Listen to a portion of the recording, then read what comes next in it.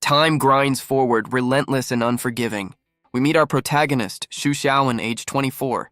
His eyes reflect a life already full of weariness. He prepares for the daily grind, just trying to get by. His current job is that of a simple delivery rider. He descends from his cramped apartment into the world below. And of course, the landlords are waiting to collect the rent. Kicked out by his parents, he has no other options. A new order pops up, a brief distraction from his troubles. As night falls, he accepts the job, unaware of what's coming. Xu Xiaowen rides through the desolate city streets. Suddenly, a fiery figure blazes past him in pursuit. A thug flees down the alley mocking the hero's power. But the flame wielder just smiles, ready to prove him wrong. The criminal is engulfed in flames, a lesson learned too late. Onlookers debate if these heroes bring peace or just more chaos. Their debate is cut short by a massive explosion nearby. Another hero swings in, saving a damsel with a bit too much flair. He lands with a flourish, striking a pose for the stunned crowd. The grateful woman thanks her rescuer, a new celebrity born. The hero milks the moment, asking for a 5-star rating. As the hero swings away, Xu Xiaowen continues his mundane ride. He pulls up to a noodle shop for his next delivery. The friendly owner expresses concern over his few daily orders. He praises Xu Xiaowen's skill, saying he could be the best. But the words "the first" strike a nerve deep and cold. The shopkeeper is stunned by the sudden shift in mood. Xu Xiaowen just snatches the order and peels out. So much for a tip. His inner thoughts reveal a terrible curse from his past lives. He's doomed to excel, to become #1 at any cost. He recalls the absurd, comical ways his curse has claimed him. In his last life, he was an all-powerful immortal emperor. He believed he was invincible, beyond the reach of fate. But the universe has a very twisted sense of humor. The mightiest immortal taken out by a common melon seed. So this time, his grand plan is to be utterly mediocre. He just wants to live a quiet, uneventful life until he's 80. But of course, trouble comes running right to his doorstep. A woman in distress leaps right over his head. She unleashes a flying kick, but Xu Xiaowen is just over it. She lands perfectly on his shoulders, a rather awkward predicament. The impact sends them both tumbling to the unforgiving pavement. Xu Xiaowen tries to process what just happened, his head ringing. The woman explains her desperate situation, begging for his help. She clarifies these aren't just thugs, but superpowered criminals. For a brief moment, her expression shifts to one of annoyance, but she quickly resumes her act, pleading for him not to leave her. While she fears for her life, our boy is doing financial planning. He coldly tells her he's just trying to stay out of her mess. Stunned, she asks if he can read minds, but he just wants to finish his shift. And right on cue, her pursuer steps out from the shadows, promising pain. He's Lim Kui, a level 4 criminal with frost abilities, here to collect a debt. He scoffs at the sight of Xu Xiaowen, dismissing him as useless. She urges him to escape, but Xu Xiaowen just wants her to get off his bike. Desperate, she grabs his shirt, refusing to let him leave her behind. But our boy is a man of principle, agreeing that debts should be paid. The thug warns him to mind his own business, a suggestion Xu Xiaowen is happy to take. He agrees immediately, leaving the woman utterly speechless at his cowardice. But his simple compliance somehow enrages the thug, who feels disrespected. He declares himself the boss of this area, his frost powers beginning to manifest. Xu Xiaowen sighs, completely over this unnecessary drama. The thug, Lim Kui, is momentarily stunned by his nonchalance. In the blink of an eye, he's left holding an empty shirt. Xu Xiaowen reappears, his patience finally worn thin. He unleashes a devastating kick right to the thug's jaw. The impact is brutal, shattering teeth and drawing blood. Lim Kui is sent flying backward down the dark alley. So much for being the boss of this particular area. But the frost wielder isn't done, summoning an ice shield. He looks up to see a terrifying power ready to devour him. With blinding speed, Xu Xiaowen follows through with his kick. The blow shatters the ice shield in a fiery, devastating explosion. From the thug's perspective, his reign as boss is officially over. But a sudden, urgent thought strikes Xu Xiaowen. His delivery. The woman is stunned that a level 4 user was defeated in one move. As he rushes off, she watches with a newfound intense curiosity. She pulls out a device, running a scan on the departing rider. The combat effectiveness test returns a single frustrating question mark. She's left completely baffled, wondering who this person could be. But our boy is just thinking about his greedy landlord raising the rent. The sudden demand for 3 months' rent shatters his plans. He crunches the numbers, the weight of his debt settling in. The sheer number of deliveries required is utterly absurd. He's haunted by his landlord's suggestion to get a roommate. Desperate for cash, he posts an ad for a roommate online. But the fear of his curse holds him back from any real effort. He recoils in horror, his curse dictating his every move. And just like that, a reply pops up. Well, that was fast. He wonders if his curse is already at work again. The potential roommate provides an address and a meeting time. The single reply sits on his screen, a beacon of hope or doom. He immediately regrets his decision, considering deleting the post, but the thought of rent money forces him to reconsider. He heads out into a city that's just another Tuesday of superhero chaos. He reflects on his curse, knowing any path could lead to unwanted greatness. He recalls a past life as an artist, just trying to help a friend. But his art was so good it literally broke the internet. And then him. The memory is a stark reminder of why he must remain mediocre. His new goal, survive the day without accidentally becoming the best at anything. He waits for the potential roommate, the meeting now just half an hour away. Xu Xiaowen climbs the stairs, already calculating the profits. He sees this as a blessing, a solution to his money problems. But his happy thoughts are cut short by a shocking sight. Standing at the top of the stairs is his potential roommate, and it's none other than the woman he saved just the other night. The two of them quickly realize this is no coincidence. But she's not here to rent a room, she's here for him. Our boy, ever the fan of minding his own business, is not impressed. She explains her high-tech detector malfunctioned because of him. She lays out her tragic backstory, hoping for some sympathy. But Xu Xiaowen remains unmoved, telling her to handle her own debts. She clings to him, playing the victim card, but he's not buying it. He threatens to call the police, but she knows they're powerless here. A confident smirk spreads across her face. She has the upper hand. She reveals her true purpose, suspecting he's a powerful, unregistered user. She deduces that his humble life must be hiding a massive secret. Xu Xiaowen's eyes turn cold, suggesting a permanent way to keep that secret. But his threat is completely ignored as she picks out her new room. She's already making plans to redecorate his rundown apartment. Our boy is left fuming, his warning falling on deaf ears. Xu Xiaowen is horrified as his new roommate starts undressing. She makes herself comfortable, claiming this is her home now too. He warns her of the risks, but she reveals a surprising truth. He's stunned to learn she's a high-ranking section head. She confirms her title, enjoying his complete and utter shock. A section head in this rundown place? Seems perfectly legitimate? She switches tactics, begging him to take her money and rent her the room. Xu Xiaowen's resolve begins to crumble under the pressure. The sight of the cash is a powerful, undeniable argument. Defeated, he accepts the deal and his chaotic new life begins. Xu Xiaowen is momentarily stunned by her forwardness. She lies back, making a rather tempting, if unprofessional offer. The night deepens, hinting at the adult's business she has in mind. She continues her attempt to lure him into her mysterious proposal, but Xu Xiaowen is having absolutely none of it. Unfazed, she insists this could solve many of his problems. She dangles a cryptic warning about the fate of the first. Her words hit their mark, and suddenly, he's very interested. She simply says a little investigation goes a long way. The implication is clear, and he accuses her of stalking him. She explains her job was tracking suspicious subjects just like him. Xu Xiaowen stands firm, refusing to be coerced by her knowledge. He misinterprets her offer, flustered by her suggestive approach. Our boy loses his composure, demanding she stop being so cryptic. But her adult business was simply about making a lot of money. Xu Xiaowen is left completely baffled by the sudden turn of events. She reveals her theory. His power is an unheard of level 6. And she knows he fears the association's tests would prove he is the first. She offers him a deal, work with her and join without any ranking. But Xu Xiaowen is suspicious, asking why she would help a stranger. She admits her motive is simple and pure, cold, hard cash. She lays out the terms, a base salary plus a 50-50 split on all bonuses. He questions her trust, but she counters with a thinly veiled threat. She frames it as the perfect deal, a win for everyone involved. But their negotiation is cut short by a sudden knock at the door. He moves to answer, expecting his landlord to be on the other side. But standing in the doorway is someone he's never seen before. She introduces herself as Wang Yike, here to answer his roommate Ad. Xu Xiaowen is completely floored by her sudden appearance. She explains she found his address and decided to just show up.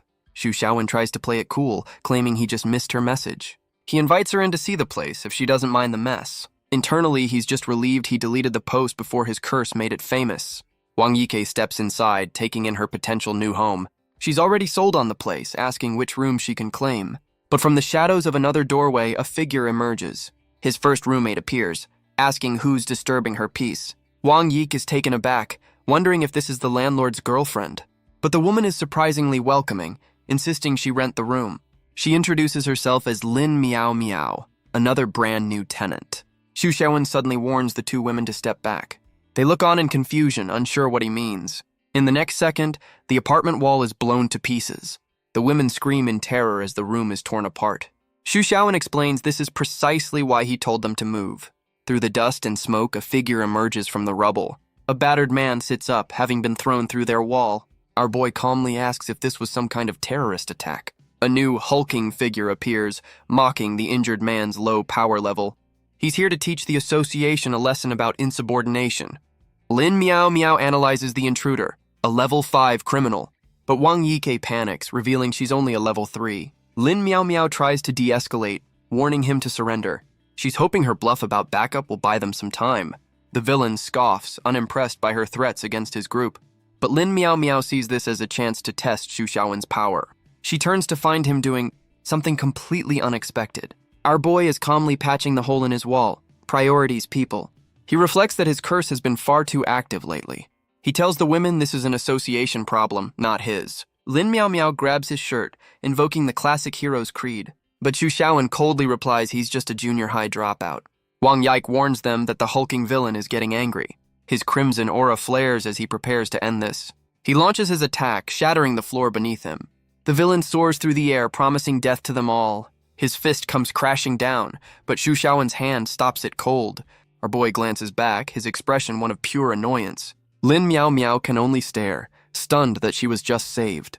The villain declares him the first to ever withstand his punch. Xu Xiaowen wonders if all villains use the same tired script. The hulking brute decides it's time to get serious. He activates his power, encasing his arms in steel. He looms over our boy, asking if he's ever seen hell. Xu Xiaowen deadpans that he used to work there, 9 to 5. Enraged, the villain charges forward with blinding speed. He lands a devastating punch right to Xu Xiaowen's face. But our boy is more concerned about who's paying for the damages. The villain roars that there's no need for repairs if he's dead. Xu Xiaowen's eyes glow, warning him never to speak of death. The villain unleashes a furious barrage of steel-hardened fists. But Xu Xiaowen's expression isn't fear. It's something else entirely. He cries out in horror as his beloved couch is destroyed. The carnage continues, claiming his refrigerator next.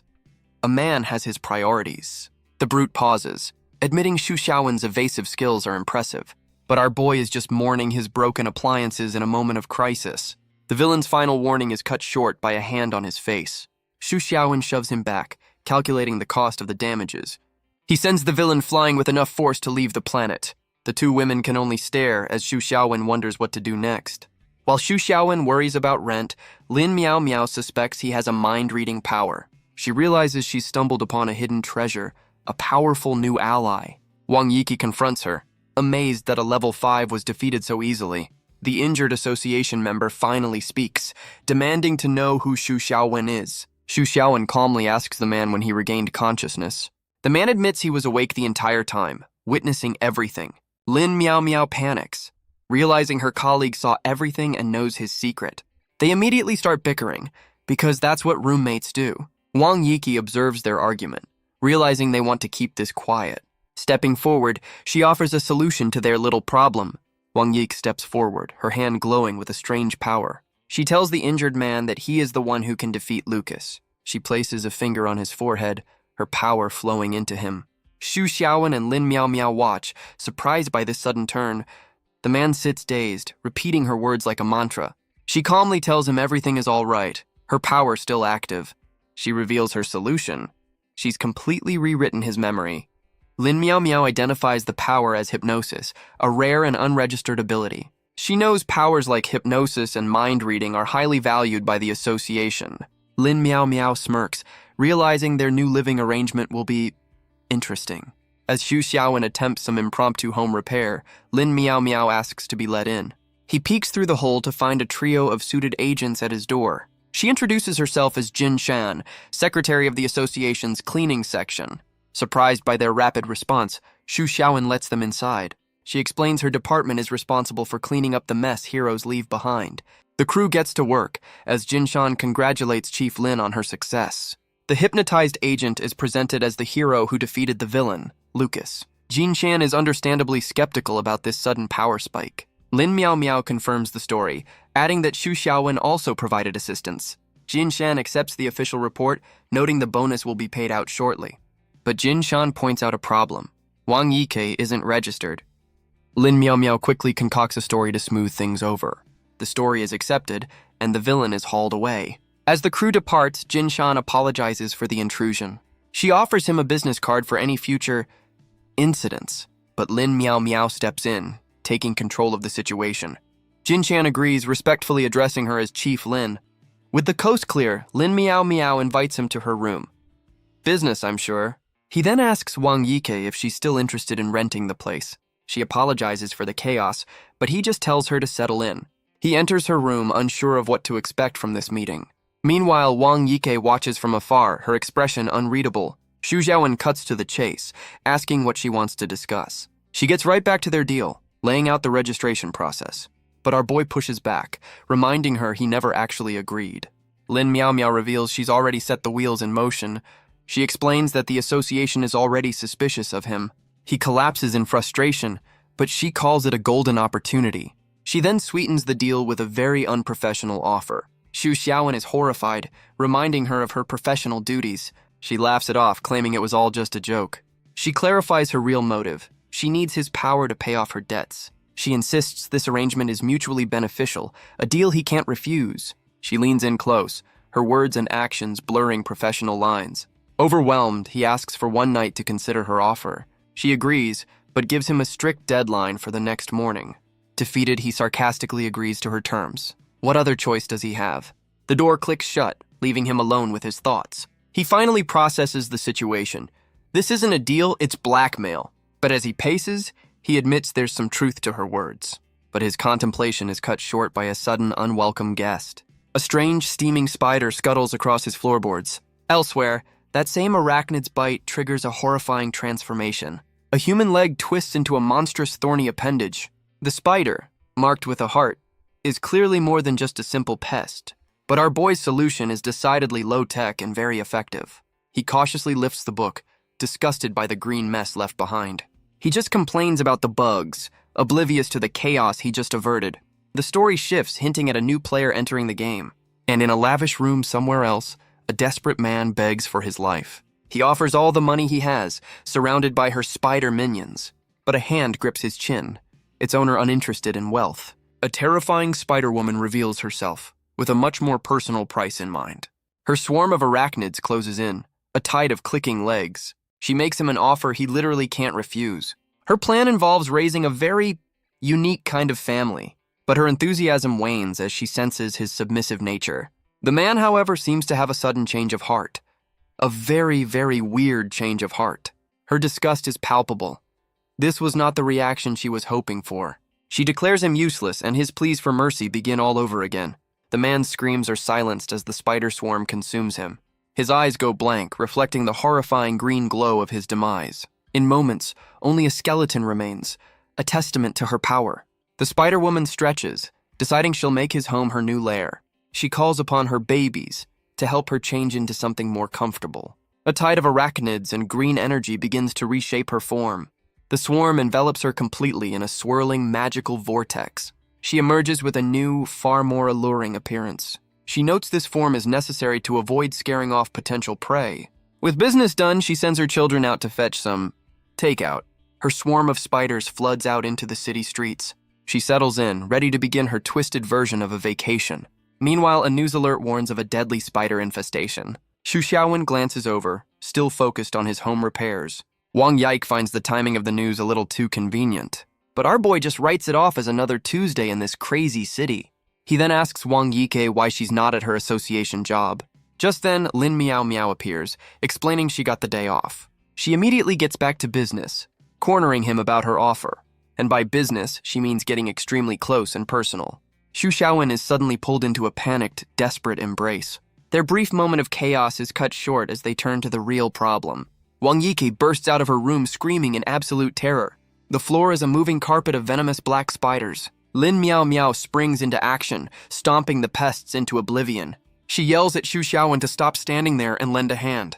But our boy is completely frozen, a look of pure horror on his face. Lin Miao Miao can't believe it, asking if he's actually afraid of spiders. Apparently, the man who can punch villains into orbit has a tiny, 8-legged weakness. She pleads for his help again as the tide of arachnids becomes overwhelming. He shoves Lin Miao Miao aside, telling her to get out of the way. but she just watches, calmly asking what he plans to do. In response, Xu Xiaowen unleashes a terrifying wave of fire. A roaring dragon of flame consumes the entire apartment. Lin Miao Miao can only stare in absolute unfiltered shock. With the spiders gone, Xu Xiaowen declares his eternal hatred for them. Lin Miao Miao's mind races, wondering just how many powers he's hiding. Our boy just smirks, teasing her about her own mind-reading skills. Flustered, she storms off, unable to get a straight answer. She realizes she's dealing with someone far more infuriating than she thought. With the fire out, Xu Xiaowen tells his roommates to clean up as he heads to work. Wang Yike emerges from her room, completely baffled by his nonchalant attitude. But Lin Miao Miao stops him, explaining the city's services are shut down. The news of a day off hits our boy harder than any supervillain punch. She shows him the citywide alert, confirming it's a spider infestation. He reads about the mass casualties, his expression growing grim. The pieces click into place. This is more than just a pest problem. He declares a personal vendetta, a war between him and all spider kind. Elsewhere, in a lavish villa, someone lets out a sudden sneeze. The spider woman wonders who could possibly be cursing her name. An association agent crashes through a window, guns blazing. She's Faye, a level 4 secretary here to make an arrest. But the spider woman is unimpressed, lounging casually on the couch. She taunts the agent, asking if she's sure she wants her to disarm. Faye meets her challenge with a confident, unwavering smirk. The villain agrees, as her swarm of spiders begins to emerge. Faye keeps her guns trained, demanding to know what's happening. The spider woman explains her babies are her real weapons. Classic villain logic. With no other choice, Faye leaps forward and fires a devastating shot. She lands a direct hit, confident that the fight is already over. But the bullet dissolves into green energy, stopped by a living shield of spiders. Her babies form an impenetrable defense, absorbing the attack completely. Faye can only stare in disbelief, her confidence utterly shattered. The spider woman taunts her, warning that playtime is officially over. Back at the apartment, Wang Yik admits she barely used any of her power. Xu Xiaowen just blames the previous day's chaos for some loose screws. He calls for Lin Miao Miao, who emerges looking deeply preoccupied. She explains the association has suddenly called her back into service. So much for that day off. She worries about the repair costs before rushing to leave. As she departs, Xu Xiaowen tells Wang Yike to ignore it and focus on home repairs. He suddenly shouts a warning, his arachnophobia kicking back in. Wang Yike leaps into his arms, startled by his sudden outburst. But his fear is quickly replaced by a much different kind of shock. He's momentarily taken out, not by a villain, but by simple human contact. She snaps him out of it, telling him they need to seal the hole. Xu Xiaowen, completely flustered, asks for a bit of clarification. She points to the gaping hole in the wall, the obvious answer to his question. Meanwhile, at the association headquarters, an agent delivers an urgent report. A high-ranking official arrives, asking for an update on Secretary Faye. An agent reports that Faye was seriously injured but is now out of danger. The high-ranking official questions the report on the villain, Arachne. Her subordinate explains that Arachne escaped, but was badly wounded. She orders her intelligence section to find the villain immediately. But she's intrigued by how a top agent like Faye could have lost. The elevator doors open, revealing a familiar face. It's Lin Miao Miao, back in her element as a section chief. She immediately puts her colleague to work on a new task. 3 days pass and the city is still on lockdown. The spider infestation has only grown worse, spreading fear. A lone rider spots one of the creatures, his day officially ruined. He declares a personal war on the city's spider infestation. With a look of pure hatred, he prepares to eliminate the first victim. And with a single satisfying crunch, the battle begins. Later, back on the job, he arrives at his next delivery location. The door creaks open, revealing a sliver of the world inside. A man answers, asking for the food while munching on a snack. The exchange is brief and the door is quickly shut in his face. As he turns to leave, a notification dings on his phone. He checks the message, his expression turning to one of disbelief. It's a 1-star review, blaming him for spiders in the hot pot. So much for a tip. But then, a moment of pure joy, a 4-star review. He realizes the spiders are helping him avoid his curse of being number 1. He quickly snaps out of it, annoyed that his plan is in shambles. Elsewhere, in a dark alley, the city's true problem festers. The villain Arachne is wounded, cursing the association for her defeat. She calls upon her babies, hoping their essence will heal her. Her eyes glow red as she demands more from her swarm. But she realizes their life force is far from enough. She decides she needs to find a man and drain him completely. In her monstrous form, she begins her hunt through the city. Xu Xiaowen finds himself at a second-hand market, mourning his broken-down scooter. He calculates the cost, another expense he simply can't afford. But his financial woes are cut short by a sudden, chilling presence. A massive, bladed leg crashes down just inches away from him. The villain Arachne looms over him, her hunt finally bearing fruit. Our boy is understandably horrified by the giant talking spider lady. She sizes him up, noting he's a bit on the skinny side for her tastes. But she decides he'll do just fine for a quick snack. And suddenly, a memory from a past life flashes through his mind. He recalls being a monk captured by 7 spider demons. Déjà vu is a terrible thing. The spider demon tries to tempt the young monk from his sacred path. Her sisters join in, promising him a paradise of earthly delights. But the monk recites his scriptures, trying to resist their allure. His resolve fails and he finds himself their prisoner. The lead demon offers him freedom, but for a very specific price. He braced himself for a test of will, a battle against seduction. But it turns out they just needed a weaving teacher. Seriously. And so, he became the #1 silk weaver in the demon realm. His captors are overjoyed with his masterful craftsmanship. And just like that, his soul is kicked out. Another life, another curse. His beautiful creation was so perfect, it summoned a divine tribulation. Snapping back to reality, he recognizes the familiar form of a spider spirit. Xu Xiaowen puts the pieces together, asking if she's behind the infestation. She scoffs, saying she only eats scum, and offers him a chance for last words. He considers her offer, his mind racing. But his expression hardens, he has nothing to say to her. She makes him a final, crude offer, but he senses the real danger. She explains her venom will give him a painless, hallucinogenic death. How thoughtful. In a flash, something is thrown with blinding speed. The Spider-Woman is caught completely off guard by the sudden attack.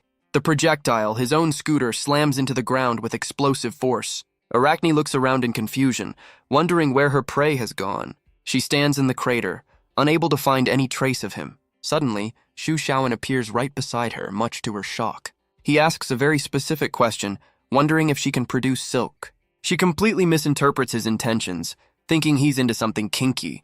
But our boy is not in the mood for games, grabbing her hand mid-gesture. He uses her own momentum to effortlessly flip her over his shoulder. His eyes burn with a rage that has nothing to do with saving the city.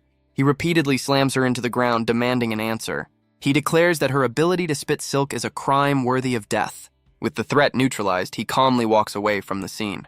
But his dramatic exit is immediately ruined by a stray soda can. He kicks it away, furious about being tricked into knitting yet again.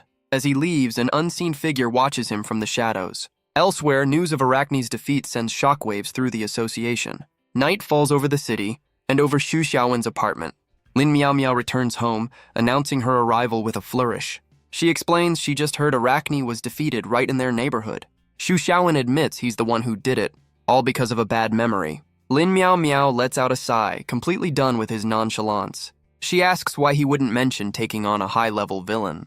Our boy just admits that his hatred for spiders was too strong to resist. She hands him his commission for the Lucas fight, explaining the pay is lower. But Xu Xiaowen isn't listening. His eyes are locked on the cash. He immediately declares he's in, his financial woes overriding all other concerns. With the deal sealed, she tells him to report for training on Monday. That night, Xu Xiaowen tosses and turns, his mind racing. He wakes the next morning, stretching as a new day begins. A quiet moment of contemplation before his new life officially starts. But his quiet morning is interrupted by a strange rustling in his bed. He stares at the lump under the covers, wondering if it's a person. With a deep breath, he cautiously lifts the blanket to investigate, and finds a strange woman passed out right next to him.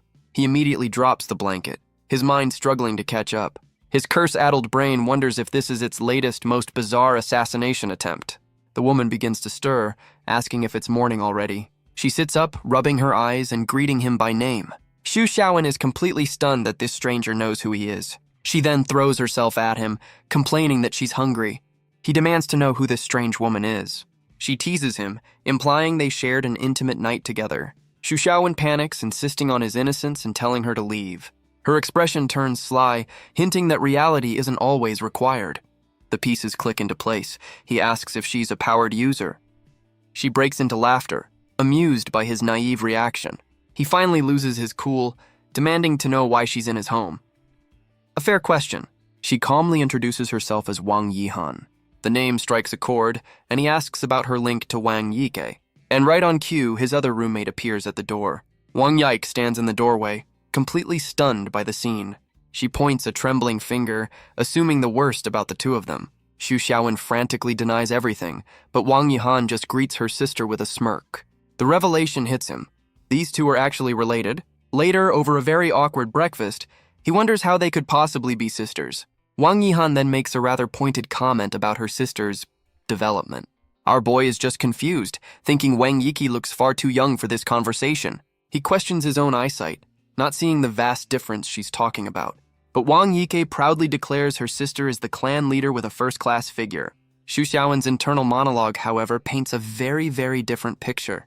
Wang Yihan explains that the Phantom Clan can change their forms at will. Xu Xiaowen is confused as she explains their origins as dream seducers. This power is actually a rare form of hypnosis, highly sought after by the association. She stretches, eager to get to know her new roommate. Our boy is less than thrilled. She puts a finger to her lips, a silent, playful invitation. A heart-shaped blast of energy flies from her fingertips. It explodes in a puff of pink smoke right at his feet. She strikes a pose, inviting him to enjoy their time together. The history of the Wang clan is revealed, a matriarchy built on power. And Wang Yihan is their most powerful leader in half a century. Wang Yihan is completely flustered by his lack of interest. She leans in close, asking why he shows no reaction at all. Xu Xiaowen just stares back, asking what she expects from him. She wonders if he's just hiding his true feelings for her sister's sake. But our boy calmly schools her on the diversity of human attraction. Her expression darkens, and Wang Yiki grows visibly nervous. She begs Xu Xiaowen to stop talking before her sister gets angry. But he's already moved on, focused on fixing his broken scooter. Wang Yihan refuses to believe any man could resist her charms. Wang Yike can only watch in horror, pleading with her sister to stop. She decides to prove her point, conjuring her hypnotic power. An arrow of pure energy is formed, designed to trap any man. It strikes Xu Xiaowen directly in the back, a perfect hit. Wang Yike looks on in horror, certain that the fight is over. Xu Xiaowen's vision blurs, the world around him fading away. He finds himself in a strange, unfamiliar purple void. Suddenly, he's surrounded by a sea of tempting apparitions. Wang Yihan appears as the queen of this domain, promising no escape. In the real world, Wang Yike panics, fearing for his sanity. But inside the illusion, Xu Xiaowen is just intrigued. Another Tuesday for the immortal emperor. But inside her own mindscape, Wang Yihan finds his calm demeanor unsettling. Xu Xiaowen simply offers her a casual thumbs up. He even congratulates her on the impressive display. So much for seduction. Furious at being mocked, she promises to make him pay for his arrogance. She unleashes her power, commanding the illusion to consume him. Her technique is designed to slowly drain the willpower of anyone trapped inside. A swarm of her previous victims, now mindless puppets, rushes forward. She declares that his annoying attitude has earned him a permanent place in her collection. But Xu Xiaowen just smirks, questioning the very premise of her attack. He coolly states that a child's willpower is the last thing he's ever needed. A strange blue energy begins to form a shield around him.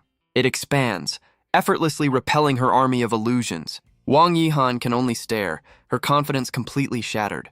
He warns her that if this makes him late for a delivery, there will be consequences. She's furious, unable to believe he's worried about work right now. She lunges forward, ready to teach him a lesson in priorities. But she's stunned to find he can use his own powers inside her mind. In the next instant, his hand is wrapped around her throat. A terrifying demonic aura erupts from his body, filling the void. With glowing eyes and a twisted grin, he asks her to guess who he really is. She struggles in his grip, unable to believe he's using his own power here. No human has ever broken free from her mental prison. Xu Xiaowen coolly asks if she's finally figured out he's not human. He tosses her aside, explaining he knows a thing or two about hypnosis.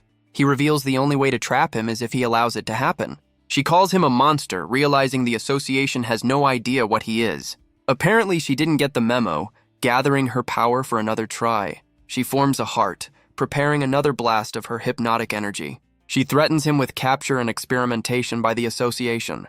But our boy just asks if she really wants to cast an illusion inside an illusion. She sees this as a rare chance to test her limits against a true monster. But Xu Xiaowen just stands there, inviting her to take her best shot. Wang Yihan is completely baffled by his calm and his cryptic words. He explains he's letting her appear in his own illusion. A creative little test. Furious at being underestimated, she unleashes her most powerful attack. The arrow strikes, but not against him. It shatters the very fabric of her reality. Her entire mental world crumbles into a million pieces. So much for that plan. Back in the real world, Wang Yihan collapses, the psychic backlash too much to handle.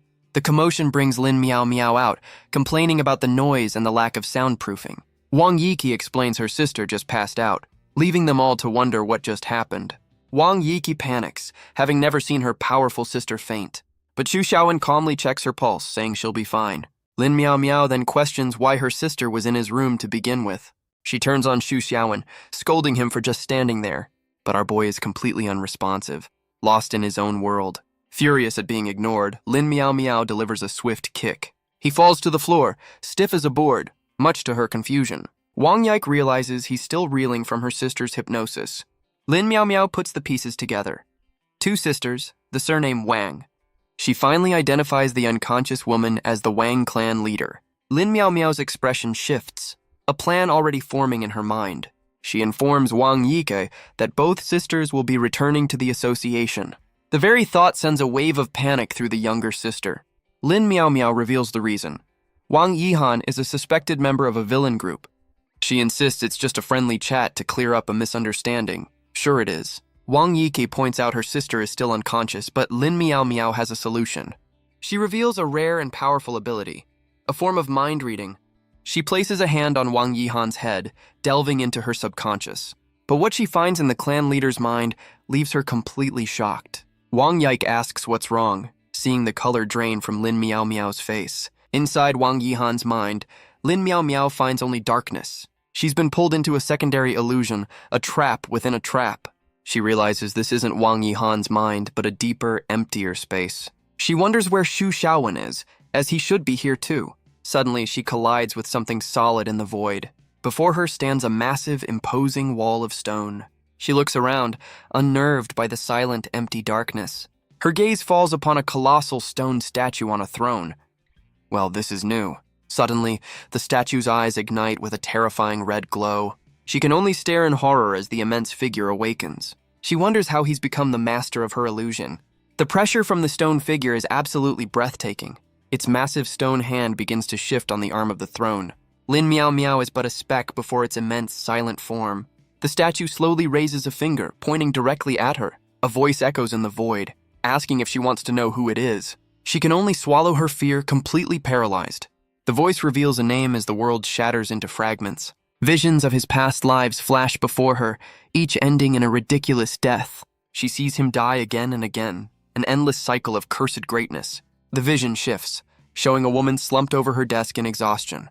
Lin Miao Miao's eyes widen, the truth of his existence dawning on her.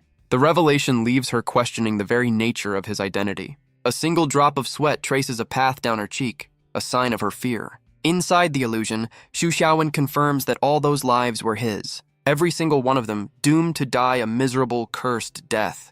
He then asks how he managed to take control of her illusion. A question he cheekily admits he can't answer himself. In a moment of pure panic, she covers her eyes, promising she saw nothing. Classic, nothing to see here defense. She realizes this man is far beyond her comprehension. Xu Xiaowen just smirks, asking where all her confidence went. She admits defeat, knowing a fight against this monster is pointless. Even Xu Xiaowen is confused by his own power's manifestation. He declares the game over, bored with their little mindscape. Lin Miao Miao resorts to empty threats, her confidence all but gone. But he reminds her that she's trapped here with him, not the other way around. Suddenly, Wang Yihan appears, her own power flaring to life. She claims she can end this illusion whenever she pleases. She gathers her hypnotic energy, preparing to break them all free, but her power fizzles out, having no effect whatsoever. Well, that's embarrassing. Xu Xiaowen casually asks if she needs a hand with that.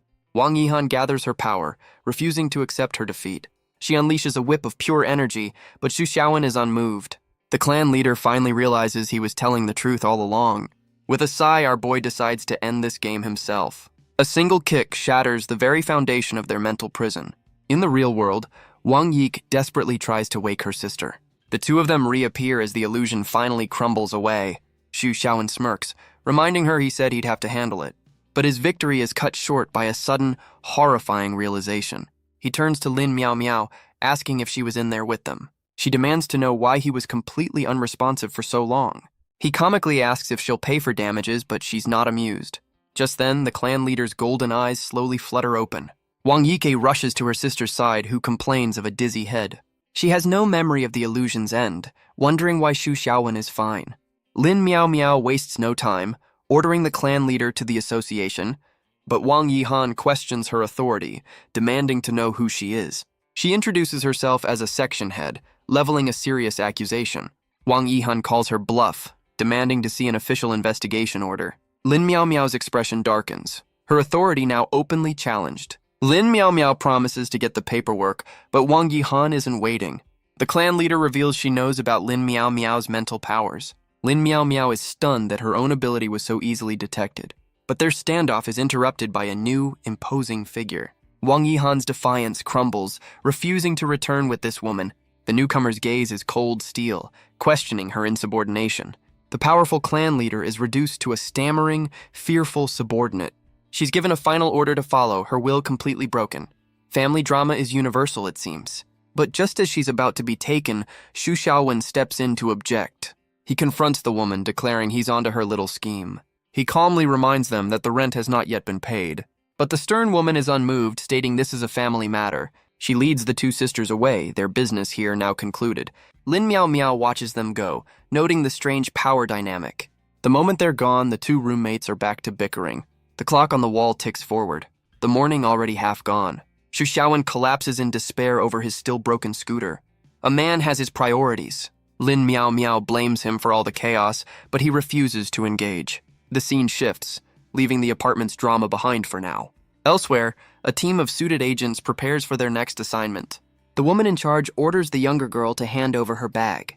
But it's the older woman who receives a formal, synchronized greeting. She seems completely bewildered by the sudden show of respect. From a window above, Xu Xiaowen watches as they're ushered into a car. A hand suddenly lands on his shoulder. A quiet surprise. It's Jin Shan, who remarks on the shy girl's powerful family ties. She then asks why he'd still bother with deliveries now that he's an agent. The question hangs in the air, leaving our boy completely stumped. He has a sudden, loud realization that his old life might be over. The scene shifts, a proverb hinting at the dangers of a lifelong commitment. A young woman pleads with her attendant, not wanting to be married. But she's told the contract is set, and she has no choice in the matter. Her face darkens with despair, questioning her cruel fate. She gently stops the attendant's hand, a silent moment of decision. The comb is set aside, her protest now over. Her attendant can only offer a comforting embrace, calling it destiny. A voice from outside asks if the second miss is ready for the ceremony. The patriarch's aide announces that the guests have arrived. No pressure. With cold resolve, she agrees to meet them, her fate now sealed. She walks down the long hall, a lonely figure heading toward her future. The aide informs her the wedding is set, but she questions the sudden rush. He warns that the date is final, unless an accident should occur. She accepts her fate with a quiet, somber resignation. But she adds a cryptic note reminding him that accidents do happen. An attendant announces her arrival as she steps into the main hall. A woman lounging nearby compliments her, finding her despair much more appealing. A slow, deliberate clap echoes through the silent room. A man in a suit offers his cold, calculated approval of the arrangement. He approaches her, his gaze assessing her like a piece of property. He stands behind her, a possessive shadow looming over her future. The woman mocks their old-fashioned views on marriage and family. The young bride-to-be clenches her fists, her humiliation complete. But the woman's golden eyes show nothing but cold amusement. The aide explains this is about securing the family's future generations. She declares herself satisfied with the product and the upcoming wedding. She offers a hand, sealing the deal with a triumphant smirk. The aide accepts, their business transaction now officially complete. The second miss asks to be excused, unable to bear it any longer. The woman dismisses her with a casual wave, already bored. She explains away her sister's behavior as simple shyness. The two men finalize the details of their new alliance. The second miss reflects on a life lived as a tool for her family. She collapses in a hidden courtyard, her despair finally taking over. Tears stream down her face, a silent protest against her fate. But even in her sorrow, a spark of defiance remains. A voice cuts through her grief, pointing out her makeup is smudged. "Real smooth, buddy." She looks up in shock, her golden eyes meeting a familiar face. In a moment of pure confusion, she asks how Xu Xiaowen got in. He calmly explains he just walked right past security. Apparently the words "delivery boy" are the ultimate master key. Her composure shatters, her shock written all over her face. She frantically tells him he can't stay here, her eyes darting around. Grabbing his hand, she tries to pull him away, fearing her sister's wrath. She promises to lead him out, begging him never to return. But Xu Xiaowen stops her, asking why she was crying in the first place. Her eyes well with tears again, the question hitting its mark. A sudden rustle from the nearby bushes cuts their conversation short. She freezes, pulling him close as she asks who's there. A man in a formal uniform steps out, asking about the second Mrs. Guest. It's the aide, Uncle Xu, who claims he was just watering the plants. Sure you were, buddy. The aide's gaze falls upon their intertwined hands, a silent accusation. He asks if this is the real reason she's refusing her arranged marriage. He points directly at Xu Xiaowen, the supposed source of all this drama. Wang Yike frantically denies any connection, trying to shield him from trouble. The aide sizes up our boy, noting his simple clothes and delivery uniform. And suddenly, a light bulb goes off in his head, a very, very dim light bulb. He launches into a dramatic tale of forbidden love between a noble lady and a poor boy. Wang Yi can only listen in horror as he constructs an entire soap opera on the spot. But Xu Xiaowen just squeezes her hand, deciding to play along with the absurd story. He turns to her, asking if she's willing to fight for their eternal love. The aide puts on a show of tears, feigning reluctance. Xu Xiaowen is completely unimpressed by the over-the-top drama. The aide declares he must follow the script of this tragic romance. Wang Yike frantically tries to explain he's just her landlord. But the aide is committed, vowing to test Xu Xiaowen's sincerity. This guy watches way too much TV. Our boy tries to de-escalate, reminding him he's just a delivery guy. The aide points out that no ordinary writer could get in here. With his patience gone, he lunges forward in a blaze of fire. But in a flash, Xu Xiaowen vanishes from the spot. The aide is left stunned, unable to comprehend the boy's speed. But his fiery fist is caught mid-swing. Xu Xiaowen pins him to the ground, offering some life advice. The aide's flames rage, but they can't break the boy's grip. The attack backfires, sending the aide flying backward. Our boy just steps forward, completely unfazed by the heat. He calmly reminds the man that he warned him to take it easy. He notes that this family seems to have a listening problem. The aide asks which clan he belongs to, but Xu Xiaowen claims none. He sighs, frustrated that no one believes he's just a delivery boy. The aide introduces himself as a level 5 user, now completely humbled. The aide sees a worthy opponent ready for a real fight, but Xu Xiaowen calmly tells him he has no desire to fight. The aide is stunned, asking if the boy can read his mind. Xu Xiaowen confirms he can, but denies it's a psychic power. The aide's patience snaps, taking the boy's words as mockery. But in the next instant, his eyes go blank with shock. He turns, stammering the name of the second miss. Wang Yike stands over his unconscious body, offering an apology. Xu Xiaowen can only watch, surprised by this sudden turn. She hoists the man over her shoulder, telling Xu Xiaowen to escape. She tells him to follow the path and get out of here, fast. But Xu Xiaowen asks why she isn't leaving with him. She hesitates, unable to meet his gaze as she tends to the aide. She explains that she can't leave, her wedding is next month. Our boy's first thought, of course, is about the rent money. She tells him not to worry, admitting she was the one who broke their contract. Overwhelmed, she begs him to go, insisting he owes her nothing. But her words seem to have the opposite effect on him. He turns away, agreeing to leave her to her fate. But as he walks away, a new voice commands him to stop right there. The voice belongs to Lin Miao Miao, making a rather dramatic entrance. Wang Yike is stunned to see her other roommate has arrived. Lin Miao Miao grabs his shirt, asking if he was just going to leave. She complains about the trouble she went through to find this place. She threatens to report him, but he tells her to keep her voice down. Meanwhile, Wang Yike is touched, thinking he came all this way for her. The two roommates trade insults, their partnership off to a fantastic start. Xu Xiaowen realizes his curse may have found a new favorite weapon. He ignores her, turning to Wang Yike with a simple offer. His words leave her completely speechless, a single tear forming in her eye. He gives her one last chance, an ultimatum that will seal her fate. Wang Yike hesitates, the weight of her entire life hanging on this one decision. Her resolve finally shatters and she screams out her refusal to be a pawn any longer. With tears in her eyes, she begs him to take her away from it all. Xu Xiaowen quickly covers her mouth, his mind flashing to a bizarre anime parody. He internally apologizes for getting too emotional, a very strange time for a tangent. Lin Miao Miao steps in, offering a deal that involves free rent and a new life. Wang Yike looks at the outstretched hand, a lifeline from an unlikely source. With a quiet word of thanks, she accepts their help, her choice finally made. But when asked for a plan, our boy admits he has absolutely no idea what comes next. A true leader. Lin Miao Miao smirks, questioning his lack of a foolproof plan. He claims he was just checking on a tenant, sending her into a rage. He turns to Wang Yike, telling her to come home with him. but she hesitates, worried about the family she's leaving behind.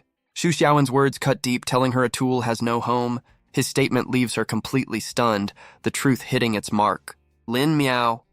Miao pulls her close, promising they'll figure it out together. With their escape successful, the trio heads off in search of noodles. Priorities. But from the bushes, a hand emerges, their escape not as clean as they thought. The aide cries out in despair, his dramatic performance far from over. The aide lets out a long, theatrical sigh. He dabs his eyes, remarking that the second miss finally has a friend. Later, he reports his failure to the family's matriarch. But Wang Yihan just mocks his definition of incompetence. He reaffirms his loyalty, trying to salvage his dignity. She laughs it off, telling him it was only a joke. But the aide vows to retrieve Wang Yik. His resolve hardened. Wang Yihan tells him to wait, questioning if he's fine with her living outside. She wants to see if this new man in her sister's life is truly determined. Her sister's newfound defiance has finally made things interesting. She struggles to recall the illusion. Certain Xu Xiaowen is the cause. Her golden eyes narrow as she orders her aide to stand down. The aide respectfully agrees, acknowledging her as the clan's patriarch. He then takes his leave, closing the door behind him. But her quiet moment is interrupted by a hulking, uninvited guest. Without hesitation, she launches a banana like a deadly projectile. But her attack is casually caught and consumed in a single bite. She questions the man, Gulu, on his unannounced arrival. The massive man stands before her, his presence filling the room. He then barrels past her, a blur of motion and brute force. He asks why she's been skipping their meetings. A message from their lord. Wang Yihan dismisses meetings as inefficient, preferring a more modern approach. He mocks her clan's reclusive nature, saying their lord is old-fashioned. Annoyed, she tells him to stop eating while he's talking. The question strikes a nerve, and he asks if she's calling him fat. He explains that eating keeps him from getting angry and doing bad things. A classic hangry defense. She cuts to the chase, asking if there's any other reason for his visit. He then asks about the marriage alliance between her clan and the Ouyangs. He answers his own question, declaring the arrangement a success. His expression darkens as he warns her to ensure the alliance holds. Wang Yihan dismisses him, telling him to leave if he has nothing else to say. But Gulu seems to have one last very important question. He points to a bowl of fruit, asking if he can have a snack for the road. He grabs an apple, joking that she wouldn't want him to choke. She asks if he's worried about being seen, but he seems unconcerned. He casually explains that if anyone were to see him, he'd simply make sure they disappeared. Problem solved. With a final wave, he departs, reminding her that their lord is waiting. Left alone, Wang Yihan clutches her head, completely fed up with the man. The scene shifts, returning to the relative quiet of the city. Lin Miao Miao presses Wang Yike for information, but the girl seems genuinely clueless. She questions how the second miss could be so ignorant of her own family's business. Wang Yike insists she's just an outsider, completely terrified by the interrogation. But Xu Xiaowen just sits there, completely over the drama. He casually picks up the remote, a silent protest against the tension. Enraged, Lin Miao Miao hurls the remote at his head, demanding he take this seriously. She laments how hard it was to find this lead, and he just blames her poor mind-reading skills. She accuses him of having ulterior motives for rescuing Wang Yike, but a flashback reveals she already investigated the Wang family's history. She learns of their cruel tradition, sacrificing children for the family's prosperity. Lin Miao Miao reminds Xu Xiaowen that his association training is just 2 days away.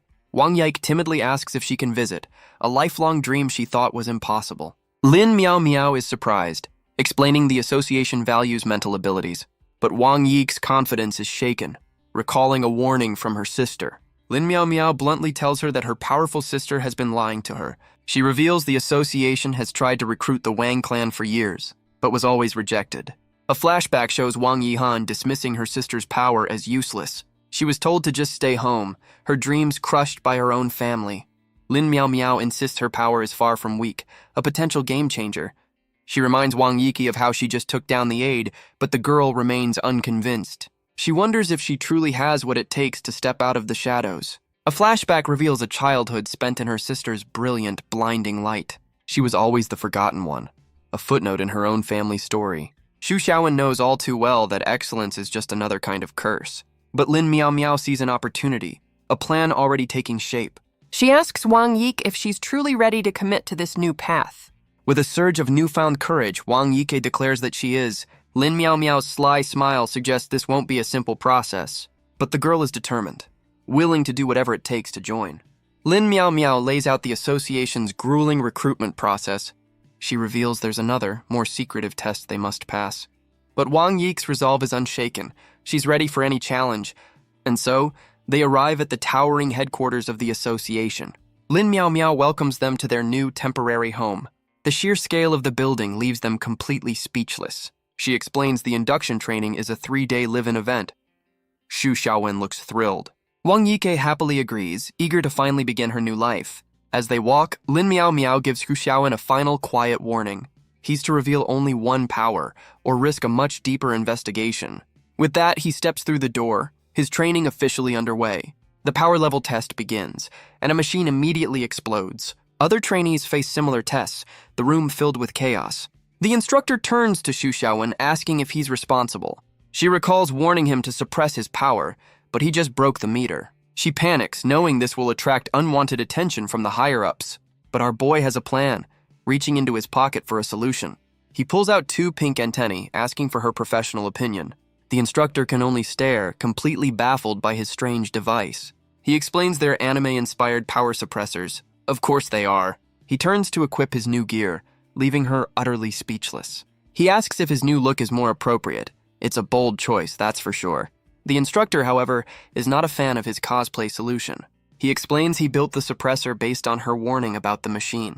He admits he's not an expert at making mind-control devices. You don't say, and of course there's a catch. It only works for 5 minutes. Furious, she grabs him and drags him away to deal with the impending disaster. He's hauled down the hall as another trainee watches them go. The instructor barrels through the crowded corridor, clearing a path by force. In the chaos, Xu Xiaowen's flailing leg nearly kicks a calm-looking boy. The boy seems completely unfazed, his mind on someone else entirely. The instructor screams that they're completely out of time. The calm boy with the lollipop wonders who this new person is. She drags Xu Xiaowen into a secluded room, slamming the door shut. Our boy is unceremoniously tossed inside, landing in a heap. The instructor leans against the door, relieved they weren't caught. But Wang Yik is already inside, asking why they were running. The instructor tries to explain just what kind of monster their landlord is.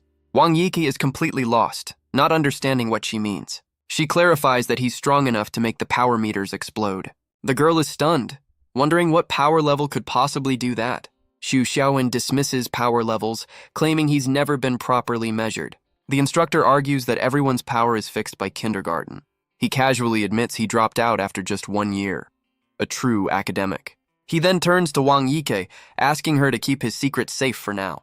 She blushes, eagerly promising to protect his confidence. Her curiosity piqued. She asks to see the strange suppressor he's wearing. He pulls it off without a second thought, saying it's already broken. Elsewhere, Lin Miao Miao realizes her plan is ruined, her dreams of cash fading away. A chibi version of Xu Xiaowen sarcastically comments on her loud inner thoughts. But Wang Yike is completely impressed, calling him a genius for his creation. The instructor offers to build him a proper suppressor, much to their surprise. She delves into the science of superpowers, a story of ancient radiation. She explains that psychic abilities are simply a matter of visualization, and she confirms Xu Xiaowen's theory was completely correct. Time for a quick science lesson, apparently. Wang Yiki smiles, hoping her family might finally see her worth. But the instructor's expression suggests that's just wishful thinking. She points out his anime antennae are a bit too obvious for covert work. Instead, she offers a simple bracelet as a more subtle alternative. Xu Xiaowen is surprised, asking if she's also an engineer. She explains her power is hypnosis, which she can use to tune the device. The instructor smiles, declaring 3 days is all she needs. He asks why Wang Yike can't just enhance her own abilities. The instructor explains the immense risk of self-manipulation. Xu Xiaowen considers the terrifying possibility of villains trying this, but she dismisses it as rumor with no confirmed cases.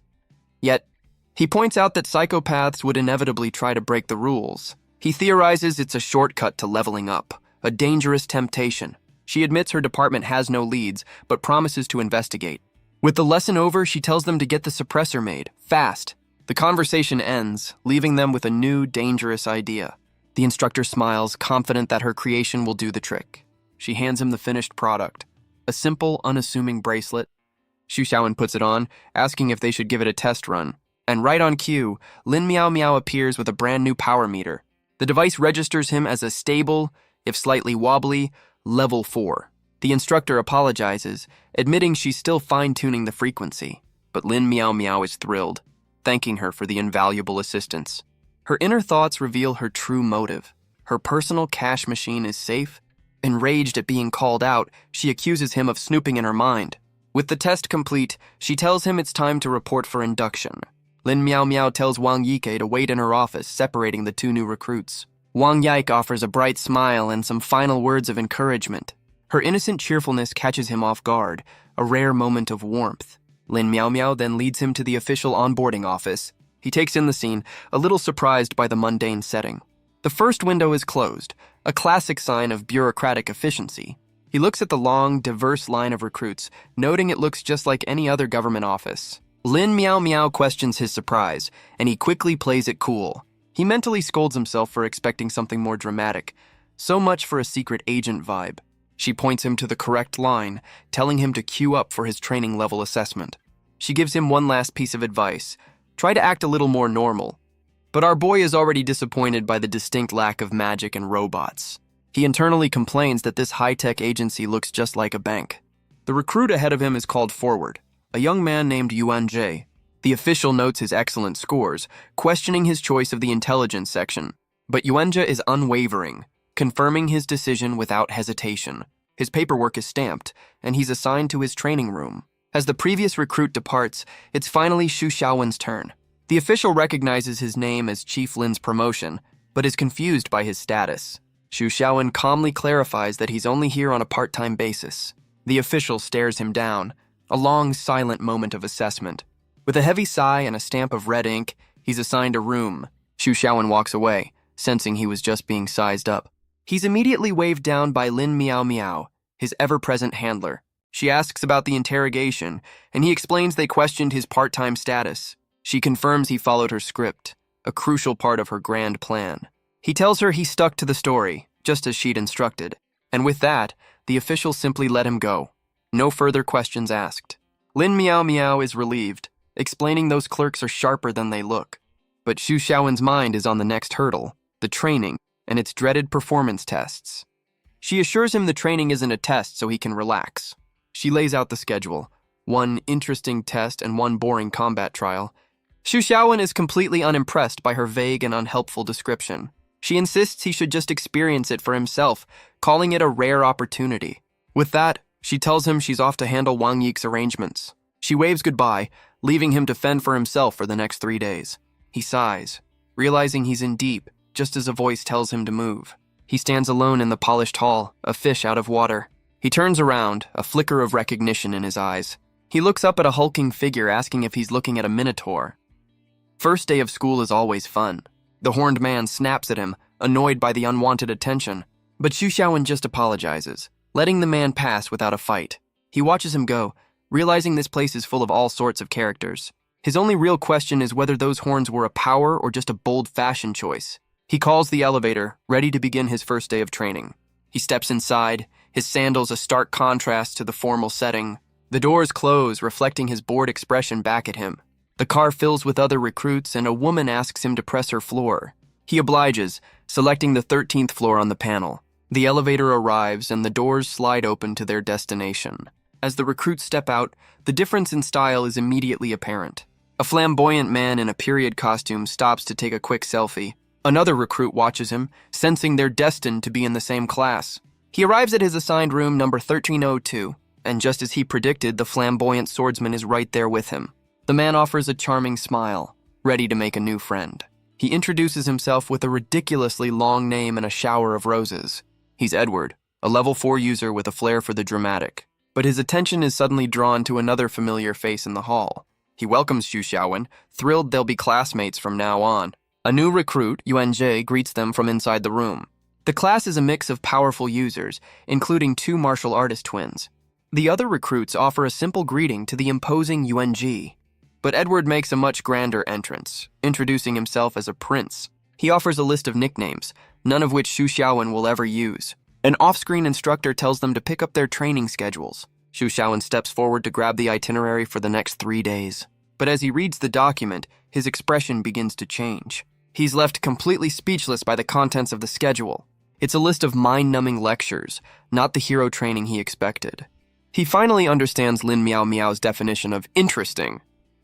He finds an empty desk, his new reality setting in. He knows he has to find a way to survive this academic nightmare, but Yuanji approaches, pointing out he's the last to introduce himself. Xu Xiaowen offers a simple introduction. A former delivery man. Yuanji smiles, admitting he was a student who dropped out. Our boy is immediately suspicious of this attempt to build rapport.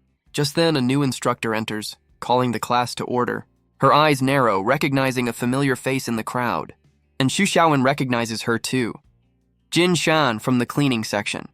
Jin Shan begins the class, announcing they have some required reading. She claps her hands, signaling for the materials to be brought in. A cart groans under the weight of a mountain of rulebooks. So much for action-packed training. The other recruits can only stare in stunned, horrified silence. But Yuanji just smirks, calling it a simple task. We've found the teacher's pet. The class settles in, the mood a mix of dread and quiet acceptance. Jin Shan explains that regardless of their background, they all serve the association. But as Xu Xiaowen scans the schedule, he notices one very important detail. Right at the end of the third day, there's a test with no clear deadline. He glares at the paper, silently cursing Lin Miao Miao for her little white lie. Jin Shan quotes a bizarrely specific rule from the manual. Apparently, bathroom breaks are a serious offense around here. Xu Xiaowen is convinced this is his curse at work again. A pop quiz designed to make him #1 and then kill him. The lecture shifts to geopolitics, explaining the 5 Global Association headquarters. She reveals a friendly competition is held every 5 years to showcase national strength. The winning Continents Association will lead the world for the next 5 years. She lets the weight of that statement sink in, the stakes now crystal clear. The other recruits look on, dreams of glory filling their minds. Everyone here has a chance to represent their country on the world stage. But for Xu Xiaowen, this isn't a dream. It's a nightmare he can't escape. He immediately tries to find a loophole, telling the instructor he can't participate. She asks if this surprise quiz is a new addition to the curriculum. Xu Xiaowen questions how a section chief could be so clueless about the training. She explains that chiefs are exempt, and she's been busy dodging her debts. She offers a flimsy apology, admitting she never attended training herself. As a rare level 5 psychic, she was apparently too special for the basics. Xu Xiaowen can only stare, wondering how she's managed to survive this long.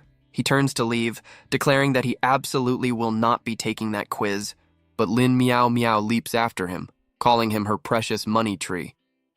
She clings to his leg, warning him that leaving now counts as forfeiting. The news hits him like a ton of bricks, his one escape route now gone. She explains the association's rules are absolute. No one can withdraw from training. And the final nail in the coffin. Quitting the test means he'll be ranked last, which is still #1. Back in the classroom, Xu Xiaowen's fury reaches a boiling point. He desperately searches for a loophole, even considering injuring himself to get out of it.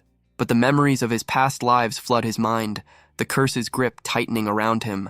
3 days later, Jin Shan announces the moment they've all been dreading. The final test. The other recruits are completely drained, but Yuan Jie looks on with cold contempt. Our boy is just as fried, his brain completely overloaded from the academic gauntlet. The instructor stands before her class, a silent observer of their exhaustion. With a sly smile, she asks if they're truly ready for what's about to come. But Yuanji stands, questioning the test's ambiguous deadline. He correctly deduces that this quiz has nothing to do with their lectures. Jin Shan simply pushes up her glasses, offering no comment. He presses on, guessing the test must be different for every recruit. She praises his intelligence, but once again refuses to give anything away. With a final adjustment of her glasses, she begins the 30-second countdown. Xu Xiaowen sighs, realizing his only option is to reboot. Again. A voice echoes through the room, the final seconds ticking away. Suddenly, the room is plunged into absolute darkness. The recruits cry out in confusion, demanding to know what's happening. A timer ticks down as a strange gas fills the classroom. Jin Shan calmly dons a gas mask, announcing the test has begun. The other recruits panic, wondering if they're being gassed. The final seconds tick away, her expression hidden by the mask. One by one, the trainees begin to succumb to the fumes. So much for Prince Charming. But Yuanji remains calm, wondering if this is just an escape room. He quickly grows bored of the theatrics, his patience wearing thin. Deciding to just take a nap, he lays his head down on the desk. As the countdown hits 0, Jin Shan declares the test is officially underway, but Xu Xiaowen seems to have already checked out. lost in his own world. Xu Xiaowen slowly comes to, wondering how he lost consciousness. He looks around the unfamiliar room, his classmates scattered around him. Wenjia deduces they were all transported here after being gassed. He notes the labeled doors, realizing this is a secret off-the-books location. The sterile, identical rooms suggest a carefully constructed maze. One of the younger recruits is already complaining, asking for a computer. The martial artist twins scold him for his terrible timing and priorities. Suddenly, a screen flickers to life and a voice asks if they can be heard. The disembodied voice confirms the audio is clear, and the test can begin. Yuanzhi realizes they're trapped in a fishbowl, their every move being watched. The voice introduces itself as the jury for this little test. A motley crew of judges appears on screen, welcoming the new recruits. The rules are simple. Quitting the quiz means quitting the association for good. Before the test begins, they're told to each choose one item from a table. The selection is bizarre. A jacket, an ice pick, chocolate, squash, water, and sunscreen. Edward is completely baffled by the random assortment of survival gear, but the quiet boy in overalls explains there's a clear pattern to the items. He deduces there are 2 kits, one for a cold climate and one for a hot one. Edward is impressed, though he notes it feels like another boring lecture. He then asks the boy why someone so clever would join their section. Edward explains his choice with perfect logic. Only the most handsome section is worthy of his beauty. On screen, the judge notes their choices with a sly, knowing smile. A quick breakdown shows the recruits and their chosen survival items. The judge then reveals the first twist. Their props will determine their teams. The martial artist twins are completely stunned by the announcement. One of them protests, explaining that she and her sister have never been separated. They can only watch as the test's true, cruel nature is revealed. A glitchy screen displays the complex rules of this little game. The quiz is divided into 2 stages, with points awarded for pressing a button. In the second stage, the first group to act will gain points while the other will lose them. The judge adds that individual performance will also be a crucial factor. The final score is a combination of points, with a harsh penalty for last place. The teams are split, directed to Gate A for cold gear and Gate B for hot. But there's one more twist to keep things interesting. Each team is given a progress indicator to track the competition. Edward, of course, is the first to volunteer for the new accessory. The device will display the progress of both teams in real time. With a final warning to hurry, the stage is officially set. But the martial artist twins share a tearful goodbye, their bond now a liability. They have 10 seconds to enter, or their dream of joining the association is over. The younger twin asks her sister what she's supposed to do now. But Yuan just steps in, promising to protect her sister for her. He pulls the distraught girl along, telling her to focus on the quiz. The other twin can only sigh, her fate now in the hands of strangers. Yenja offers a final word of comfort, saying they'll meet again soon. With the final seconds ticking away, the teams are forced apart. They're instantly transported to 2 brutal, unforgiving landscapes. The judge's voice rings out, announcing the first stage has begun. For Team A, their trial will be a battle against the freezing cold. Gate A slams shut, leaving them stranded in the frozen wasteland. The 3 recruits can only stare, their shock as cold as the air. Edward is the first to complain, realizing this isn't a set but a real frozen hell. Without a word, Xu Xiaowen gives his jacket to the younger twin. She looks up at him, a quiet thank you in her tear-filled eyes. Our boy just surveys the landscape, impressed by the association's budget. He wonders what kind of trial the other team is being forced to endure. As Edward shivers, the girl offers him the jacket, a gesture of shared survival. But the prince strikes a pose, declaring a gentleman never lets a lady freeze. Xu Xiaowen cuts in, telling them to get moving before they all become popsicles. He then gives a grim lecture on hypothermia, a real party starter. Edward voices their frustration, asking how they can proceed without instructions. He demands a target, a clue, anything to guide them through this frozen hell. But Xu Xiaowen realizes their goal is simple: find a way to the second stage. He knows the jury is watching, analyzing their every move from the shadows. He has to find the perfect balance between competence and mediocrity. As they trudge through the snow, the biting cold begins to truly set in. Edward shivers violently, asking if the temperature just dropped again. Xu Xiaowen scans the area, realizing the surveillance cameras are expertly hidden. But if he can find one, he might just find a way out of this icy prison. Meanwhile, Prince Edward's composure completely shatters, begging for a hug. So much for chivalry. The younger twin offers her jacket to the shivering prince.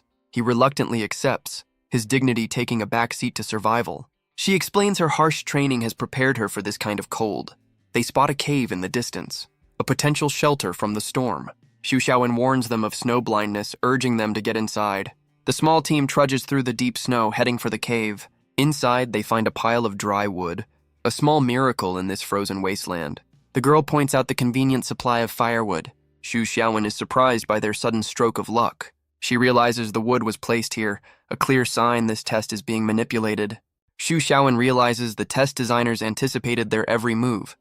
He knows there must be a clue hidden somewhere in this cave. He asks if anyone has fire powers, but gets a resounding no.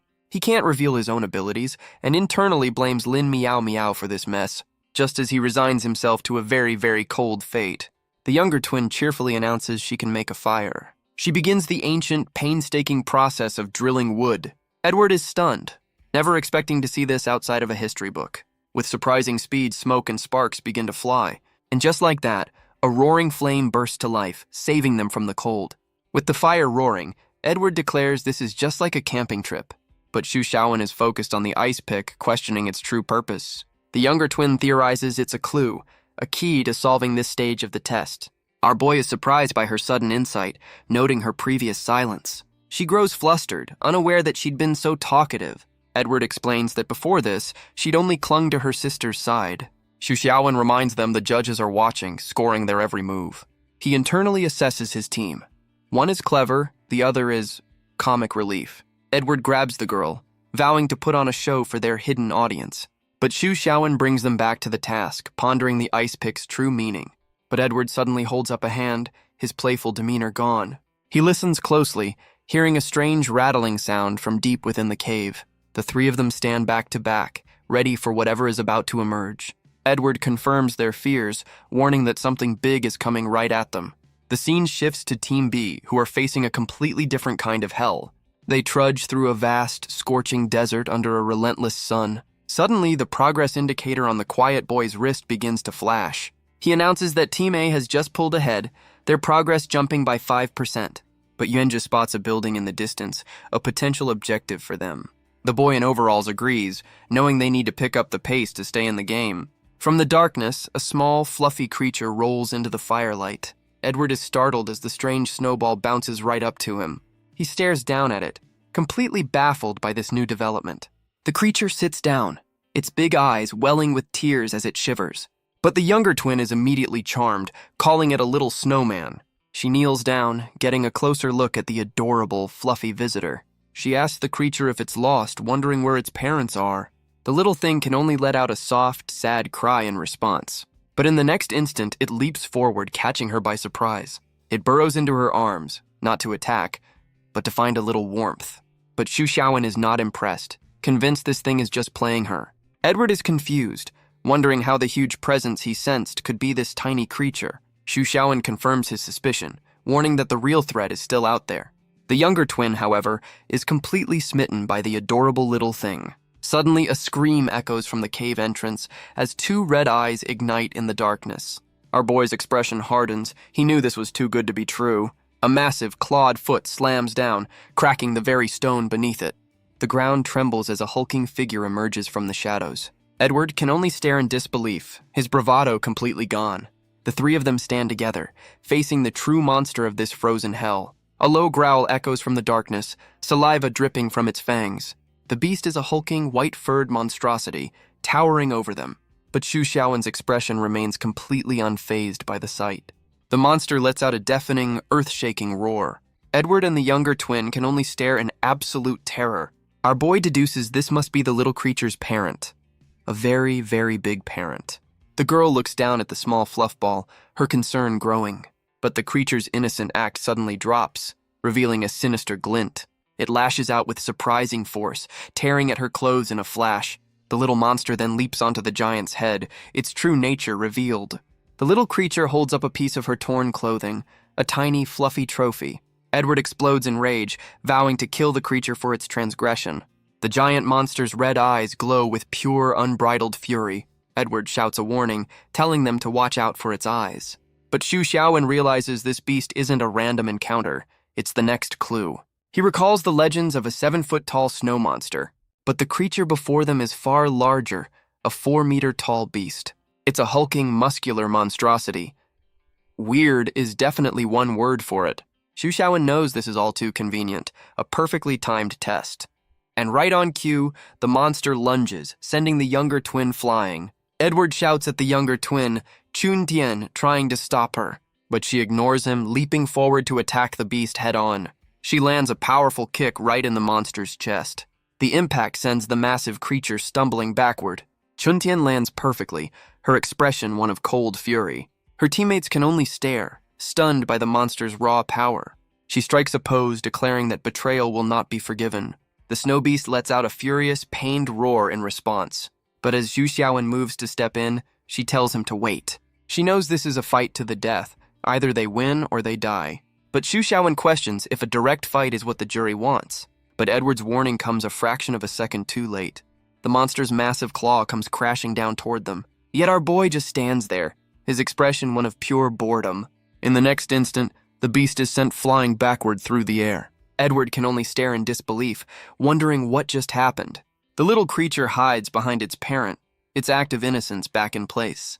Xu Xiaowen calmly deduces the monster's foot must be broken. He asks Chun Tian if she can finish the job, and she confidently agrees. With a look of pure focus, she prepares to unleash her final attack. She unleashes a devastating kick, a blur of motion and power. With a furious cry, she puts all her strength into the blow. The attack connects, sending the beast reeling backward. It crashes to the ground in a cloud of snow and debris. Edward can only scream, his mind completely blown by her power. He asks Xu Xiaowen what just happened, as Chun Tian sways dizzily. He questions if the monster was really injured or just scared off. Edward compares the beast to a starter-level video game enemy. Xu Xiaowen agrees, saying they should focus on finding the real clues. Edward realizes the clue must be connected to the tiny, deceptive creature. Xu Xiaowen and Edward are left completely baffled by the sudden victory. But Edward quickly recovers, praising Xu Xiaowen while forgetting his own name for a second. He strikes a pose over the fallen beast, giving his full, ridiculous royal title. The little creature hides behind a rock, its innocent act back in full force. But Xu Xiaowen looms over it, ready to find out what secrets it's hiding. He wonders aloud where the clue could possibly be on this tiny thing. Edward and Chun Tian suggest a more invasive approach, morbidly curious about its anatomy. The creature shivers in terror, its big eyes welling with tears. But Xu Xiaowen kneels down, offering it one last chance to cooperate. And just like that, the helpless creature pulls out a small, ornate key. Xu Xiaowen holds up the key, sarcastically complimenting the creature's eyesight. With the monster defeated, the team finally makes their way out of the cave. The progress indicator on Edward's wrist flashes with a sudden update. Edward praises Xu Xiaowen for the incredible punch that took the beast down. But from a hidden control room, the judges watch their every move. One of them remarks that this particular group is proving to be quite interesting. But the calm boy with the lollipop knows it's Xu Xiaowen who's the real wild card. The scene shifts to the scorching heat of an endless desert. Here, Team B continues their grueling trek through the unforgiving sand. The other twin worries their destination is just a mirage, a cruel trick of the light. The boy in overalls explains the science behind desert mirages, but the older twin is far less interested in a lecture than the crushing heat. The boy confirms that after an hour of walking, the town must be real. Yenja urges them forward, their only hope for shade now in sight. But the older twin can't take the oppressive heat any longer. She decides a change of clothes is in order, right here in the desert. She stands in a much cooler, if significantly less practical outfit. With that, she sits down, declaring it's time for a break. A bold move in a timed test. The boy warns her that exposing skin will only make her dehydrate faster, but she insists her martial arts training has prepared her for this. She's surprised by his stamina, telling him to get up. He checks the tracker. Team A is already pulling ahead. The older twin complains, but the boy insists the town is their only lead. But a new danger emerges from right beneath his feet. Yenja shouts a warning, telling him to freeze. The boy looks on, completely unaware of the threat. In a flash, a blast of energy neutralizes the scorpion. Wenja holds the last of his power, his reflexes saving the day. He identifies the creature as a highly venomous desert scorpion. He explains they're lucky. At night, these things are a nightmare. The boy in overalls recalls a terrifying fact about scorpions. His teammates share his look of dawning, absolute horror. The older twin realizes they're not dealing with just one. From beneath the sand, more of the creatures begin to emerge. A massive, chittering swarm boils up from the desert floor. The boy realizes time is accelerated here. Night is falling fast. Yenja shouts for them to make a run for the distant town. They sprint through the sea of venomous creatures. because one venomous bug is never enough. But Yuenja's patience has finally reached its limit. He stops, declaring he'll thin the herd before they go any further. Wenja's hand crackles with a brilliant blue energy. He unleashes his power, a storm of raw force erupting from him. With a furious cry, he prepares to wipe them all out. A massive shockwave of energy blasts outward from his body. The scorpions are torn apart, their carapaces shattering. But the boy in overalls shouts for him to stop his attack. He warns that this will only make the swarm more furious. But as Yuenja runs, he feels the ground begin to give way. He realizes something else is moving just beneath the sand. Because of course there is. The team makes a desperate final sprint for the safety of the town. But just as they reach the town's edge, the swarm suddenly stops. The older twin is confused, wondering why they're no longer being chased. Wenja realizes the creatures seem to fear entering the town. But the real threat was never the swarm. It was what lay beneath. A massive armored claw erupts from the cloud of sand. The team can only stare as a monstrous scorpion king appears. So much for a simple pest problem. Wenja realizes this is another test, another push toward the town. He knows the jury is forcing their hand, herding them like cattle. Entering the town means falling right into the test maker's trap. But staying out here means facing an endless, venomous tide. The boy in overalls explains that fighting is a losing battle of attrition. He concludes their only real option is to retreat into the town. The older twin and Yuanji prepare for a fight, ready to take on the beast. But the boy wonders what choice the jury is actually testing here. His eyes narrow, a plan finally clicking into place. He suddenly bolts for the town, deciding it's better to regroup than die. From a hidden control room, the judges watch the team's desperate escape. The calm boy with the lollipop asks one of the judges about his interest. The mustachioed judge scoffs, knowing the obvious answer is never the right one. Another judge tells him to calm down, noting this group is finally getting interesting. The judge with the lollipop watches, musing that this test is more like a variety show. Before them stands a crude wooden sign, promising the next clue is inside the temple. The older twin questions the sign's sloppy writing, wondering if it's all a trick. But the boy in overalls knows this is part of the plan. Exhaust them, then lead them into a trap. He smirks, deciding to walk right into it since the judges clearly want a show. He recognizes the classic strategy, a clear invitation into the lion's den. The older twin dismisses the danger, confidently leading the way inside. The boy in overalls jokes that once inside, they'll be like turtles in a jar. Elsewhere, another recruit laughs, amused by their predicament, but his expression darkens as he promises this test will be their last. The boy in overalls taps his foot, his patience wearing thin. The massive doors of the temple slam shut, sealing Team B inside. The tracker on his wrist flashes, confirming their progress has been noted. The hall is lit only by flickering candles, casting long, ominous shadows. They realize they're trapped, their only path leading further into the darkness. The older twin shivers, complaining about the sudden, unnatural chill. Yanja offers her his jacket, a practical solution to an impractical outfit choice. The boy in overalls spots their objective, a single wooden box on a distant altar. The others agree, ready to rush forward and claim their prize. But he facepalms in frustration, begging his teammate to use her head for once. The older twin has already reached the altar, holding the box aloft. But her prize is sealed shut by a heavy, unyielding lock. She realizes they'll need to find a key to open it. So much for a quick win. The boy in overalls scolds her for her reckless impulsiveness, but she just waves him off, confident this is a simple puzzle. As she steps back, her foot presses down on a hidden floor panel. Yenja screams a warning, but it's already far too late. But the recruit ignores the order, breaking into a sudden sprint. He rushes past his teammates, heading straight for the pedestal. The pink-haired twin questions why her teammates are holding back, but their leader warns them to stay put, certain this is a trap. The analyst agrees, knowing the test wouldn't have a dead end. Suddenly, the entire temple begins to rumble and shake around them. The leader looks up, realizing the massive pillars are shifting. With a grinding groan, the columns slide back into the walls. The analyst wonders what kind of trap awaits them, hopefully not just poisoned darts. A massive object crashes down, shattering the stone floor with immense force. The leader senses a presence, realizing this is no mere machine. He knows from the vibrations that something enormous is coming. A massive stone axe slices through the air, aimed directly at them. But a blur of motion deflects the blow at the last possible second. The impact shatters a nearby pillar, sending stone fragments raining down. From the dust emerges a colossal stone guardian, the temple's final defense. The team leader questions their odds, while the analyst can only stare in disbelief. The pink-haired twin's eyes widen, her shock quickly turning to resolve. But the stone giant pauses, its attention suddenly drawn elsewhere. A second weapon, a massive sword, slams into the ground beside it. The analyst panics. Apparently, this test has a 2-boss minimum. The team leader turns, bracing himself for this new cloaked opponent. The team leader stands his ground before the 2 stone giants, but he realizes they're just standing there, completely motionless. The analyst theorizes the floor is a pressure plate, holding them in place. The pink-haired twin offers a brave, if slightly reckless, reassurance. But the analyst panics, begging her not to do anything rash. She just smiles, confident she can handle whatever comes next. Famous last words. Suddenly, the floor beneath them begins to shift and groan. The team leader can only watch as the stone weapons descend. The analyst screams, demanding to know what she's just done. She innocently explains she just put the box back where she found it. The analyst freezes, urging his team to remain perfectly still. He realizes the stone guardians must be controlled by some kind of trigger. Meanwhile, the ice team stands before a massive frozen lake. Edward looks around, wondering where the key is supposed to be used.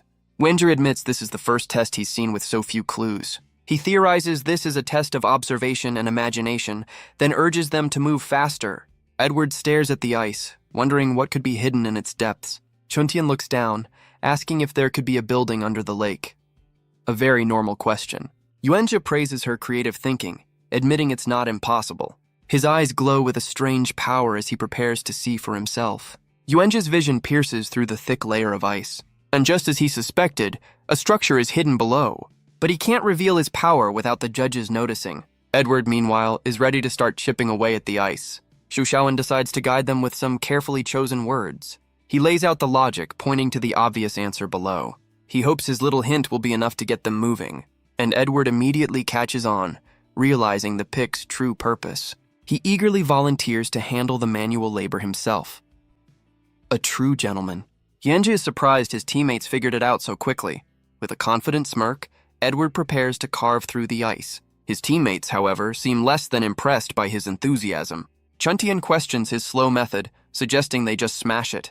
But Edward explains they can't risk damaging what's hidden below. Just then, Chuntian shivers, noticing the temperature is plummeting.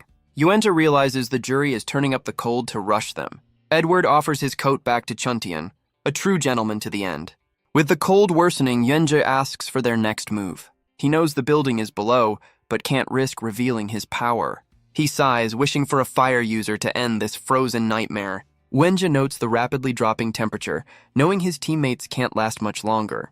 Back in the control room, the young observer points out the ice team's slow progress. He explains that Xu Xiaowen seems capable, but always lets others handle the problem. It's as if our boy is actively trying to remain unnoticed. He asks his superior for his thoughts on the mysterious recruit. The observer recalls the snowman's sudden paralysis in the cave. The judge reveals Xu Xiaowen was a special promotion by Lin Miao Miao. He orders his subordinate to bring her in for questioning. Looks like someone's in trouble. All the while, Xu Xiaowen remains completely unaware of the scrutiny. The judge's interest is piqued, his gaze fixed on the new recruit. Edward chips away at the ice, his royal dignity freezing over. Edward despairs, complaining that this test is just one big guessing game. But Yuenja's sharp eyes catch something in the distance. He calls out a warning. They're not alone out here. A monstrous hand descends from the sky, ready to crush them. Chuntian leaps out of the way, narrowly avoiding the blow. The impact sends Edward flying, but Xu Xiaowen remains perfectly still. She retaliates with a powerful punch, meeting the threat head-on. The creature's massive hand grips a tree, its claws digging deep. And another snowman beast emerges, this one much larger and angrier. Apparently they travel in packs. Chuntian and Edward recognize the familiar furry face. And this time the monster has brought the whole family. A chorus of roars echoes across the ice, their eyes glowing with rage. But Xu Xiaowen sees this not as a threat, but as free labor. The team is completely surrounded by a horde of angry snowmen. Yuenja panics, realizing the monsters have called for backup. But his panic is just an act. It's time to put on a show for the judges. Chuntian is unfazed, ready to take them all down just like the last one. Edward draws his elegant foil, preparing for this next round. With a dramatic flourish, he declares, "It's time to get serious." But Edward vows that no souls will fall to his blade. He rushes into the fray, challenging the beast to tremble before him. But Xu Xiaowen shouts for him to keep them alive for ice-cutting duty. The horde of snowmen just stands there, completely motionless. Chuntian is baffled, questioning why they've suddenly stopped. Xu Xiaowen looks on, a plan already forming in his mind. He notes his power suppressor has worn off, deciding to just watch. Edward stands his ground, facing down two of the hulking beasts. But he's completely confused, wondering what they're even doing. A monster roars, but its tongue glows with a strange, heart-shaped energy. Edward is suddenly engulfed in a strange, hypnotic energy. His expression shifts from confusion to a dawning, blissful realization. He collapses in a state of pure ecstasy. Apparently, this is his kind of fight. Wenja can only stare, his brain completely short-circuiting. Chuntian rushes forward to save him, but Yuan-jae tries to hold her back. He despairs, wondering if they can just conserve energy and let this play out. But Edward is on the ground, begging the snowmen for more of their special attack. Chuntian runs to his side, asking if he's okay, but he's clearly having a great time. She shakes him frantically, demanding to know what the monsters have done. Yuan-jae just facepalms, utterly disgusted by the entire scene. The snowmen unleash another wave of their strange, hypnotic power. Chuntian is caught in the blast, shielding herself from the bizarre energy. She's completely disoriented, questioning the strange feeling washing over her. The energy takes hold, a warmth spreading through her despite the cold. Overcome by a phantom heat, she begins to shed her winter clothes. But a firm hand on her shoulder tries to snap her back to reality. It's too late. She's lost in the illusion, her inhibitions melting away. She turns to Xu Xiaowen, trying to pull him into her heat-induced haze. But our boy is completely immune, calmly denying her feverish claims. The monster roars again, clearly frustrated by his lack of participation. The monster unleashes another blast of its hypnotic roar. His teammates are completely lost in the bizarre illusion, but Xu Xiaowen is just annoyed by this entire situation. He decides he can't let this continue any longer. He closes his eyes, preparing to end this nonsense. His eyes snap open, his plan to lay low now completely ruined.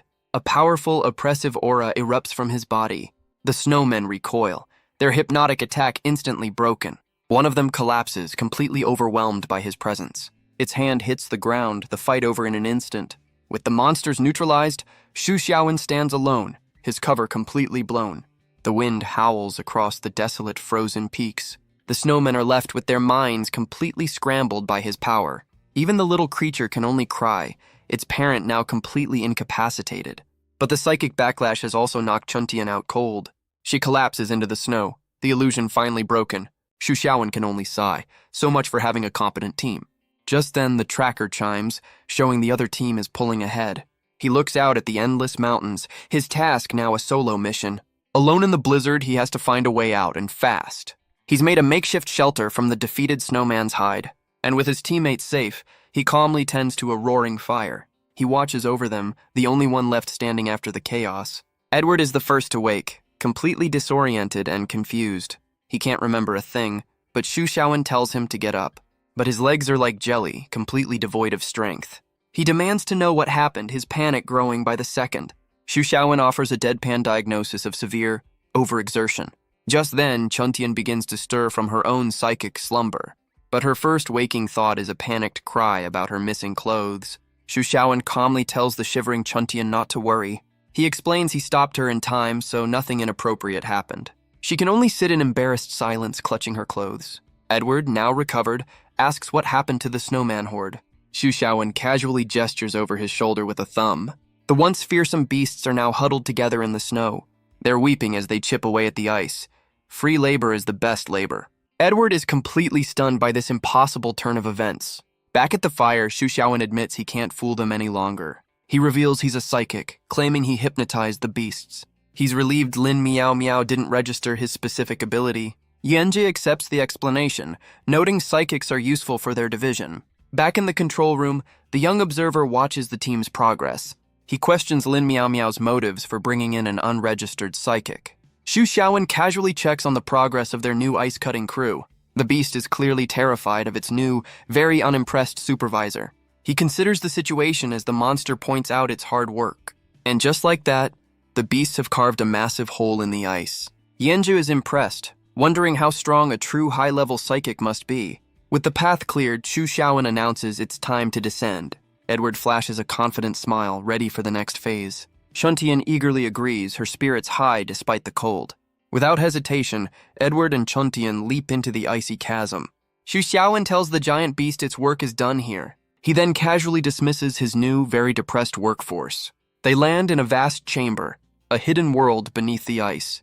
In the center of the room is a strange circular platform, and on it, a single unmistakable keyhole.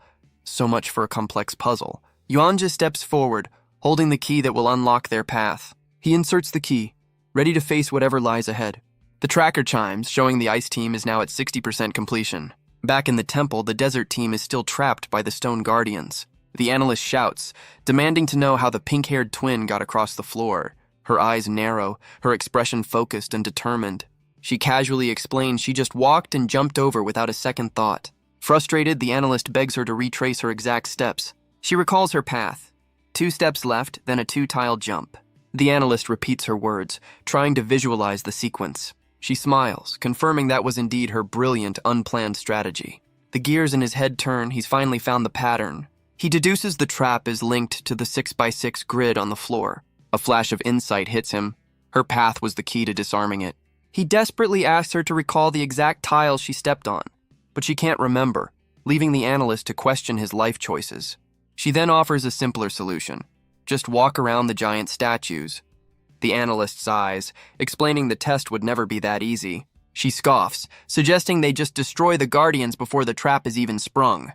Without waiting for an answer, she rushes past her stunned teammate. With a confident smile, she declares that she'll handle this herself. He begs her to wait, but she's already gone, certain her martial arts are enough. She declares that soon, this will all be over. With a battle cry, she charges headfirst at the 2 stone giants. Her teammates can only watch, wondering if the statues have moved. The analyst screams a desperate warning for her to watch out. But one of the guardians is already powering up a devastating attack. The team leader realizes the statue is about to unleash a massive blast. It fires a beam of pure energy aimed directly at the reckless twin. She freezes, realizing she has no way to avoid the incoming attack. But at the last second, her team leader leaps in front of her. He takes the full force of the blast, shielding her from the blow. Chunhua can only watch as the energy beam descends upon her. The analyst screams a warning as she's sent flying by the blast. Her leader unleashes his own power, yelling for her to get clear. But she just gives a casual thumbs up as she's thrown through the air. He grits his teeth, pushing his power to its absolute limit. The shockwave sends Chunhua tumbling away from the impact zone. The temple is rocked by the explosion, debris raining from the ceiling. With the threat neutralized, he stands as the sole protector of his team. The analyst breathes a sigh of relief, admitting he was terrified. He then scolds Chunhua, reminding her this is an intelligence test, because clearly she forgot.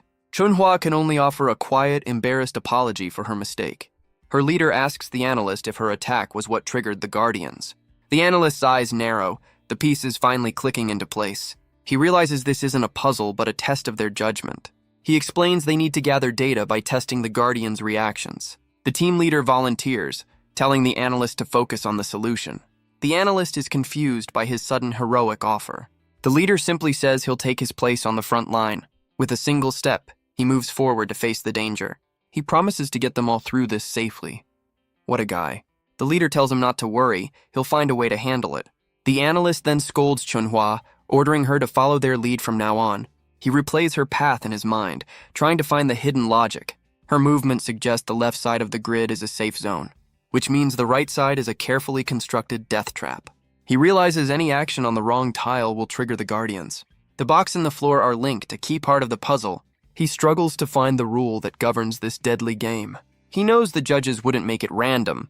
There has to be a pattern. He turns to Chunhua, asking her to remember exactly where she jumped. Chunhua clutches her head, desperately trying to remember her path. She explains her memory is hazy, but she landed near the middle. The analyst questions her vague answer, needing absolute certainty. She clarifies that after landing, she walked a few steps to her spot. She's sure she didn't just jump directly to her final position.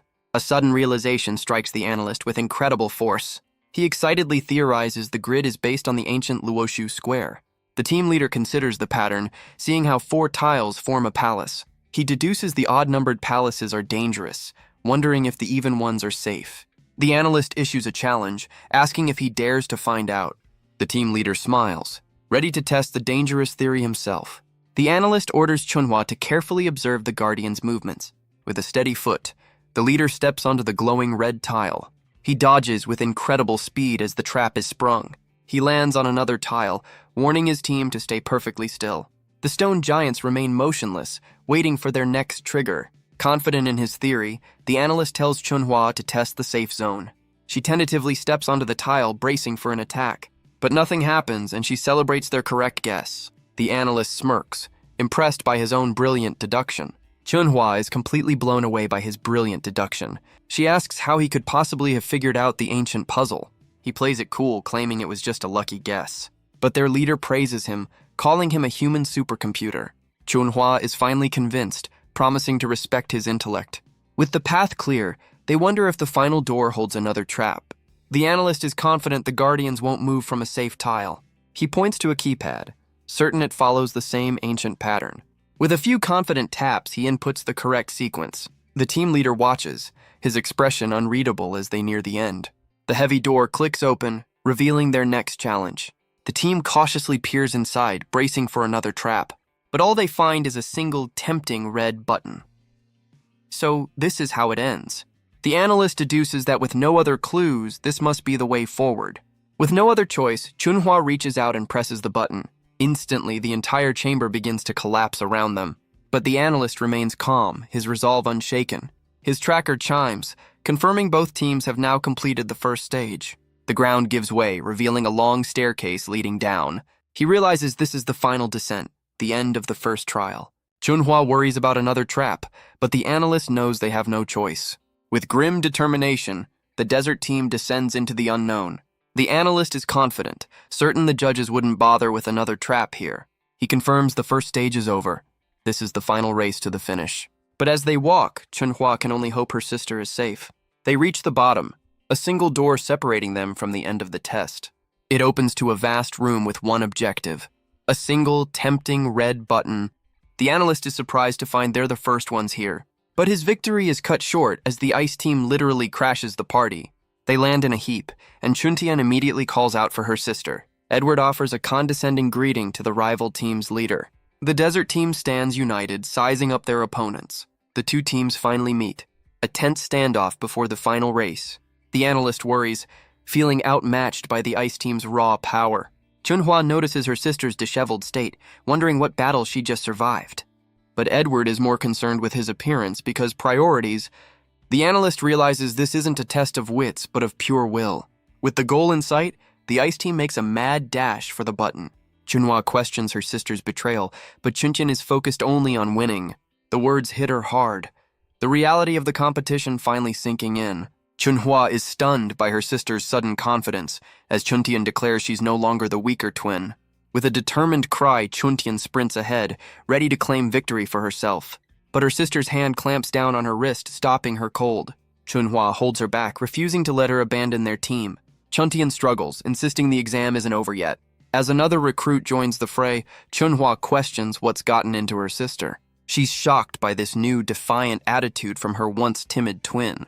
Chuntian begs her to let go, promising they can sort this out later.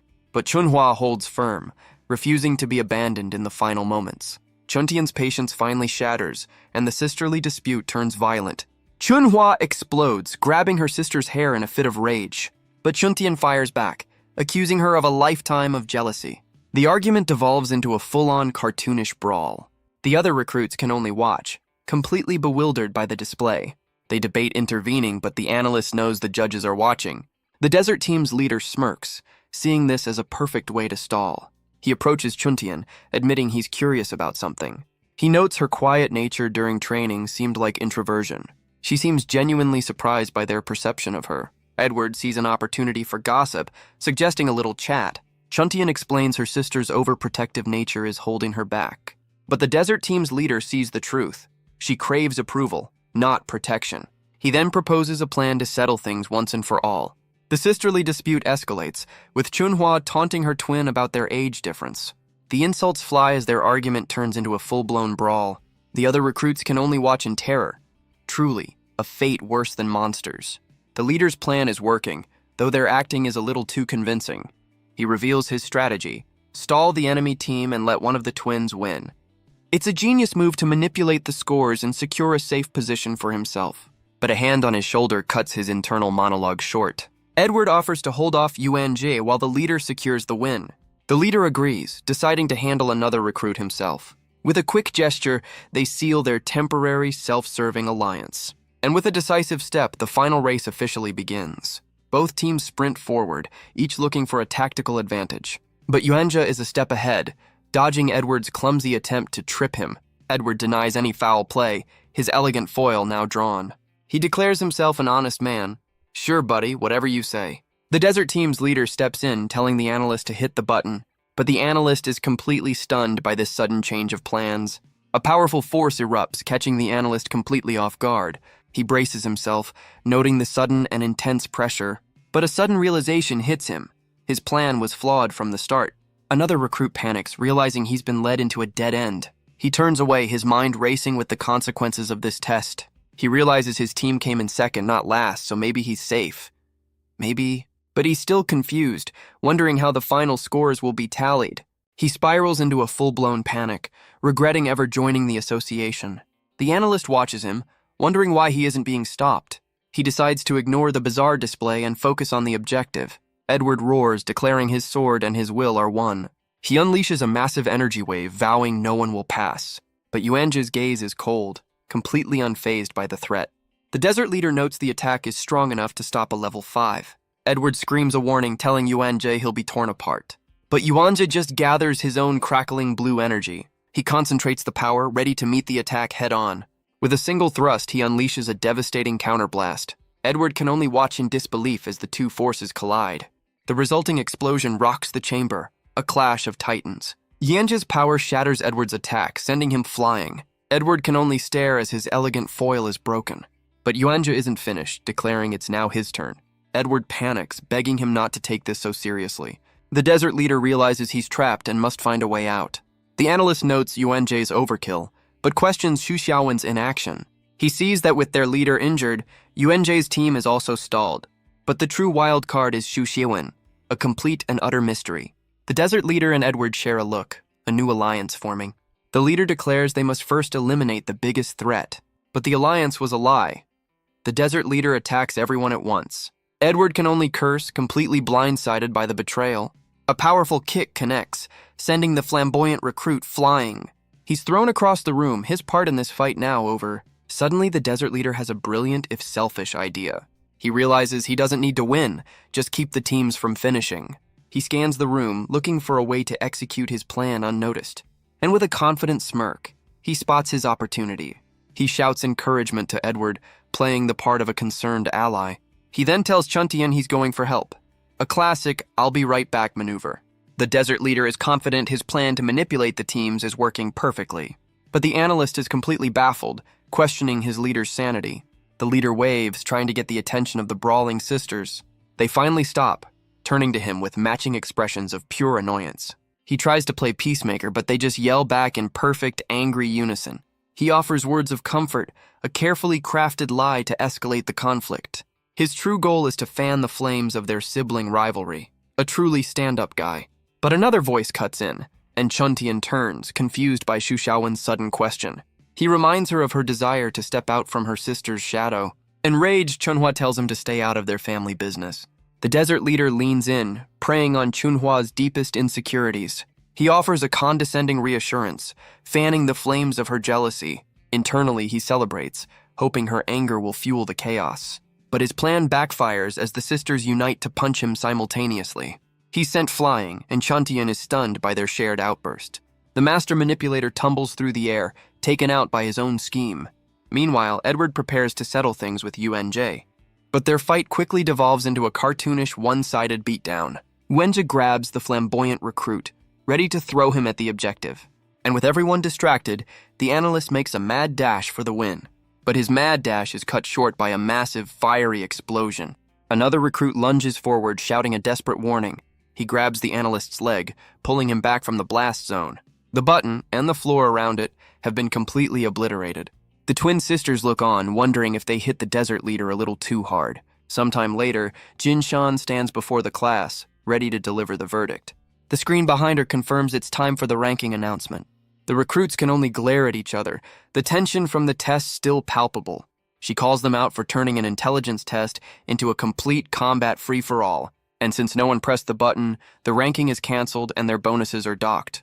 Welcome to the association.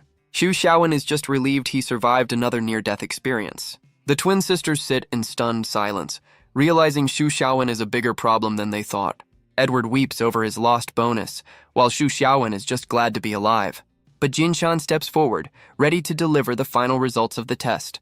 The desert team's leader is confident he's safe from the top spot. He tries to reassure himself, certain he's avoided any unwanted attention. But a flicker of doubt remains as he glances back at the class. He recalls Xu Xiaowen's strange, restrained behavior throughout the training. He knows our boy could have won easily but chose not to. As the projector whirs to life, the final judgment is about to be revealed. Jinshan explains the judge's scoring criteria for the now cancelled final objective. The desert team's leader grits his teeth, sweating with anticipation. Xu Xiaowen silently prays, promising to fast for 3 days if he's spared. Wenjie watches him, surprised by his sudden and intense nervousness. With a slight smile, Jinshan prepares to announce the top-ranked recruit. Xu Xiaowen's face contorts in pure terror, bracing for the worst. And the first-place winner is announced, the stoic and powerful Yuanjie. Xu Xiaowen shoots up from his seat, his expression a mix of shock and relief. Jinshan turns to him, asking if he's somehow dissatisfied with the results. But he just slumps back down, quietly admitting he has no complaints. A chibi Xu Xiaowen erupts in a silent, victorious cheer. He congratulates himself, having passed the ultimate test, staying unnoticed. But Jinshan isn't finished, preparing to announce the last-place recruit. Her gaze falls on Chunhua, asking if she accepts her ranking. The pink-haired twin can only bow her head in silent defeat.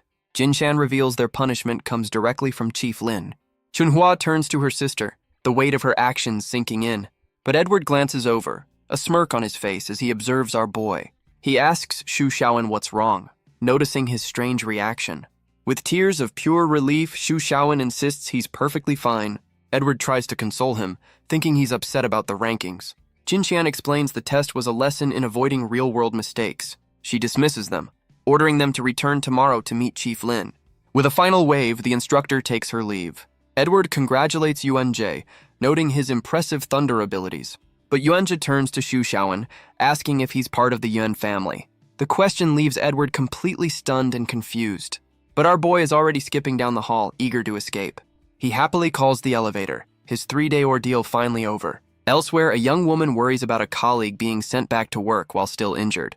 A woman with glasses confirms they'll meet the new members tomorrow. She and a young boy watch as Xu Xiaowen leaves his apartment.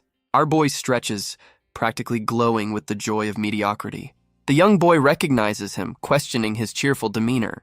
Xu Xiaowen waves goodbye, completely oblivious to his observers. Elsewhere, Lin Miao Miao takes a very serious phone call. She's given 1 week to pay her debt or face a grim alternative. But she hangs up with a smile, completely unconcerned by the threat. Classic. Back at the apartment, Xu Xiaowen notes her surprising calm. He calls her out for buying lipstick while loan sharks are at the door. Lin Miao Miao ties up her hair, offering a strange bit of philosophy. She believes a solution will always present itself in the end. And it seems her solution is sitting right in front of him. She reminds him that he's her personal walking ATM. But Xu Xiaowen is still furious about the near-death training test. She offers to compensate him, but he's not interested in her games. She explains her debtor's grim terms for late payments, so she offers herself to Xu Xiaowen instead. A truly generous offer. But our boy just tells her to get off his lap, completely unimpressed. He clarifies their relationship is purely professional, nothing more. Her eyes narrow, a new plan already taking shape. But their moment is interrupted by Wang Yike, who bursts in with new information, and she walks in on a very compromising situation. Lin Miao Miao scrambles for an explanation as Xu Xiaowen questions the intrusion. Wang Yike explains the door was open, her innocence making things even more awkward. Her mind immediately jumps to the most obvious and incorrect conclusion. Lin Miao. Miao laughs it off, casually reminding him to lock the door next time. Xu Xiaowen can only sigh, accepting his fate in this house of chaos. She then offers Wang Yike an internship, complete with a very official-looking warning. Lin Miao Miao tells him to act natural, but it's a little late for that. Xu Xiaowen questions why he, as an assistant, had to endure the same brutal training. Lin Miao Miao explains the association's long-standing interest in the Wang clan. Wang Yike offers a quiet apology, feeling responsible for his ordeal. He tries to reassure her, calling them colleagues, which only seems to upset her more. But Lin Miao Miao cuts in, ready to get down to business. Xu Xiaowen takes full responsibility for Chunhua's last-place ranking. but Lin Miao Miao quickly shuts him down, having already reviewed the footage. He insists he was the one who instigated the fight between the sisters. A truly noble sacrifice. She dismisses his guilt, certain Chunhua was destined for last place regardless. She explains that anyone who can't control their emotions in a test is a liability in the field. But Xu Xiaowen's expression is one of pure skepticism. He accepts her decision, but his silence speaks volumes. He changes the subject, asking what's for dinner. Lin Miao Miao offers a very inappropriate alternative. Wang Yike is horrified, suggesting barbecue instead. But Xu Xiaowen explains his bonus is gone, a casualty of the test. The news sends Lin Miao Miao into a sudden furious rage. Wang Yike can only watch, confused by her sudden outburst. Lin Miao Miao reveals she just bought time from her creditors. So much for that plan. Her frustration finally boils over, aimed directly at her money tree. With the money crisis temporarily averted, Xu Xiaowen asks about their dinner preferences. Lin Miao Miao is fine with spice, while Wang Yike is happy to go with the flow. He rushes in with a steaming bowl, yelling for something to protect the table. Lin Miao Miao improvises, using a book as a makeshift trivet. Wang Yike is relieved, noting the coffee table is a recent addition. A flashback shows the three of them have been busy redecorating the apartment. Xu Xiaowen explains he's cooking, promising a real meal out when their bonus arrives. Lin Miao Miao teases Wang Yike, surprised a clan heiress worries about prices. Wang Yike admits her failed escape attempts taught her the value of money. Lin Miao Miao points out that joining the association earlier would have solved everything. Wang Yike wonders if her sister had other darker plans for her. But Lin Miao quickly changes the subject, proposing a toast. The three of them raise their cups, a small moment of peace. Xu Xiaowen reflects on his past lives, a cycle of endless struggle.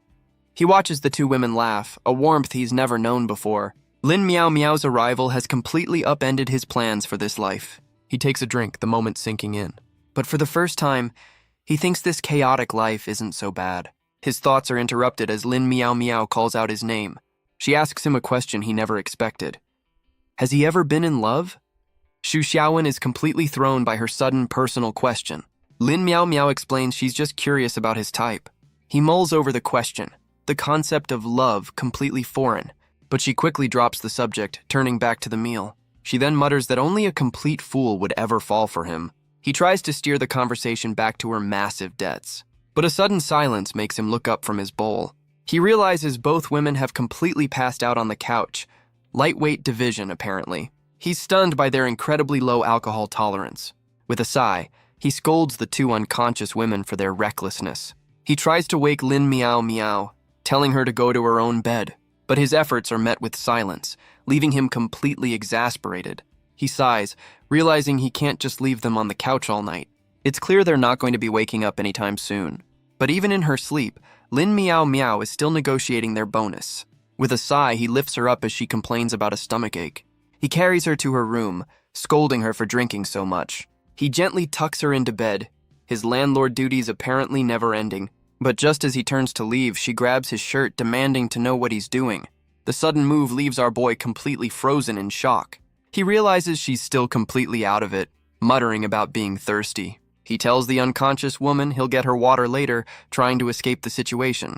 With Lin Miao Miao finally settled, he makes a quiet exit from her room. He returns to the living room, where Wang Yike is still passed out on the couch. He notes that, unlike her chaotic roommate, Wang Yike sleeps peacefully.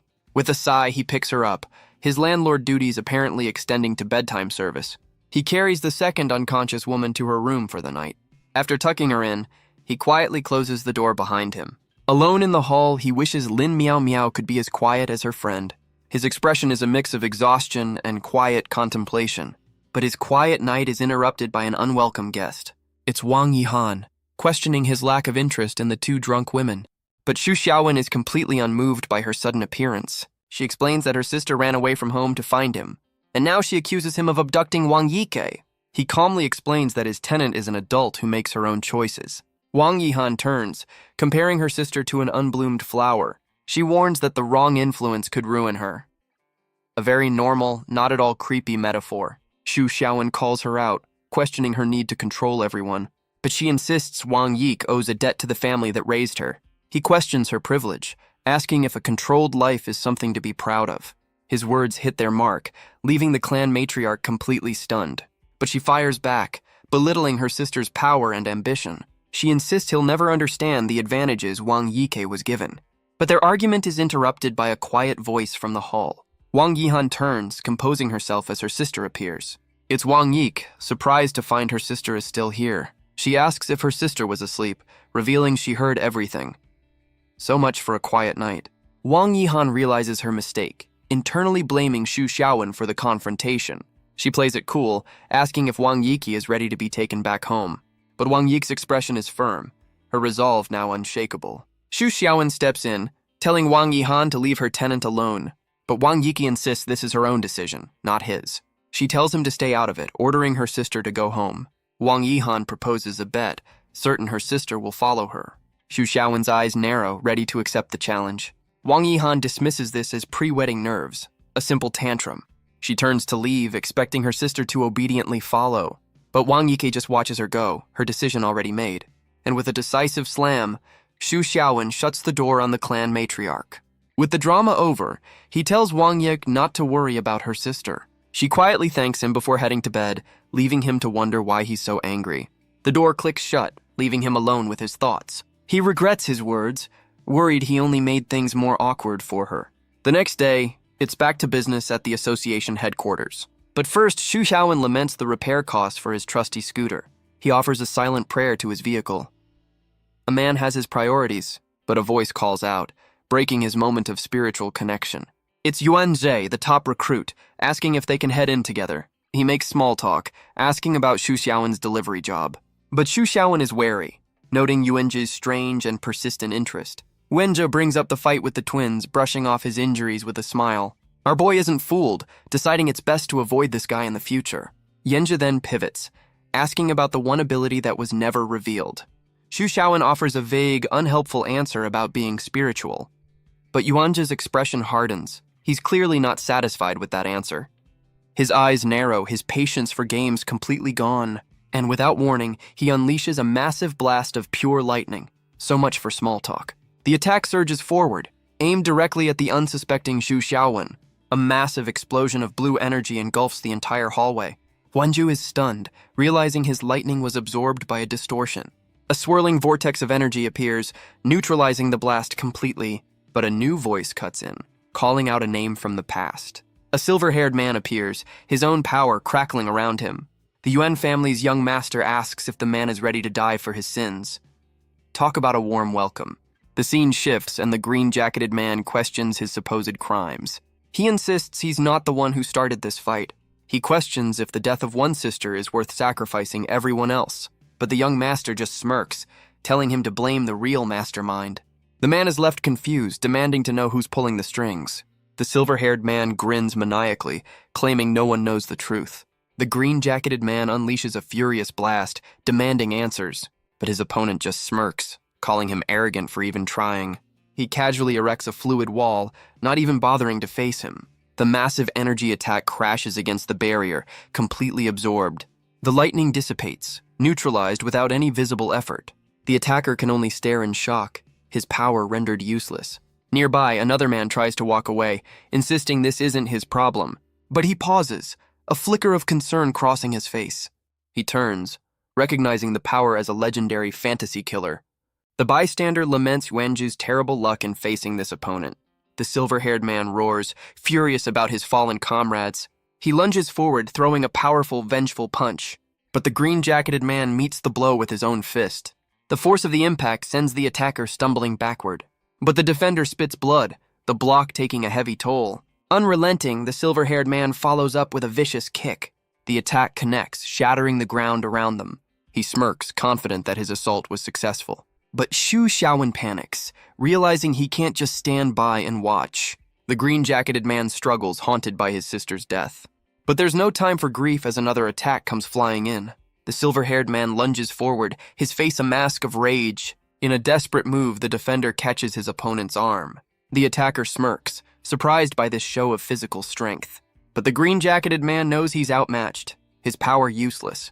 He's sent flying by a brutal kick, crashing to the ground. Talk about a bad day at the office. With nothing left to lose, he summons a storm of crackling energy. He unleashes a massive wave of lightning, a final, desperate gambit. But his opponent dodges with ease, the attack completely missing its mark.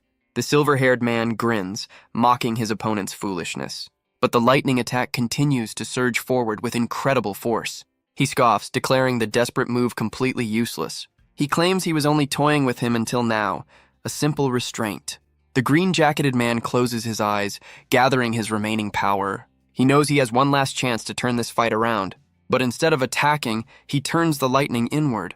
He roars in agony, channeling the raw energy into his own body. His opponent realizes he's using the electricity to amplify his strength. A truly shocking development. Now powered up, the green-jacketed man demands answers about the true mastermind. But the silver-haired man just smirks, asking what a dead man can do with a secret. He dismisses the power-up as a desperate, meaningless gesture. With a confident smile, he prepares to end this little rebellion.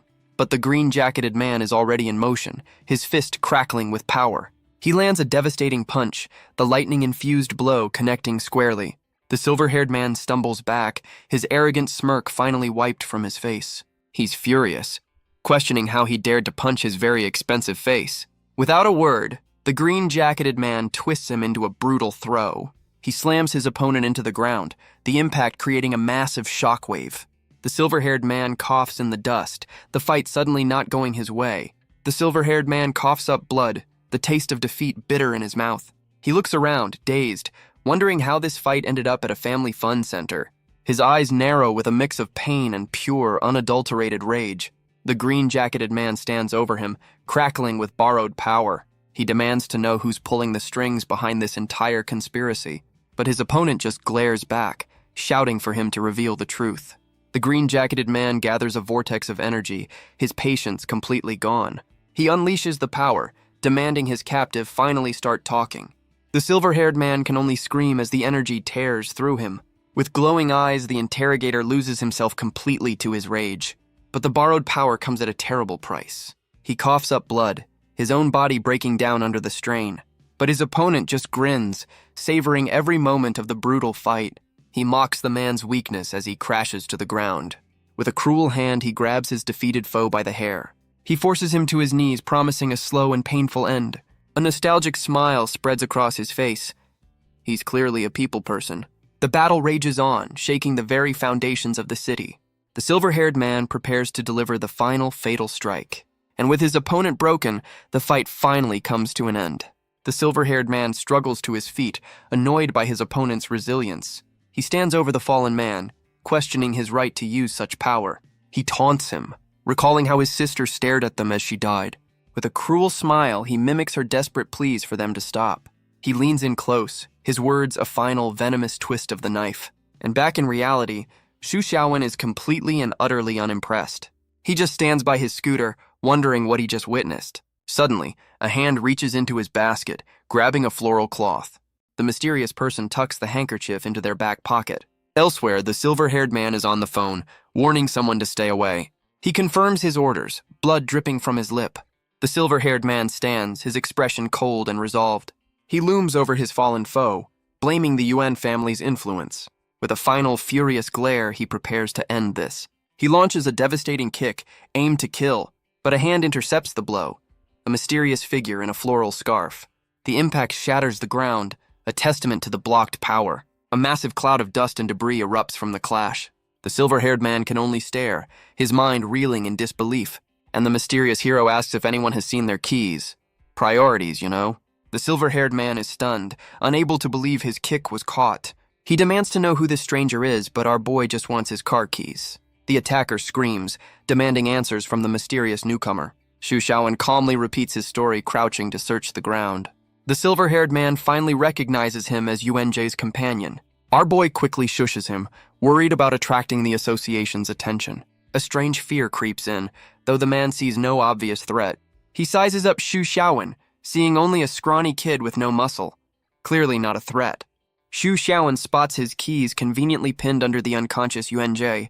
Deciding he's invincible, the silver-haired man lunges forward to attack. And with a swift backhand, Xu Xiaowen slaps the man across the face. The silver-haired man is left completely stunned, unable to process the disrespect. He holds his cheek, questioning if he was actually just hit. Our boy scolds him, reminding him that he was told to be quiet. The man's confusion finally turns to rage, vowing to make him pay. But Xu Xiaowen just hits him again. this time with a little more force. He then lectures the villain on public decency while pelting him with pebbles. As one does. The scene then cuts to the towering association headquarters. The once arrogant attacker now stands bruised, swollen, and utterly defeated, and Zhu Xiaowen stands over the two unconscious men, his work apparently done. He admires the villain's resilience, a true man of steel. With the fight over, he begins dragging the bodies into place. He carefully arranges Yuanzhe's hand into a victory sign. With a satisfied smile, he admires his perfect little setup. The scene is set to prove Yuanzhe was the one who won. Just then, a team of agents rushes down the hall. They hurry towards the commotion, their footsteps echoing. Xu Xiaowen notes the cleanup crew's impeccable timing, right on cue. A blade slices through the air, a sign of another's arrival. The agents surround the scene, finding the two fallen fighters. The agents shout for their team to secure the area. But Xu Xiaowen is already gone, slipping away unnoticed. From the shadows, a witness saw the entire ridiculous fight. The cleanup crew arrives, confused by the staged victory scene. They identify the defeated man as a notorious level 5 criminal, and they're amazed a rookie managed to take him down. So much for veteran experience. A senior agent barks orders, calling for medics and interrogators. But their work is interrupted by the man who saw it all. He frantically tries to explain they've got the wrong hero. He insists the real winner was a man in a very fashionable floral headscarf. But the agents are completely baffled by his story of a hooded brother. The witness grabs an agent, insisting he can lead them to the real hero. He drags the agent towards a dead-end alley, certain they can catch him. He's completely starstruck, convinced his new idol is a legendary level 6. But his excitement fades as he realizes the alley is completely empty. He looks around, wondering how the man could have simply vanished into thin air. The senior agent calls him back, offering him a job with the cleanup crew. The witness reluctantly agrees, his mind still on the mysterious fighter. He vows to find his new hero, determined to get an autograph. A fanboy is born. The scene then shifts to a quiet, sterile hospital room. A new figure enters the room, her presence immediately commanding attention. A woman with pink hair and glasses looks down, asking if he's managed to die yet. It's Yuanzhe, wrapped head to toe in bandages, surprised to see his section chief. She crosses her arms, questioning why her star recruit is dressed like a mummy. He admits he got carried away, completely forgetting the rules in the heat of battle. She leans in close, reminding him that induction training wasn't a comedy show. Yuanzhe can only stammer, his body too broken to even sit up properly. Her lecture feels less like a scolding and more like a threat of further injury. She sighs, explaining that since the criminal was caught, his punishment is waived. But she leaves him with a final warning. One more screw-up, and he's out for good. But Yuanzhe is haunted by the fight, unable to understand how his opponent returned stronger than ever. He recalls their last battle, certain he'd left the man crippled just a month ago.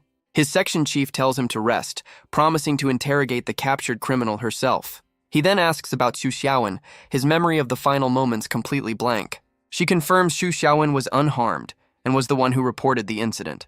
With no other witnesses, she orders him to focus on his recovery. But Yuanzhe can only stare at the ceiling, his mind fixated on his mysterious foe. The section chief warns him not to act rashly, as his family is also under investigation. She promises to share information, but reminds him the association calls the shots. With her final warning delivered, she turns to leave the hospital room. A door creaks open, revealing the scene inside. Lin Miao Miao finds Xu Xiaowen waiting for her in the hall. He wonders if she's paralyzed given her strange, silent stare, but she cuts right to the chase, accusing him of being involved. He just strikes a pose, asking if she likes his new look. Real subtle, buddy. Later, outside the hospital, the mood is far more serious. He asks what's on her mind as they share some ice cream. She asks if Yuanzhe revealed anything about the fight. She explains the villain had recovered and grown stronger in under a month. Xu Xiaowen adds that even at full strength, Yuanzhe was no match. She admits she understands Yuanzhe's burning anger. She begins to explain what happened 2 months prior. His sister was brutally murdered right in their own home. He could only kneel in the rain, surrounded by her blood. His sister, Yuan Suzhen, was the powerful head of their clan. A single umbrella was held over the tragic scene. Lin Miao Miao was there, trying to offer some small comfort. But the circumstances of her death were a complete mystery. And worse, it seems he was also a victim of the attack. With his sister gone, Yuanzhe was left alone to seek revenge. Lin Miao Miao finishes her story, her expression filled with sorrow. But her tragic tale is met with the sound of snoring. She explodes, furious that he slept through the entire thing. Xu Xiaowen wakes up, blaming his sudden and mysterious fatigue. She demands to know if he heard a single word she said. He panics, trying to cover his tracks with a melted ice cream crisis. But then he asks a surprisingly sharp question about Yuan Suzhen's power. Lin Miao Miao's eyes narrow. She reveals the sister was a level 6. Xu Xiaowen points out the obvious flaw in the story. How could a level 6 fall so easily? She's stunned he caught that detail, but he just offers a cheeky smile. He connects the dots, wondering if this is all about human experimentation. Lin Miao Miao agrees the possibility is terrifyingly high. He recalls Yuanji's desperate power-up, asking about the Yuan family's secrets. She confirms only the Yuan clan can use that specific thunder ability. Lin Miao Miao lays out her theory. Villains wanted their power, but the family refused. He admits it's just a guess, but he'll get answers from the captured criminal. But Lin Miao Miao suddenly changes the subject, a curious look on her face. She calls him out, questioning his sudden interest in Yuanji's problems. He brushes it off, claiming it's just gossip, not genuine concern. She lets it go, pulling out her phone to show him a link she just received. She hands him her phone, telling him to see for himself. It's a gossip forum for ability users, and he's the main headline. A post details the legend of the hooded brother, complete with a very flattering sketch. The comments are a mix of disbelief and, of course, fashion inquiries. Lin Miao Miao smirks, asking if he's the mysterious hero of the hour. He's more offended by the kindergarten-level art than the accusation. Xu Xiaowen explains he never would have intervened if he knew there was a witness. She reveals she took the witness's statement, helping to cover his tracks. With the crisis averted, he stands to leave, ready to get back to his delivery job. He walks away, reminding her that a man's still gotta eat. Xu Xiaowen laments his canceled bonus and lack of new assignments. His quiet moment is interrupted by an urgent call to Lin Miao Miao. The news is dire. Their captured villain, Xing Tianxing, has vanished. She notes the timing is just a little too convenient for their interrogation, but Xu Xiaowen isn't surprised, calling it a classic villain trope. He deduces this means the conspiracy runs far deeper than they thought. Lin Miao Miao orders him back to headquarters to investigate immediately, but our boy has more important things to do, like his 5 takeout deliveries. She can only stare, completely baffled by his dedication to the gig economy. He confirms with dead seriousness that his delivery job is his top priority. She screams for Xu Xiaowen to stop, but he just keeps on walking. Her frustration boils over, a chibi version of her kicking a bench in pure rage. But her angry outburst ends with a painful fall. So much for dramatic exits. The scene shifts to the towering headquarters of the association. Inside, a much more composed Lin Miao Miao gets down to business. She and her team are baffled, questioning how a prisoner could just vanish. With grim determination, she orders a full lockdown of the building.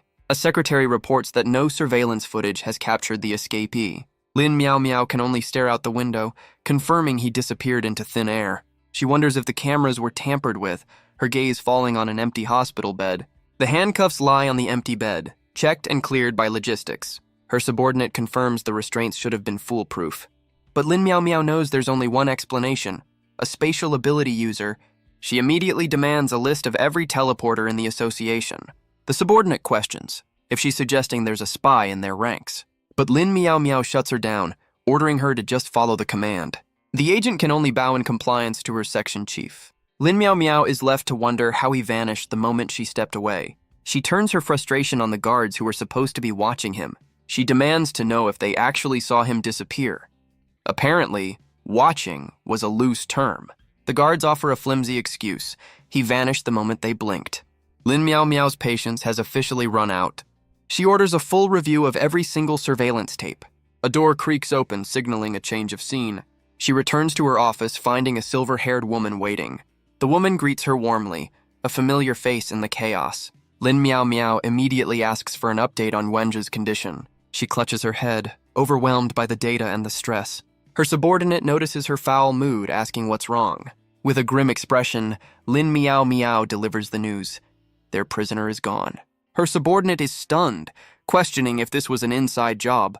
Lin Miao Miao is certain it was, furious it happened under her watch. And she's clearly handling the stress with her usual grace. Her subordinate then presents a strange black card she found in the door. She admits she's already examined it, finding nothing unusual. But Lin Miao Miao holds the card, seeing the single triangle as a clear warning. Her subordinate realizes the timing is too perfect to be a coincidence. The name Xing Tianxing reignites Lin Miao Miao's fury. She'd hoped to get answers about the Yuan family from him. Her subordinate's expression turns to one of pity for Yuanjie. She knows he'll be crushed when he learns his only lead has escaped. Lin Miao Miao knows they have to find Yuanzhou before he's discharged. As for the card, she'll send it to logistics for a full analysis. Her subordinate sits quietly, the weight of the situation sinking in. But her mood suddenly shifts, asking about the hooded brother post. She explains the legend is growing, with a manhunt for the mysterious hero. Lin Miao Miao leans in close, startling her subordinate with her intensity. She whispers that the true identity of the hooded brother is, and her subordinate screams Xu Xiaowen's name in utter shock. The revelation sends her into a full-blown chibi panic. So much for keeping a secret. But Lin Miao Miao quickly silences her, demanding she keep this a secret. Her mind reels, unable to connect the dots between her boss's assistant and the legend. Meanwhile, Xu Xiaowen is back at his old delivery haunt. The owner swats a fly, a moment of mundane calm. He greets our boy, surprised he hasn't quit his delivery job yet. Xu Xiaowen just smiles, explaining he's juggling 2 jobs now. The owner is impressed, thinking the kid has a bright future. But as Xu Xiaowen prepares to leave, his scooter springs a leak. Great, another repair bill. Suddenly, he notices a crowd of people staring up at the sky. He turns, confused by their strange, unified gaze. He looks up, wondering what could possibly be so interesting. A massive fleet of alien warships suddenly fills the sky. Xu Xiaowen can only stare, questioning if he's seeing a real spaceship. Their engines glow with an otherworldly power, a true sci-fi nightmare. The sheer scale of the fleet casts a shadow over the entire city. But high above, a lone figure stands atop the mothership. Our boy squints, realizing it's a humanoid creature watching them. The scene strikes him as strangely familiar, like a movie he's seen before. He calmly gets on his scooter, concluding it's just another alien invasion. You know, a typical Tuesday. Inside the association, the leadership debates if this is even their problem. A logistics secretary orders them to stand down and wait for the military. The alien fleet descends, a silent, menacing presence in the sky. Without warning, their weapons power up, unleashing a beam of pure destruction. The blast rips through the city, a fiery explosion that signals the start of a war. An agent on the ground can only watch as the city burns, confirming the attack. His subordinate panics, realizing the invaders are targeting civilians without mercy. But the logistics chief, Nº1, remains perfectly composed, a picture of calm in the chaos. He finally gives the order, mobilizing the cleanup section to join the fight. His subordinate is ordered to report the invasion to the highest levels of command. But Ningye has had enough of waiting, calling his subordinate to follow him. With a determined stride, the logistics chief heads directly into the war zone. He and his subordinate arrive before the highest authority in the association. The president greets them, his voice echoing with ancient power. In the chamber sit the vice presidents, the most powerful figures in the organization. There's Wang Zhenyan, a man whose face is a roadmap of past battles. Xuan Tian and Yue Hanbing, each a powerhouse in their own right. And Bao Dao, who seems completely unimpressed by the impending apocalypse. But the president, Zuoye Qianji, holds them back, insisting they wait. Ningyi's subordinate argues, pleading for them to join the fight against the invaders. The president's answer is simple. They must follow the process. Another man erupts, screaming that their bureaucracy will get everyone killed. But Wang Zhenyan argues this is a show of weapons, not psychic power. Ningye's subordinate fires back, demanding special action for a special event.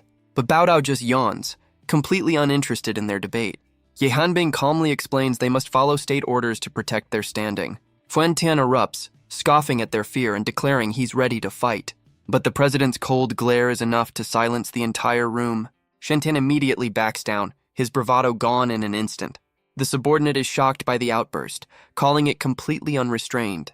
The two men bow, confirming they will wait for the official notification. And outside, the city continues to burn under the alien assault.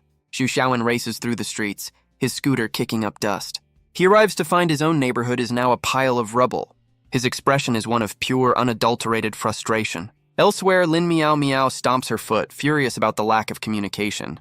But our boy can only stare up at the mothership hovering over his ruined home. Meanwhile, on the bridge of the alien vessel, the mood is far more sterile. A blue-haired woman in a white dress makes her way through the ship. She approaches a throne, ready to report to the alien commander. The great and powerful leader is busy slurping some instant noodles. He casually asks for a status update. Apparently, world domination can wait for lunch. His subordinate reports that their test data is incomplete. The commander is surprised. This is a first for their conquests. He looks out at the bridge, his interest suddenly piqued. A manic grin spreads across his face. This planet might be fun after all. Down below, amidst the dust and chaos, a hero prepares. Xu Xiaowen ties on his now infamous floral headscarf. He sighs, his perfectly planned work schedule now in ruins. His hard-earned, peaceful life has been completely shattered. And worst of all, his 80-year retirement plan is in jeopardy. With a furious glare, he decides to handle this personally. A massive impact shakes the ground, kicking up a cloud of dust. But his moment is interrupted by a familiar, frantic voice. The witness from the alleyway makes a less than graceful entrance. He clings to Xu Xiaowen's leg, calling him the headgear god. Our boy can only facepalm, insisting he's got the wrong guy. But the fanboy is certain, his eyes filled with tears of devotion. He declares that the hooded brother is the savior they've been waiting for. His delusion has apparently spawned a full-blown money-making cult. Priorities, right? The man looks up, his adoration for his new idol completely unwavering. Xu Xiaowen realizes he's just found his #1 very creepy fan. Xu Xiaowen tries to kick his new fan away, telling him to back off. But the man offers a business proposal. He'll make him a famous idol. Our boy is completely uninterested in the idea of fame. The fanboy insists he'll make him #1 in the world. With a brutal grip, Xu Xiaowen explains that #1 is not in his vocabulary, but his lecture is cut short as he spots a familiar face in the rubble. It's Wang Yik, looking completely bewildered by the chaotic scene. He calls out to her, asking for help hypnotizing his new stalker. But Xu Xiaowen panics, realizing his identity has somehow been compromised. And Wang Yik is completely starstruck, realizing she's met the legendary hooded god. He tries to explain his identity, but his ridiculous disguise only adds to her confusion. But up on the mothership, the alien commander is suddenly sent flying across the bridge. His subordinate reports a massive energy spike that vanished as quickly as it appeared. Enraged, the commander calls for his ultimate weapon to be brought online. A massive projectile is loaded, a final solution wrapped in warning tape. With a sadistic grin, he gives the order to fire, ready to obliterate the planet. The massive shell hurtles through the sky, a harbinger of total destruction. But down below, Xu Xiaowen grabs his two companions, pulling them to safety. He leaps through the air, narrowly avoiding the devastating projectile. The weapon screams past, its target just inches away from our reluctant hero. The weapon slams into the earth, unleashing a cataclysmic explosion. Back at headquarters, an agent screams that the enemy has attacked, begging for the order to engage. Another pleads with the president, insisting this is beyond what normal forces can handle. But on the monitor, a hand points to a lone figure emerging from the dust. The room falls into an awkward silence as they realize who it is. A silhouette stands amidst the devastation, carrying two others to safety. The dust settles, revealing Xu Xiaowen in his ridiculous disguise, looking more like a disgruntled babysitter than a hero. His expression is one of pure, unadulterated annoyance. So much for a quiet life. He looks around at the endless destruction, his shorts now torn from the blast. Wang Yik can only point in horror, her face bright red at his wardrobe malfunction. Xu Xiaowen tries to play it cool, telling himself it's no big deal. But Wang Yike is clearly flustered by the unexpected view.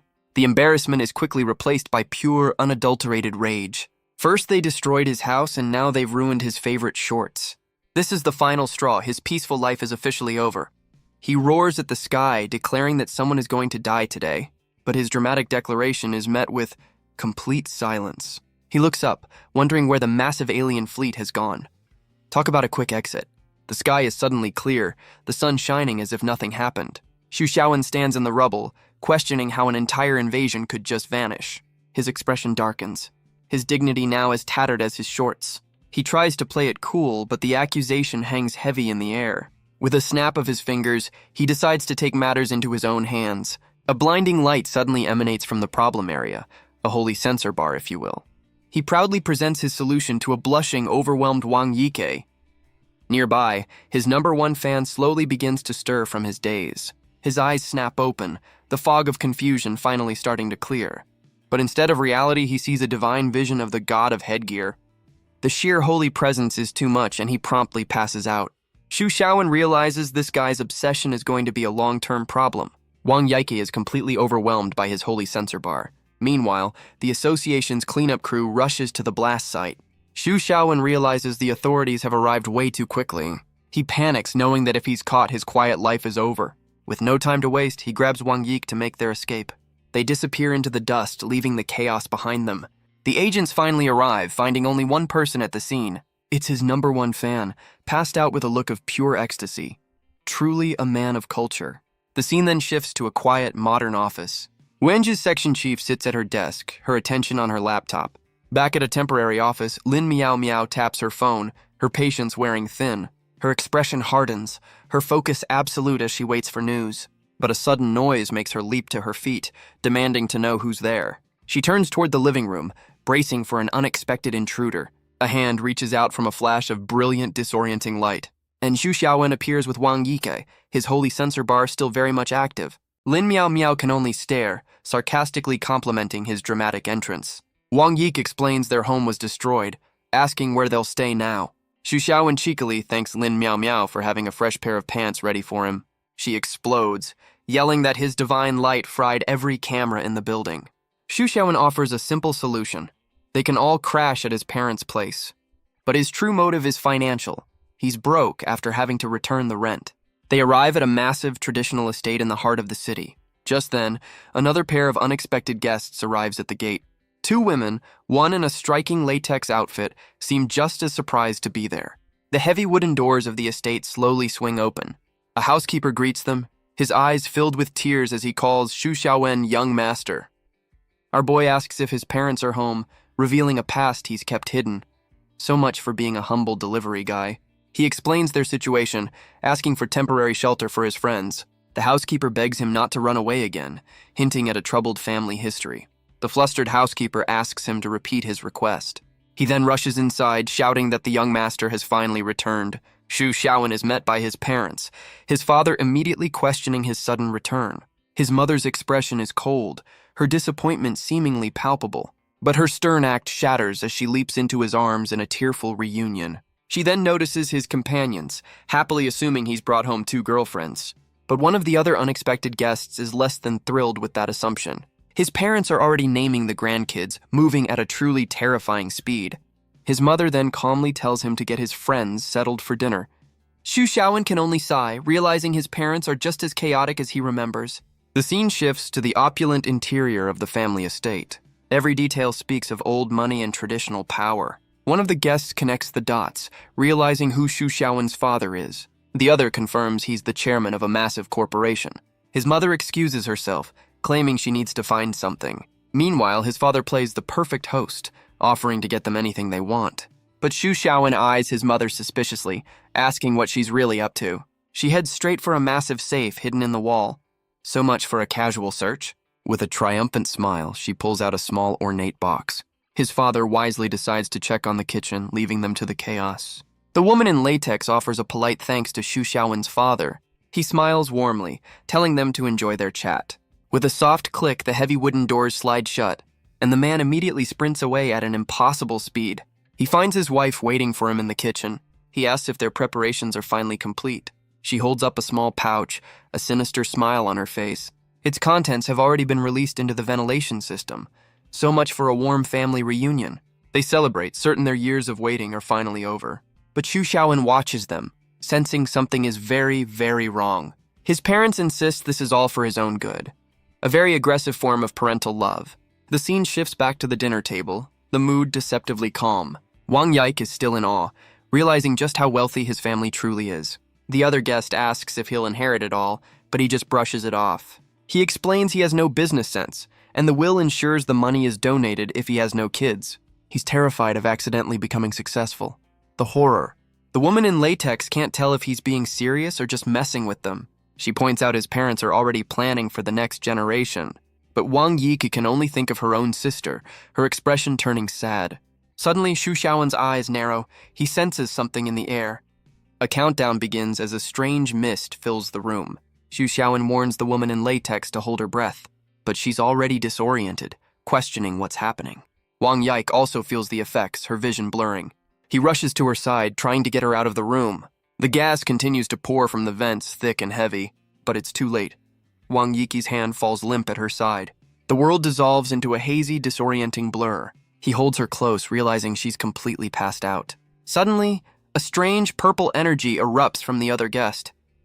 Looks like Mom and Dad's plan has a few variables. Wang Yike shoves him away, her power erupting in a violent purple wave. She begs him to stay back, her voice filled with panic. Overwhelmed by the strange energy, she struggles to maintain control. Xu Xiaowen realizes the gas is absorbed through the skin. His parents really spared no expense. She screams as her power surges, her hair flying wildly. The others can only watch as her ability goes completely berserk. The woman in latex warns that once this power explodes, it's irresistible. And just like that, she collapses, another victim of the psychic wave. Xu Xiaowen yells for Wang Yik to fight it, to not let the power control her. But she's lost, admitting she has no idea what's happening to her own body. The purple energy consumes Wang Yike, her body racked with power. Xu Xiaowen reaches out, his hand steady amidst the chaos. He offers to help, his expression calm and reassuring. He explains his plan is to knock her out to stop the rampage. But she panics, begging him to stay away from her. He just smiles, asking her to trust him in this moment. He pulls her into a tight embrace, promising he can control it. A massive wave of purple energy explodes from their contact, but a hidden camera captures every moment of the chaos. So much for privacy. With the energy finally contained, Wang Yike collapses to the floor. His parents and their housekeepers stare at the monitor, completely baffled. His mother questions what she just heard through the speakers. His father confirms it. The power belongs to a phantom. But his mother is confident her special charm will still work on their son. The housekeeper notes that their young master is in for a wild night. The phantom is a demon that seduces humans through illusions. They are masters of the dream world, feeding on their victims. And legend says any human who falls for their tricks will die. So, this was Mom's grand plan. Back in the garden, Xu Xiaowen and the woman in latex stand in the moonlight. She senses something is wrong, a new danger in the air. Xu Xiaowen confirms they're now trapped inside Wang Yike's illusion. But the woman in latex seems intrigued by this strange new world. She asks how he managed to escape Wang Yihan's illusion before. They walk through the dreamscape, a world born from a phantom's power. She questions the true extent of his strength, clearly impressed. But her curiosity quickly turns to frustration. He stops dead in his tracks, causing a rather undignified collision. She clutches her nose, demanding to know why he stopped. So much for a graceful dream walk. He asks if she's grown tired of this little charade yet. She questions his sudden change in demeanor, finding it out of character. He smirks, suggesting that since they're stuck, they might as well have a little chat. Meow Meow deflects, insisting they need to find Yike before this illusion gets any worse. He drops a cryptic warning about staring into the abyss, clearly enjoying her discomfort. She scolds him for eavesdropping on her thoughts, confirming he can read her mind. Our hero calls her out, claiming her inner monologue is so loud he can't ignore it. A Chibi Meow Meow furiously demands he stop, completely exposed and embarrassed. She grabs his shirt, threatening him not to repeat a single word of what he's heard. He leans in closer, completely unimpressed by her empty threats and flustered face. With a single push, he pins her down, calling her bluff with a confident smirk. She glares back, warning him that he has no idea what she's truly capable of. She explains her ambition, willing to do anything to climb the ladder. Xu Xiaowen finds her do-whatever-it-takes attitude rather interesting. He walks on, claiming to know the secrets of many powerful people, but he dismisses them as meaningless whispers, not true secrets. She points to a light, thinking Wang Yike is there, but he holds her back. They stand before a glowing staircase, the heart of the illusion. He explains that no matter what they do, they're trapped here. She questions the illusion's complexity, thinking it's only level 3. A classic underestimation. But Xu Xiaowen reveals this is far beyond a simple level 3 trap. He concludes that Wang Yike is much more powerful than they ever imagined. The illusion shifts, painting a scene of a moonlit estate.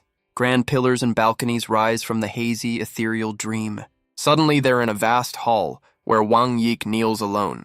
Xu Xiaowen seems disappointed by the simple design of her dream castle, but he admits the understated style fits her personality perfectly.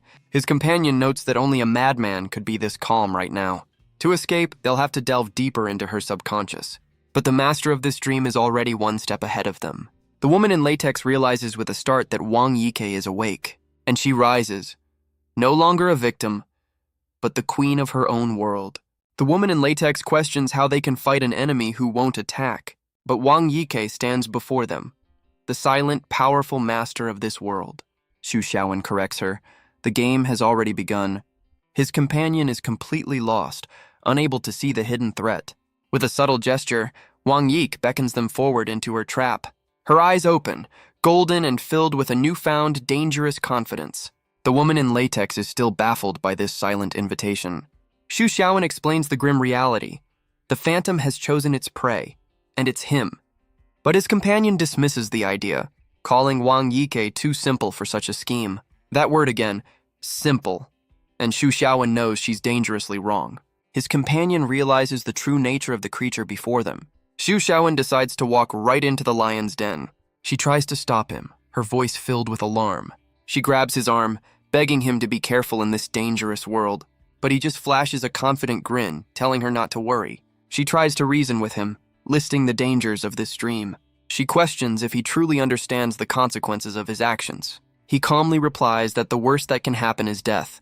You know, no big deal.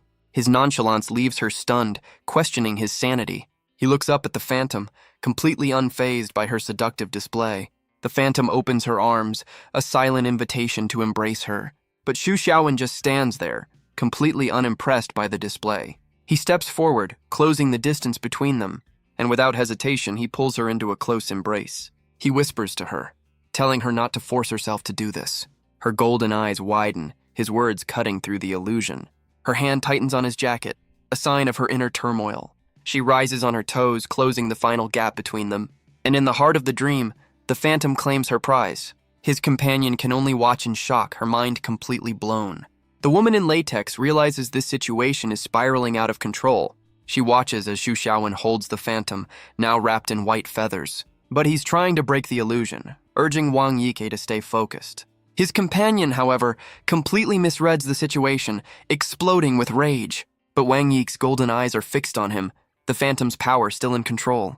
Convinced he's a predator, she lunges forward to attack him. She fumes, convinced all men are the same when a pretty face is involved. She gathers her own strange energy, preparing to intervene with force. Her trust in him is completely shattered, her disappointment turning to fury. Back in the control room, his father cheers them on.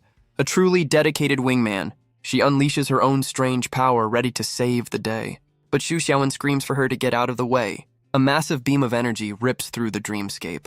But she's furious, accusing him of trying to escape her. She scoffs, dismissing the phantom as a mere level 3 threat. Famous last words, but the dream world itself issues a silent final warning. A massive explosion erupts from the ground beneath her. She's stunned as Xu Xiaowen pulls her from the blast zone. He carries her through the dust, his expression grim. He asks if she finally understands why he told her to move. He explains that attack would have been fatal in the real world.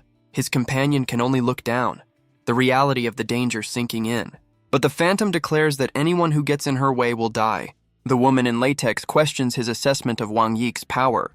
She insists she almost broke the illusion all by herself. Sure she did. She then accuses him of trying to break it with a kiss. Xu Xiaowen explains that now the phantom is wary of them. She brings up his easy victory over Wang Yihan's illusion. But he explains this dream is like quicksand. The more you struggle, the deeper you sink. He knows she and her sister are complete opposites in every way. He explains that while one sister uses rain to create illusions, the other uses thorns to build a cage, and the phantom rises, her power manifesting as a thorny prison. But Xu Xiaowen remains completely unfazed by the display. The dreamscape shifts, trapping them in a hall of thorns. His companion realizes the phantom is trying to lock them in for good, but Xu Xiaowen calmly advises her not to move. Classic overconfident hero pose. She suggests reading the phantom's mind to find a way out. But our boy explains he's already tried. This isn't Wang Yike, just a shell. The phantom's cold gaze confirms it. Mind reading is useless here. His companion is completely lost, questioning his talk of a hidden door. He explains the thorns are a test of trust. Resistance marks them as an enemy. But as the vines bind her, she panics, asking what happens if he's wrong. Xu Xiaowen is unfazed, claiming he's accepted his fate. A very reassuring partner. But she's not ready to die, lamenting her unpurchased leather boots. The phantom's gaze is cold, her will shaping this thorny prison. She turns away as a massive sphere of thorns engulfs her captive. The woman in latex is now completely trapped, left to her fate. But a sudden crack appears on the phantom's perfect porcelain skin. The illusion begins to shatter, the thorny prison crumbling at her feet. The thorny prison dissolves into a swarm of purple butterflies. The cage of vines peels back, revealing a new world within the dream. Xu Xiaowen and his companion stand in the opening, the illusion shifting. She can only stare, stunned that his gamble actually paid off. They step into a barren wasteland, a desolate new layer of the dream. Xu Xiaowen wonders what horrors Wang Yike has endured to create this. His companion reveals she's researched the Wang clan's history. She explains their leadership is based on birthright, not power. And for centuries, the clan has known nothing but absolute loyalty. But Xu Xiaowen has a theory, based on how they've treated Yike. His companion asks him to explain his grim theory. He theorizes that Wang Yike was always an outcast in her own family. He suggests the clan sacrifices its other children for the sake of the heir. With a cold glare, he condemns their feudal, deadly traditions. Just then, they find Wang Yike crouched in the desolate dreamscape. His companion points her out, stating the obvious with dramatic flair. The two stand on opposite sides of the wasteland, a silent standoff. He realizes she's trapped in a second, deeper layer of her own illusion, and the longer she stays, the more damage it will do to her mind. But she suddenly moves, hurling a nearby can with incredible force. His companion is completely stunned by the sudden violent shift in the dream. Her eyes widen as she realizes the true danger they're now facing. Xu Xiaowen dodges the projectile, annoyed by this sudden aggression. The dreamscape erupts as they're forced into a desperate fight for survival. He decides there's only one way out: find and exploit her weakness. His companion prepares for battle, the ground cracking beneath her feet. She dashes forward with incredible speed, a blur of motion across the wasteland. She unleashes a powerful kick, aiming to end this fight herself. But Xu Xiaowen intercepts the blow, stopping her attack cold. He sends her flying, clearly not a fan of her reckless strategy. She lands hard, skidding across the desolate ground. But she's already pushing off, launching herself back into the fight. She unleashes another powerful kick, determined to end this her way. But once again, Xu Xiaowen's arm intercepts the blow. The force sends him sliding back, but he holds his ground. He realizes she's a natural fighter, her body moving on pure instinct. He wonders aloud if her sister ever saw this hidden, deadly talent. But she ignores his words, spinning into another sweeping attack. Apparently, she's not much for conversation. This time, the kick connects squarely with his side. The impact is brutal, a testament to her raw, untrained power. She follows up with another powerful kick, but Xu Xiaowen just watches. Her eyes are blank, a puppet controlled by a deeper instinct. His companion can only stare, completely baffled by this turn of events. The Phantom identifies her as a threat, an intruder to be eliminated. But Xu Xiaowen realizes the Phantom's true, very specific target. His companion comes to a slightly different, more personal conclusion. The Phantom ignores Xu Xiaowen, charging straight for her new rival. He understands. Unable to beat him, she's decided to eliminate the competition. But Lin Miao Miao refuses to be seen as a damsel in distress. She's tired of being told to run, ready to prove she's no liability. Xu Xiaowen can only watch, frustrated by this turn of events. But Lin Miao Miao digs in her heel, ready to charge. Xu Xiaowen sprints forward, trying to get between them. He leaps into the air, declaring himself the Phantom's true opponent. He screams Wang Yike's name, hoping to break through the illusion. But the Phantom ignores him, gathering a wave of destructive energy. She unleashes the blast, and Xu Xiaowen throws himself in its path. He screams for her to stop, his voice lost in the roaring power. He's completely engulfed in the swirling vortex of phantom energy. The blast consumes him, a hero's sacrifice in a dream world. But the blast transports him to a serene, sunlit clearing. He looks around, questioning this third layer of the illusion. He crouches in the grass, looking out at the endless mountains. He admits to himself that this is a difficult trap to break. Our boy is genuinely surprised by Wang Yike's hidden power. He scoffs, impressed by the Phantom's creative imprisonment. But back in the wasteland, Lin Miao Miao screams for Wang Yike. With Xu Xiaowen gone, she launches her own furious attack, because kicking a psychic problem always works. Her powerful kick shatters the ground, a desperate show of force. But she freezes, realizing Xu Xiaowen has completely vanished. Lin Miao Miao is furious, questioning how Wang Yike is using more than just hypnosis. She stares at the Phantom, wondering how she can manifest new abilities in this dream world. But a sudden realization hits her, a confident smirk spreading across her face. She remembers a key detail about psychic illusions. The creator can manifest any power they can imagine. And more importantly, anyone else trapped inside gains the same reality-bending ability. Lin Miao Miao realizes the playing field has just been leveled, a critical detail she'd almost forgotten.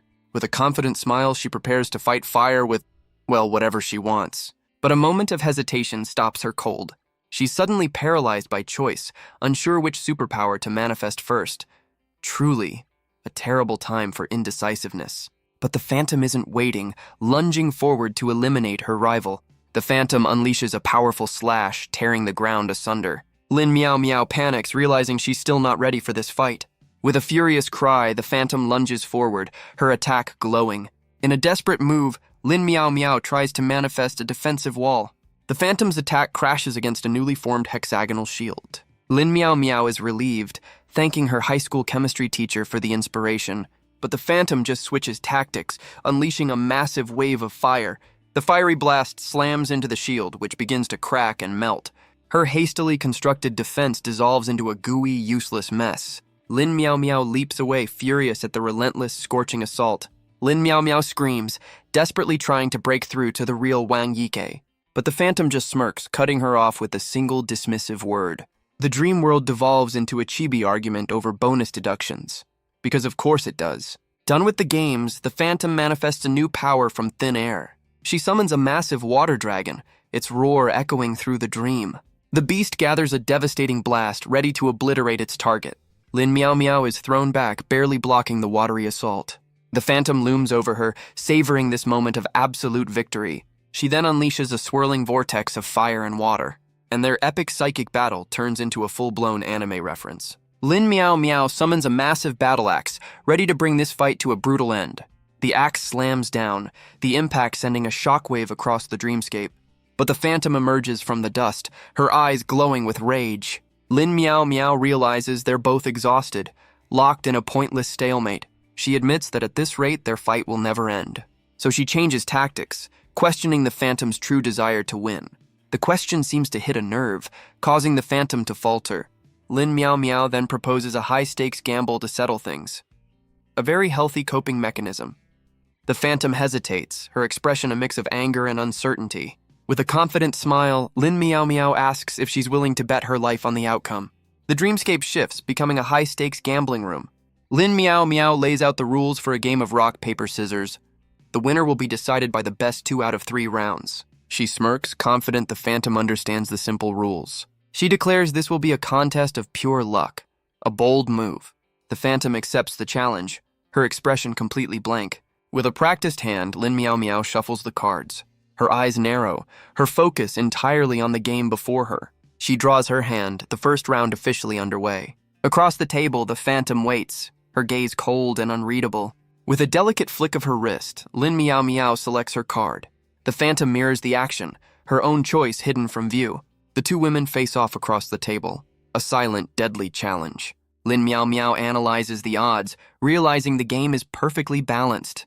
The Phantom gives a silent nod, ready to begin their high-stakes match. But Lin Miao Miao has a plan, banking on Wang Yike's conservative nature. With a confident cry, she throws down her first card, making her move. The Phantom calmly places her own card, meeting the challenge without hesitation. The cards are revealed. Lin Miao Miao's paper against the Phantom's rock. But the Phantom's cold voice declares victory, twisting the rules of her own world. Lin Miao Miao's eyes narrow, realizing the Phantom is just making up the rules as she goes. The Phantom taunts her, asking if she's scared now that the game is on the line. Furious, Lin Miao Miao slams her cards down, demanding they finish this. In the second round, she throws down her card, declaring she's playing rock. The Phantom calmly plays scissors, easily taking the second point. But in the third round, Lin Miao Miao's paper finally beats the Phantom's rock. She breathes a sigh of relief, a glowing sigil on her chest as she finally scores a point. The Phantom's gaze remains cold and empty, completely unmoved by the turn of events. With the score now tied, Lin Miao Miao challenges her to the final deciding round. A confident smirk spreads across her face as she prepares to play her final card, scissors. But Lin Miao Miao plays her next card, confidently declaring it's rock.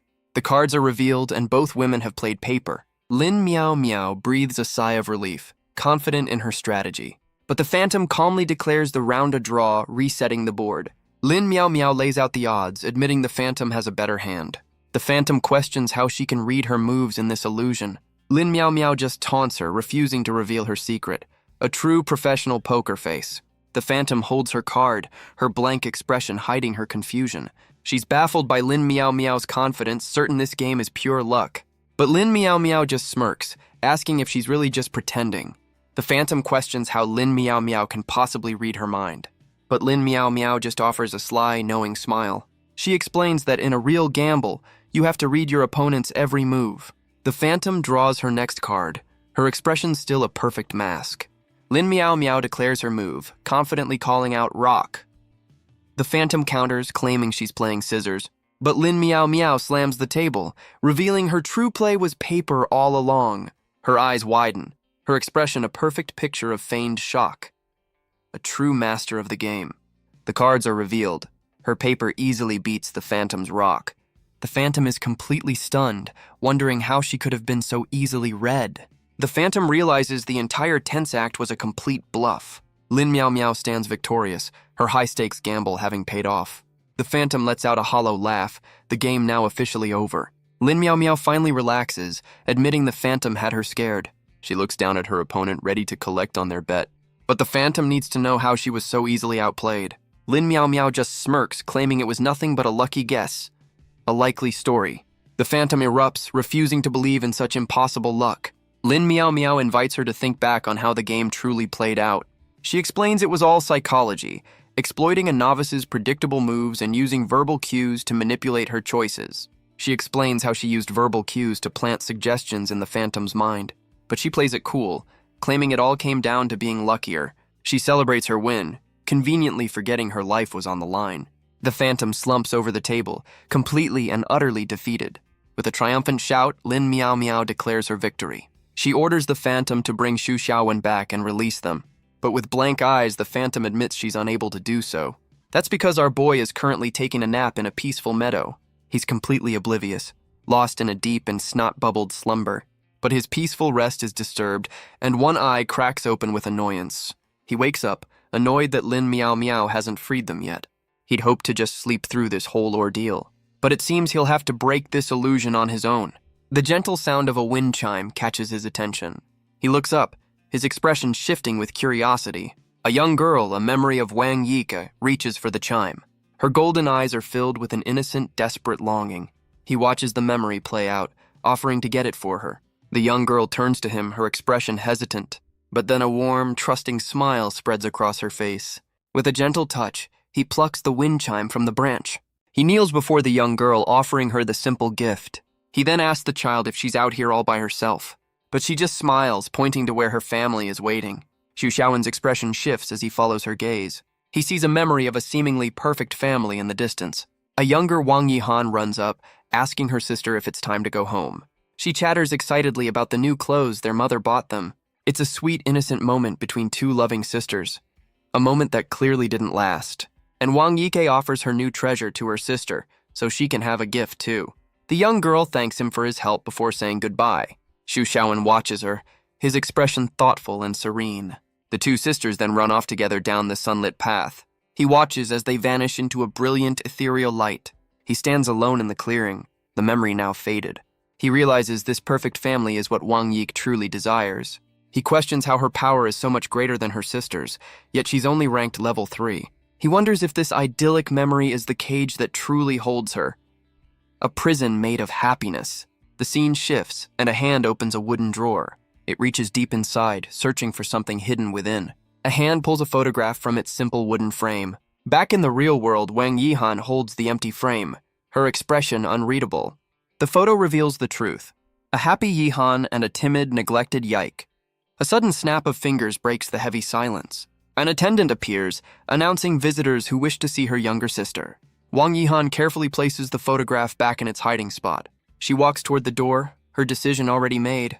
With a cold glare, she agrees to handle the visitors herself. Meanwhile, back in the dream, the Phantom admits she can't honor their bet. Lin Miao Miao leans in, questioning why the master of this world can't fulfill her promise. Lin Miao Miao demands the Phantom end the illusion, reminding her she's the master here. But the Phantom just looks down, quietly admitting she can't. The answer sends Lin Miao Miao into a full-blown rage. She grabs the Phantom by the collar, her patience completely gone. The force of her anger cracks the table beneath them. She accuses Wang Yike of faking her simple nature, questioning if this was all a lie. But the Phantom just cries, insisting she's powerless to stop this. Lin Miao Miao is completely exasperated, wondering what she's supposed to do now. But as the Phantom repeats her plea, a strange red energy begins to form. The ominous power swirls around them, a sign that this dream is far from over. Lin Miao Miao is stunned as the red energy erupts behind the Phantom. The vortex consumes the Phantom whole, dragging her into the unknown. Lying on the floor, the Phantom repeats her desperate, powerless plea. She insists she can't end this, trapped by a force beyond her control. The scene shifts back to the real world, inside the Wang clan estate. An impatient hand taps against a wooden chair, the silence deafening. A man with glasses waits, his expression growing colder by the minute. He notes with annoyance that the matriarch has kept him waiting far too long. An attendant explains she wasn't expecting visitors, asking for his patience. He internally complains about their lack of manners, truly the nerve of some people. Wang Yihan finally enters, addressing the butler with casual authority. She turns to the visitor, her expression a mix of curiosity and suspicion. The man states his purpose. He's here to see her younger sister. But Wang Yihan claims her sister is asleep, an excuse he doesn't seem to buy. She settles in, feigning ignorance and asking him to clarify his doubts. He explains the rumors of Wang Yike's involvement with the association. This creates a political problem, as both families serve a higher power. He insists on a face-to-face meeting to clear the air. So much for a friendly visit. Wang Yihan finds his choice of words a bit too aggressive for her taste. He claims he's just trying to ease the concerns of his own clan's leader. With a sharp snap, Wang Yihan's hand hits the chair, her patience gone. She explains a convenient family tradition about pre-wedding meetings. If they insist on breaking the rules, she'll simply terminate the marriage contract. The visitor is completely stunned by her sudden, aggressive ultimatum. With a cold glare, she orders her unwelcome guest to be shown the door. The man turns to the butler, questioning this sudden hostility. He tries to play the peacekeeper, suggesting their families should be allies. But Wang Yihan accuses his clan of slander and breaking their traditions. She questions if his family was ever truly sincere about the marriage. She then implies his family might have other, more sinister motives. The visitor is stunned as he's accused of betraying his own lord.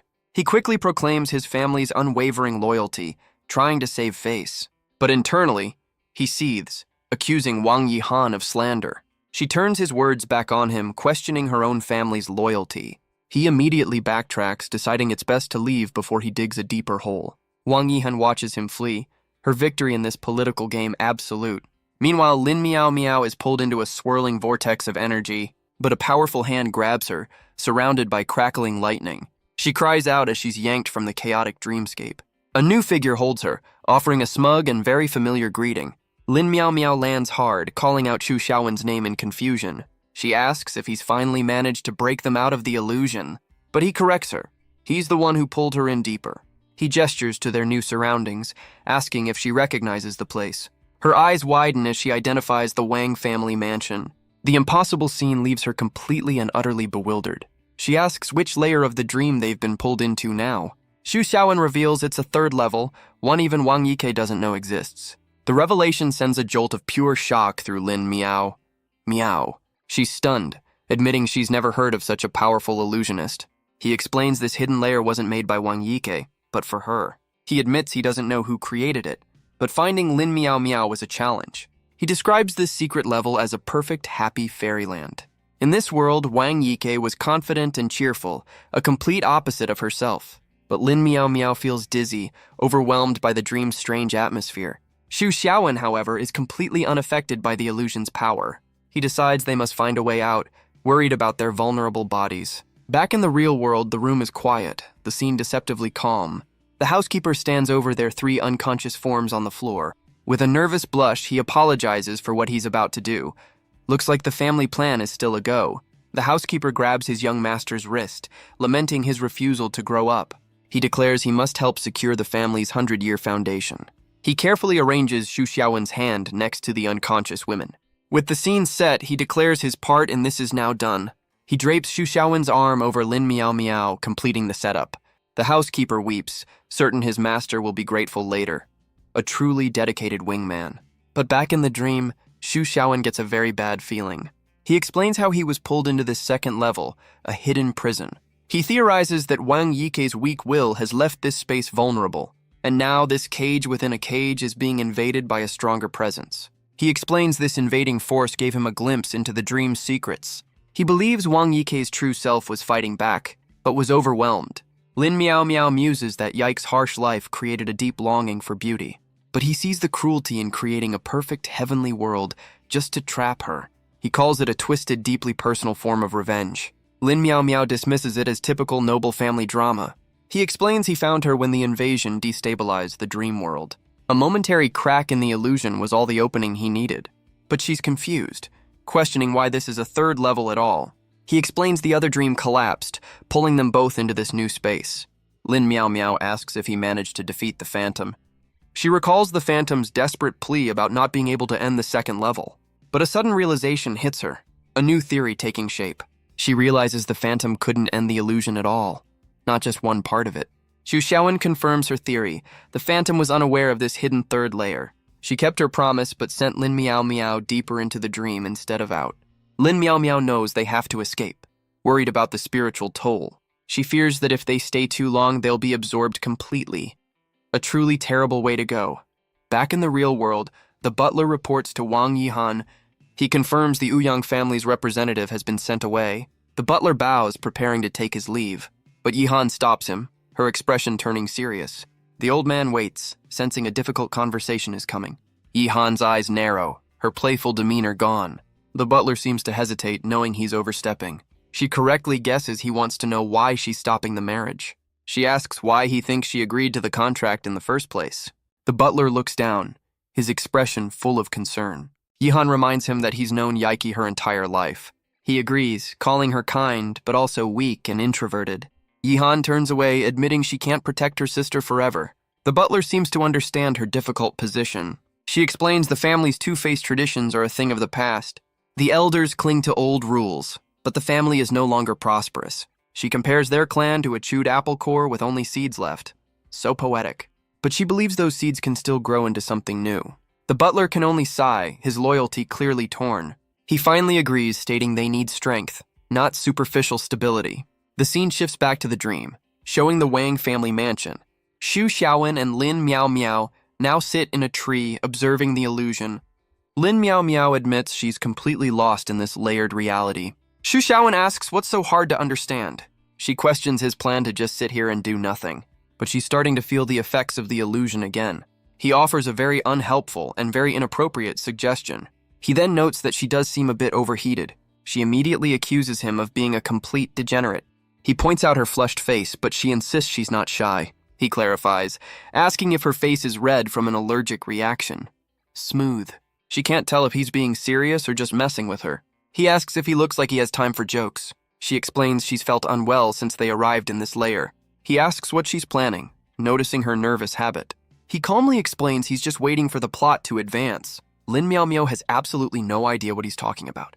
He knows they're stuck here until they find a critical clue. He points out the illusion of a perfectly harmonious family, but he knows that no matter how perfect, a fake is still a fake. He believes Yike's long struggle will eventually reveal a weakness. He tells her to just wait and watch as the illusion unravels. But the pressure on her mind is becoming unbearable. She reaches out a hand, her consciousness beginning to fade. But Xu Xiaowen's hand catches hers, stopping her fall. His eyes glow as he declares that this illusion is a lie. He shouts her name as she loses her balance and falls. A sudden flash of light cuts through the dreamscape. He catches her just before she hits the ground. A real hero moment. He looks down, demanding to know what's wrong with her. She's completely unresponsive, lost in the illusion's power. He realizes with a sigh that she's completely passed out. The dreamscape shifts, flower petals scattering across the stone path. Xu Xiaowen carries the unconscious Lin Miao Miao through the surreal garden. He gently lays her down, wondering what's going through her mind. He can't believe a section chief passed out so easily in an illusion. He finds a secluded spot, knowing they need to stay hidden for now. He says a quick prayer, about to enact a truly questionable plan. He knows the longer she stays here, the greater the risk of assimilation. He decides to hide her from view, gathering dirt from the ground. He begins to carefully pat down the mound of earth. And with that, his brilliant plan is complete. A shallow grave. Top-tier teamwork. He briefly wonders if she'll suffocate in this hyper-realistic dream. With his work done, he finds a hiding spot in the bushes to wait. He fiddles with a reed, a new idea forming in his mind. He leans over her makeshift tomb, ready to make an adjustment. He gives her a pair of reeds as a makeshift snorkel. How thoughtful. He offers one final prayer for her well-being. An enraged Chibilin Miao Miao accuses him of holding a grudge, but his attention is drawn elsewhere as a scene begins to unfold. A confident smile spreads across his face. He knows the critical story moment he was waiting for has arrived. The illusion ripples, transporting him into a memory. He sees two young girls playing in the sunlit garden. It's a much younger Wang Yik, her eyes full of innocence. She sits with her older sister, a rare moment of peace between them. The young Yike laughs, completely carefree and happy. But her sister's expression is more reserved, more serious. The older sister tells her to focus on learning to sew. Yike just smiles, happily agreeing to her sister's guidance. Xu Xiaowen watches the memory play out from a distance. He realizes with cold certainty who created this prison for Yaike. The young Yike proudly tells her sister of her new skills, but her focus wavers and she pricks her finger with the needle. Her older sister Yihan offers her a sweet treat as a distraction. She praises Yike, saying she'll make a fine wife for a good family. Yike asks if her sister doesn't also deserve a happy marriage, but Yihan declares she must become strong enough to protect her. She wants to ensure no one will ever bully her younger sister. Yike looks up, her heart filled with love for her devoted sibling. A truly touching and completely manipulative moment. Yihan promises that she and their parents will always love her. She gently touches Yike's head, reinforcing the family's affection. She tells her to forget her powers and just listen to them. Xu Xiaowen realizes this is the root of Yike's fractured mind. He stretches, admitting this is a complicated mess to untangle. He grabs his hair, overwhelmed by the psychological puzzle. He knows it's impossible to wake someone who wants to stay asleep. He scoffs at the family's outdated and cruel traditions. Suddenly, the two sisters in the memory turn and spot him. They look over, wondering who this strange man is. Xu Xiaowen realizes his presence has been detected within the dream. Yike asks if he's a guest invited by their parents. He stands as a silent observer in her sunlit past, but Yike recognizes him as the man who helped with the wind chime. The dream shatters, and Lin Miao Miao awakens in a war zone. A soldier shields her from an explosion, telling her to focus. He desperately shouts her name, trying to snap her out of her daze.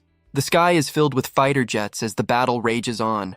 She looks around, completely lost in this new, violent illusion. The soldier asks if she's scared by the chaos around them. He screams, demanding to know if she's afraid to die. He then admits that he's the one who is truly terrified. The soldier shouts, telling his chief to stay focused on the mission.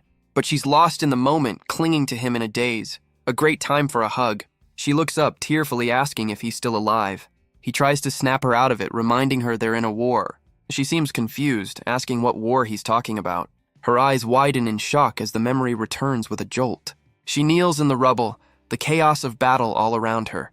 The soldier asks what's wrong, certain they're about to win. He demands to know the enemy's location, ready to fight. But she looks away, muttering that they are going to lose badly. A sniper's shot rings out from a nearby building. The soldier is confident, believing their victory is assured. He tells her to get up and stop playing dead. So much for team morale. But a monstrous creature appears behind the sandbags. A blast of energy erupts, sending him flying. She looks over, asking if her subordinate is okay. A new enemy appears, a large man with a monstrous pet. The soldier gathers his power, a ball of lightning in his hand. He crouches, ready to unleash a powerful counterattack. The blast of energy shoots forward with incredible force. The enemy can only scream as the attack connects. Lin Miao Miao looks on, a new realization dawning. She remembers she has a team that trusts her completely. The soldier stands victorious over the battlefield. He scoffs at the insolent enemies who challenge the association. Lin Miao Miao is stunned by her subordinate's hidden power. He asks if they should go assist the other teams. She realizes this was all just a daydream, an enemy's ability. A genuine smile spreads across her face, her confidence restored. The two of them stand victorious as the association wins the war. Her subordinate praises her leadership, crediting her with their success. He teases her for zoning out under the pressure of battle. She flirts back, saying she was just charmed by his bravery. He panics, reminding her that she introduced him to his girlfriend. He playfully shoves her, telling her not to get a big head. He promises to treat the entire team to a meal to celebrate. Lin Miao Miao reflects on her team, realizing how much she trusts them. She remembers the countless battles they have won together, and she knows they will continue to fight as one. The dream fades, returning to the peaceful Wang family estate. Xu Xiaowen asks the young Yike what she's playing at. She proudly shows him a bag she's sewing for her sister. He asks if she's made anything for herself. The young girl seems confused by the very idea. She believes making something for her sister is enough. He asks if her sister feels the same way about her. He continues to watch the two sisters from a distance. The young Yihan looks over, her expression unreadable. He asks if she truly wants her sister to stay here forever. Her eyes seem to hold a hidden, steely resolve. She turns away, her back now facing him. Xu Xiaowen's eyes narrow, his theory now confirmed. The young Yihan dismisses him, saying she doesn't know him. The scene shifts to the Wang estate at night. The camera pans across the traditional moonlit architecture. The present-day Wang Yihan holds a cup, her thoughts dark. She sarcastically praises the Ouyang family and their master. A cruel, satisfied smile spreads across her face. Her grip tightens, shattering the cup in her hand. The butler asks if she's really letting Yike marry into that family. Her rage is palpable, the glass cracking in her hand. She slams her fist down, furious at the very idea of the marriage. She reveals she never intended to let Yike marry into that family. The butler can only stare, his relief evident. He admits her act was so convincing, he truly believed her. Yihan explains her plan was to stimulate her sister into action, but she's frustrated that Yike was far too tolerant to rebel. Now Xu Xiaowen has become an unexpected variable in her plans. The butler worries how they'll explain this to their master. Yihan lets out a comical scream of pure frustration. She blames the entire mess on her soft-headed father. She demands to know where her sister is right now. The butler explains Yike is now with Chief Lin and Xu Xiaowen. With a slam of her hands, she decides to pay them a visit. She orders the butler to take her to Xu Xiaowen's house. The loyal servant can only agree to her command. They arrive at the scene of the earlier alien attack. The entire neighborhood has been reduced to rubble. They can only stare at the complete and utter devastation. The butler notes the area looks like it was demolished. Yihan panics, ordering him to find her sister immediately. Back in the dream, the sun shines through the trees. Xu Xiaowen tells the young Yike she must find herself. The girl is confused, believing she's already right here. But the dream Yihan appears, confronting him directly. The young Yike just smiles, completely unaware of the tension. The dream Yihan sits, holding a book in her lap. She explains she is just a fragment left in Yike's heart, and that Xu Xiaowen is the only one who can help her. Our boy is taken aback by this sudden responsibility. He asks what she expects him to do about it. The illusion explains that Yike simply wants to be loved. She insists that this is the key to freeing her. The young Yike looks to him, questioning the very idea. The dream Yihan takes a step closer, her point made. Her form glitches, a remnant of a memory left by her parents. The real Yike watches, urging him to consider the offer. But Xu Xiaowen is completely against it, calling her a child. So much for a romantic solution. The illusion scolds him for being so dense after so many lives. He's stunned, realizing she knows his greatest secret. His eyes narrow, the pieces of the puzzle clicking into place. He realizes this Yihan was created by Yike's own subconscious. He wonders just how much the quiet girl has seen. The real Yike sits on the grass, her expression hopeful. She smiles, declaring her desire to finally grow up. The scene shifts to Lin Miao Miao's office, a memory resurfacing. One of her subordinates invites her out for a drink after work. He confirms their reservation, his expression cheerful. She smiles, a rare moment of peace with her trusted team. But a voice cuts through the memory, telling her to stay. She leaps to her feet, startled by the unseen presence. She clutches her head, wondering if she's just hallucinating. A wave of pain washes over her, the illusion fighting back. She winces, the pressure on her mind becoming unbearable. A voice echoes in her mind, commanding her to wake up. She screams, the dream world beginning to crumble around her. She cries out, demanding to know who is speaking to her. The voice screams back, telling her it's all a fake. She falls backwards, her consciousness returning to reality. She's still in pain, but the spell is finally broken. The voice screams in her mind, a desperate command to wake up. The dream shifts, and another Lin Miao Miao decides to take the night off. She watches her double, realizing this version of herself can't see her. The other Lin Miao Miao's expression is firm, her decision made. The two stand back to back, a woman confronting her own past. She's completely baffled, wondering why her double is in Yike's illusion. Her other self turns to leave, completely unaware of the danger. A digital clock displays a date, September 8th, 2008. The memory floods back, and she's horrified by the significance of this day. With a surge of adrenaline, she knows she has to stop her. She has to be stopped because on this day, she reaches out, trying to break through the memory, but her form begins to glitch, unable to affect the past. Tears well in her eyes, a look of utter desperation. She screams that if her other self leaves, her entire team will die. Back in the garden, the young Yike holds a pair of red roses. She asks Xu Xiaowen why he keeps staring at her. He sits with her on the grass, claiming he was just lost in thought. He internally questions the illusion's strange request for love. He admits Yike is cute, but this whole situation is getting weird. A chibi version of him complains about the absurdity of it all. The young girl gets closer, asking if he's lonely too. She leans in, sensing the long, tiring journey he's been on. Xu Xiaowen's eyes widen in complete and utter shock.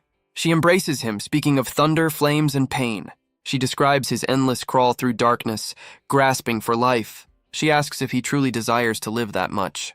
With a blush, she tells him that he is just like her. He's completely stunned, wondering how she could possibly know his secrets. She asks if his calculated life on thin ice is truly worth living. The illusion asks why he bothers. questioning what can't be released. Xu Xiaowen cuts through the fantasy, asking if Yike is truly asleep. She admits it makes no difference. She just wants to be loved. Her power manifests, a glowing hand reaching for him. The dreamscape shifts, responding to her powerful emotions. He calls out her name, trying to break through to her true self. The dream Yike asks if he will be the one to love her. He's trapped beneath her, caught in the hypnotic suggestion. Well, this escalated quickly. She repeats her desperate plea, her voice full of longing. The energy swirls around them as the illusion intensifies.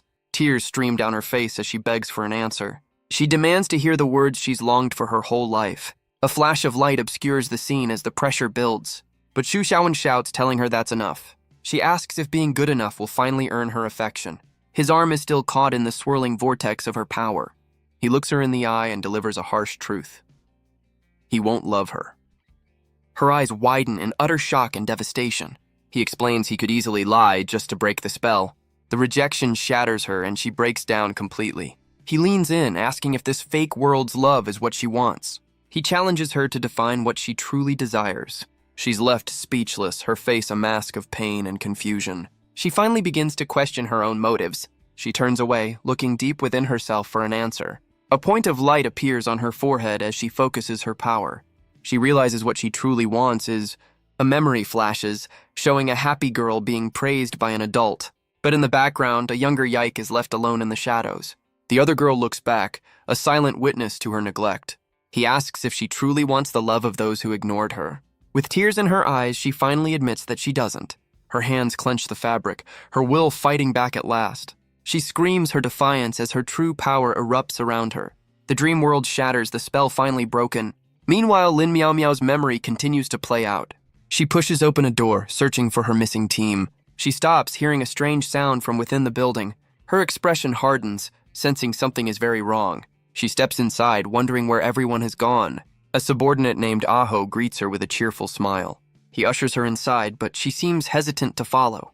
The two of them walk down a quiet, empty hallway. She asks again about the others, her suspicion growing. He just grins, telling her the team is waiting for her to eat. She looks on, completely confused by his strange behavior. She realizes he's deliberately avoiding her questions. He offers her a meal, his smile never quite reaching his eyes. A classic "it's a trap" moment. Back in the real world, Xu Xiaowen's eyes snap open. He sits up with a jolt, the illusion finally gone. He finds himself back in his parents' dining room. He rubs his head, finally free from the dream.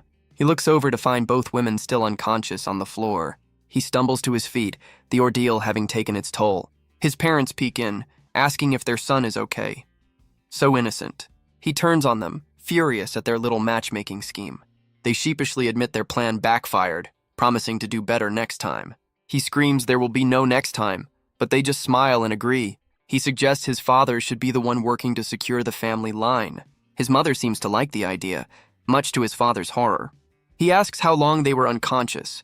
In a chibi flashback, he tries to wake Lin Miao Miao, but she just sleeps peacefully, a blush on her face. He figures since he's awake, the illusion is broken. He turns his attention to Wang Yike, trying to wake her. Her eyes slowly flutter open, the spell finally lifting. She sits up, completely dazed and confused. He explains they all passed out, his parents looking on guiltily. Wang Yike clutches her head, saying she thinks she had a dream. He asks if it was good or bad, knowing she can't remember the truth. With a gentle smile, she says it was a good dream. She then quietly admits that he was in it. He looks over at Lin Miao Miao, who is still out cold. Wang Yike checks on her, noting her high temperature. She feels her chest, confirming her heart is racing. Xu Xiaowen tries a more direct approach, which Yike quickly stops. He wonders if she's still trapped, but it doesn't make sense. A strange green energy surrounds her as she mutters in her sleep. His mother suggests he carry her to a bedroom. With a sigh, he lifts the unconscious section chief. His father happily tells him his old room is waiting. He tells Wang Yike to grab their things and follow him. Wang Yike politely excuses them to his parents. The two of them watch, their matchmaking plan seemingly a success. Wang Yike follows them down the long, ornate hallway. The scene shifts to a dark room, a device reading LV6. The screen glows, confirming a high-level power signature. Elsewhere, a pair of high heels clicks across a concrete floor. It's Lin Miao Miao, entering a dimly lit room where two men wait. Her expression is cold and determined, lost in a memory.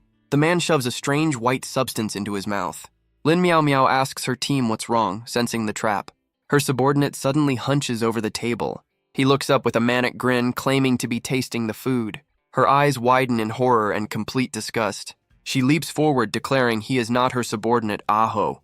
The imposter just licks his lips, a taunting smile on his face. He reveals himself as overeating, one of the 7 deadly sins. Lin Miao Miao is stunned, believing he was already dead.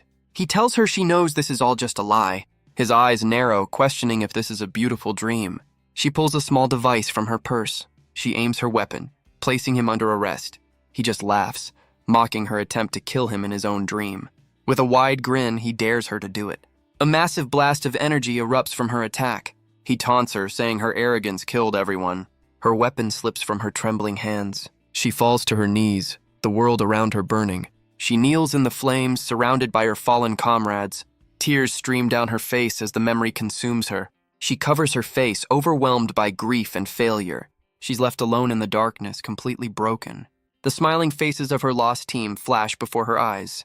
A second version of herself appears, looking down at her. She realizes her entire team was killed by overeating. She wonders if this new figure is her own inner demon. The double scoffs at the idea of a psychic being devoured by demons. The grieving Lin Miao Miao screams, clutching her head. She's consumed by the illusion, her mind shattering. She kneels in the wreckage, surrounded by her fallen team. Her eyes are wide with a horror that transcends the dream.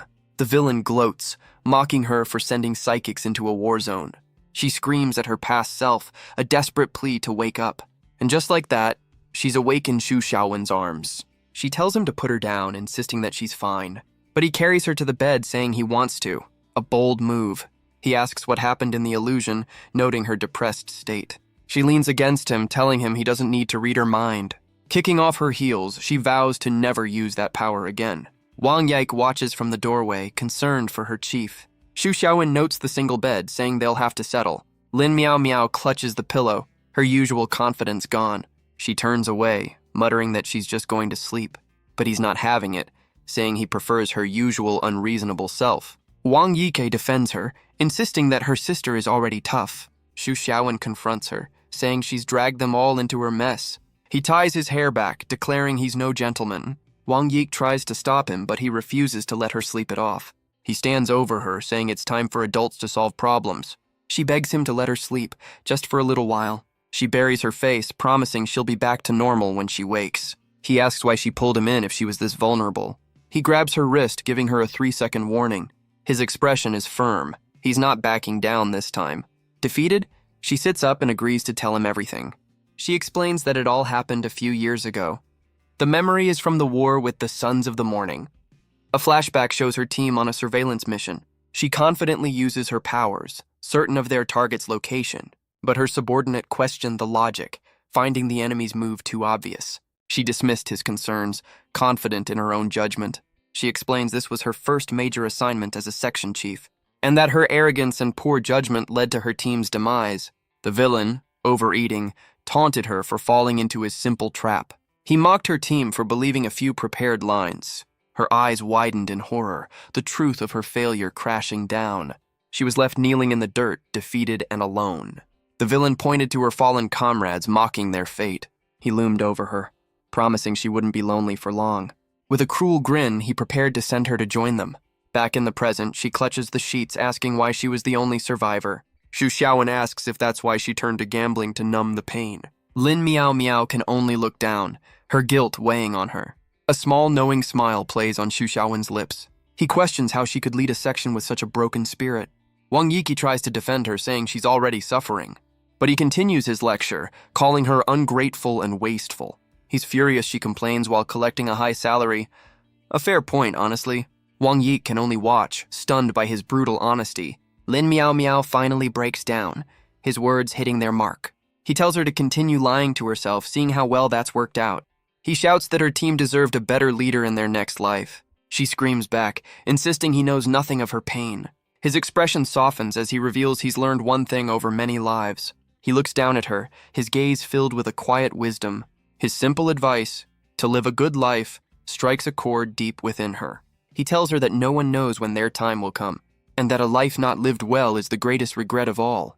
He then leans back, cheekily calling his own advice useless. Wang Yike asks a simple question. Does she want revenge?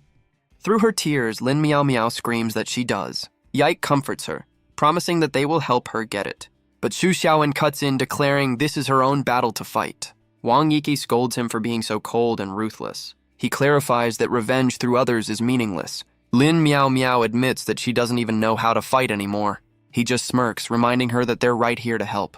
A truly motivational speaker. The scene shifts to the Wang family butler arriving at a new estate. He knocks on the heavy wooden doors of the Xu family home. Uncle Wang peeks out, asking how he can help.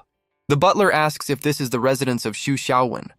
The housekeeper is impressed by the fancy car and the visitor's attire. He explains the young master ran away years ago, mistaking them for debt collectors. But the butler insists on seeing his parents, mentioning a fiancé. He warns that if they can't meet, the marriage will be annulled. Uncle Wang is completely stunned by this sudden revelation. He imagines the two women, thinking his master is in some serious trouble. A pair of elegant white heels steps out of the car. A woman with silver hair appears, asking about the delay. The butler explains that they are still in negotiations. Uncle Wang asks if she's truly the young master's fiancé. She explains his house was destroyed, so she came here to find him. The housekeeper begs her to stay, certain his master is awake. The woman and her butler wait, her expression unreadable. Inside, Xu Xiaowen wonders where he suddenly got a fiancé. He peeks out from a doorway, spotting his parents in the living room. His mother is already holding the woman's hand, his face a mask of horror. His father laughs, clearly delighted by this new development. The mysterious woman looks over, calling out Xu Xiaowen's name.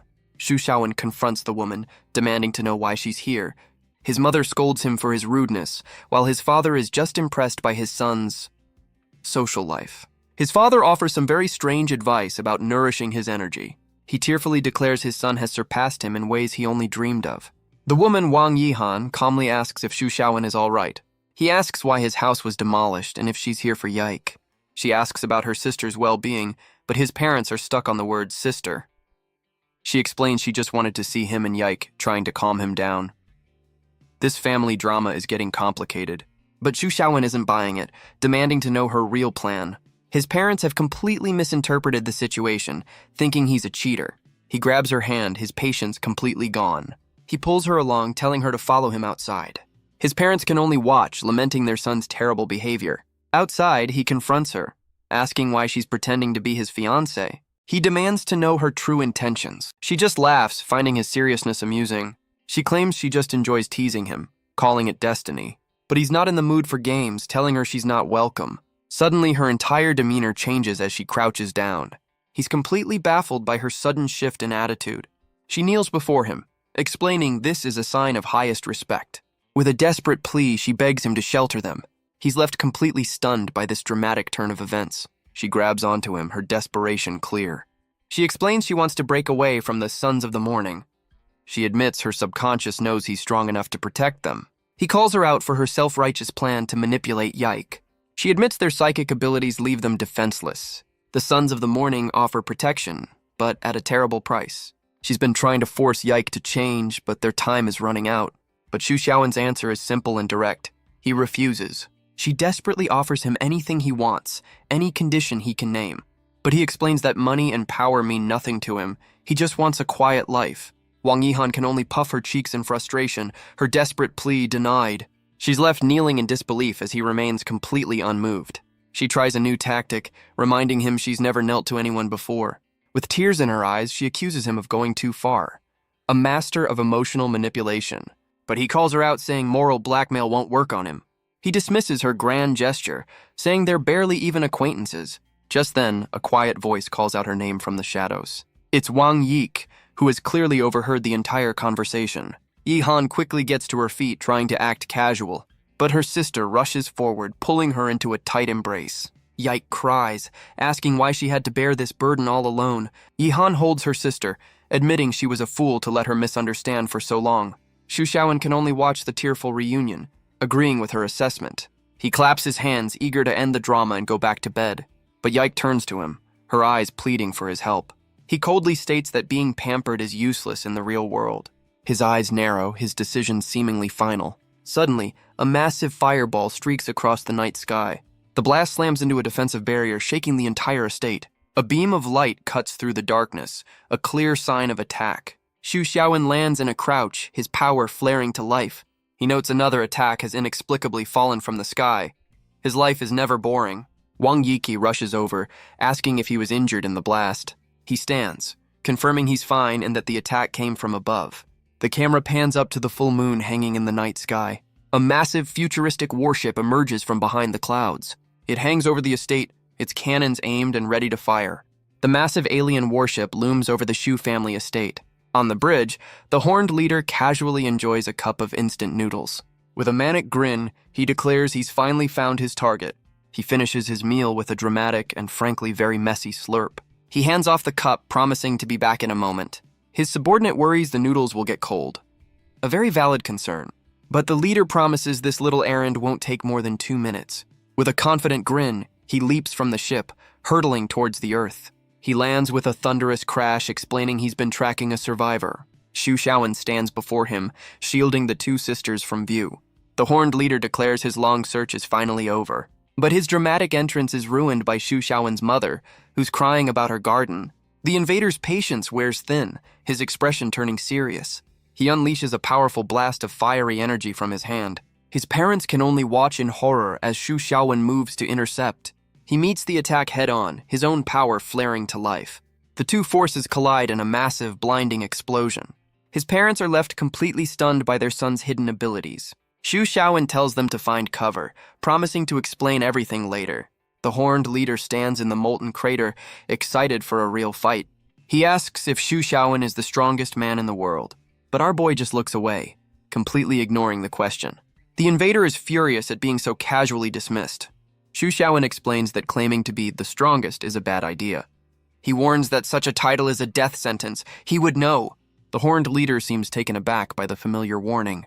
A memory flashes, showing his younger self making that exact claim. He recalls being warned by his elders of the danger in those words.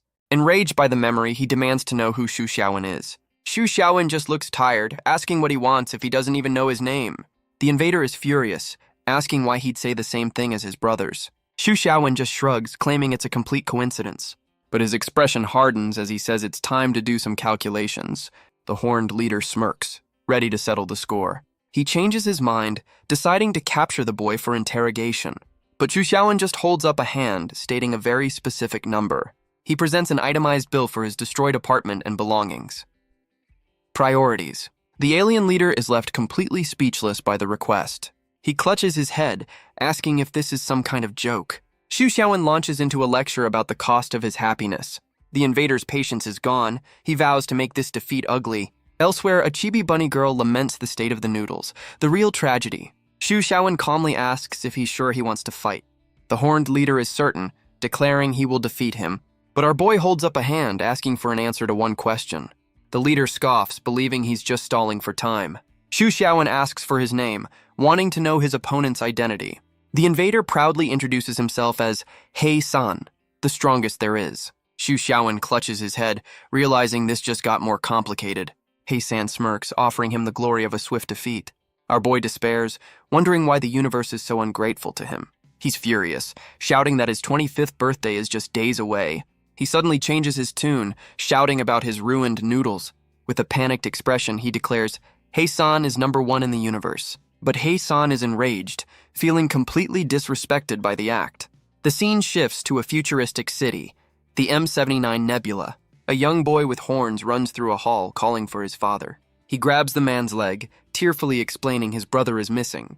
He cries that his brother vanished into thin air right before his eyes. A flashback explains the two brothers were legendary, talented warriors. A decade has passed since that fateful day. Hei-san believes his brothers aren't dead, but lost in a system glitch. His father listens, clearly tired of this decade-long conversation. He questions if attacking every planet is truly necessary for the search. He tells his son he's already proven he's the strongest in the league. But Hei-san knows his brothers were far stronger than he ever was. He vows to challenge the entire universe until he finds them. Back in the present, he taunts Xu Xiaowen for his apparent cowardice. The ground cracks as he prepares to unleash his full power. He launches forward with a devastating high-speed kick. But Xu Xiaowen dodges, denying he ever made such a claim. Hei-san is stunned by his opponent's incredible speed. He gives chase, but our boy stays just out of his reach. The invader's frustration turns into a grim determination. The two of them clash in a blinding flurry of attacks. Xu Xiaowen catches his fist, flanked by two familiar shadows. He-san stares in shock, demanding to know who he is. Xu Xiaowen calmly asks what answer he's even looking for. The invader asks if he knows the names He-Yi and He-Er. Our boy feigns ignorance, completely lost by the question. He-san proudly introduces his family. Creative naming wasn't their strong suit. Xu Xiaowen just shrugs, claiming he doesn't know them. But He-san refuses to believe it's all just a coincidence. Xu Xiaowen sighs, offering to forget the money just to end this. He knows this guy is strong, but also incredibly difficult to handle. He's getting a headache, wondering if his opponent is all muscle. Enraged, He-san accuses him of toying with him. He's never seen anyone dodge his attacks with such ease. A strange excitement begins to build within him. He grins, realizing this is the same feeling he got from his brothers. He-san throws his head back, laughing with pure battle lust. He grins, declaring this is the feeling he's been searching for. Xu Xiaowen is completely unimpressed, noting his very standard villain monologue. The invader vows to defeat him and learn the truth about his brothers. Our boy asks him to drop the strongest title, insisting he knows nothing. He-san launches another attack, which Xu Xiaowen easily dodges. Xu Xiaowen's expression hardens, his patience clearly wearing thin. He leaps through the air, weaving through the flying debris. He lands gracefully, ready for his opponent's next move. He-san's grin widens, clearly enjoying the challenge. A powerful fist flies directly towards Xu Xiaowen's face, but he catches the blow with a single, steady hand. He-san unleashes a crescent wave of fiery energy. The two opponents lock eyes, a silent challenge passing between them. They exchange a flurry of blows, their speed a blur of motion. He-san gathers a massive ball of fire in his hand. He unleashes his ultimate attack, the Great Flaming Fury. The massive fireball hurtles towards the estate. Xu Xiaowen stands his ground, preparing to meet it head-on. With a single punch, he tears right through the center of the blast. He-san can only grin, his confidence unshaken. But Xu Xiaowen looks completely stunned by his own power. The attack explodes behind him, devastating the landscape. The Wang sisters watch in awe, stunned by his incredible strength. He-san casually dismisses the move, saying it was a simple feint. From the smoke, a voice complains about a ruined dress. This family has its priorities straight. The invader's eyes narrow, his focus now absolute. Xu Xiaowen emerges from the dust, his clothes torn but unharmed. He shouts at He-san, demanding that he stop this pointless fight. Elsewhere, his mother complains that all the noise is getting on her nerves. Inside, Xu Xiaowen's mother is woken by the commotion. She storms out of the house, furious at the late-night disturbance. But she stops short, completely stunned by the scene before her. She demands to know what's happening, scolding them for fighting. Just then, Wang Yihan arrives, calling for her sister to wait. Elsewhere, Lin Miao Miao gets a frantic update from her subordinate. She's completely baffled, questioning Xu Xiaowen's involvement. The two women agree they need to find a safe place to observe. Lin Miao Miao tries to get a clear report from a flustered Wang Yike. She then turns her attention to the newly arrived Wang Yihan. She confronts her, demanding to know why she's here. Yihan just smiles, greeting the section chief with casual confidence. Lin Miao Miao immediately accuses her of being a traitor. But Yihan retorts, questioning Miao Miao's own secret dealings. The two women glare at each other as Yike tries to intervene. A real meeting of the minds. Lin Miao Miao is enraged, vowing to arrest her on the spot. Yihan scoffs, reminding her they're both powerful level 5 psychics. She taunts Miao Miao, calling her reckless and a liability. She then offers a surprising proposition, an inside collaboration.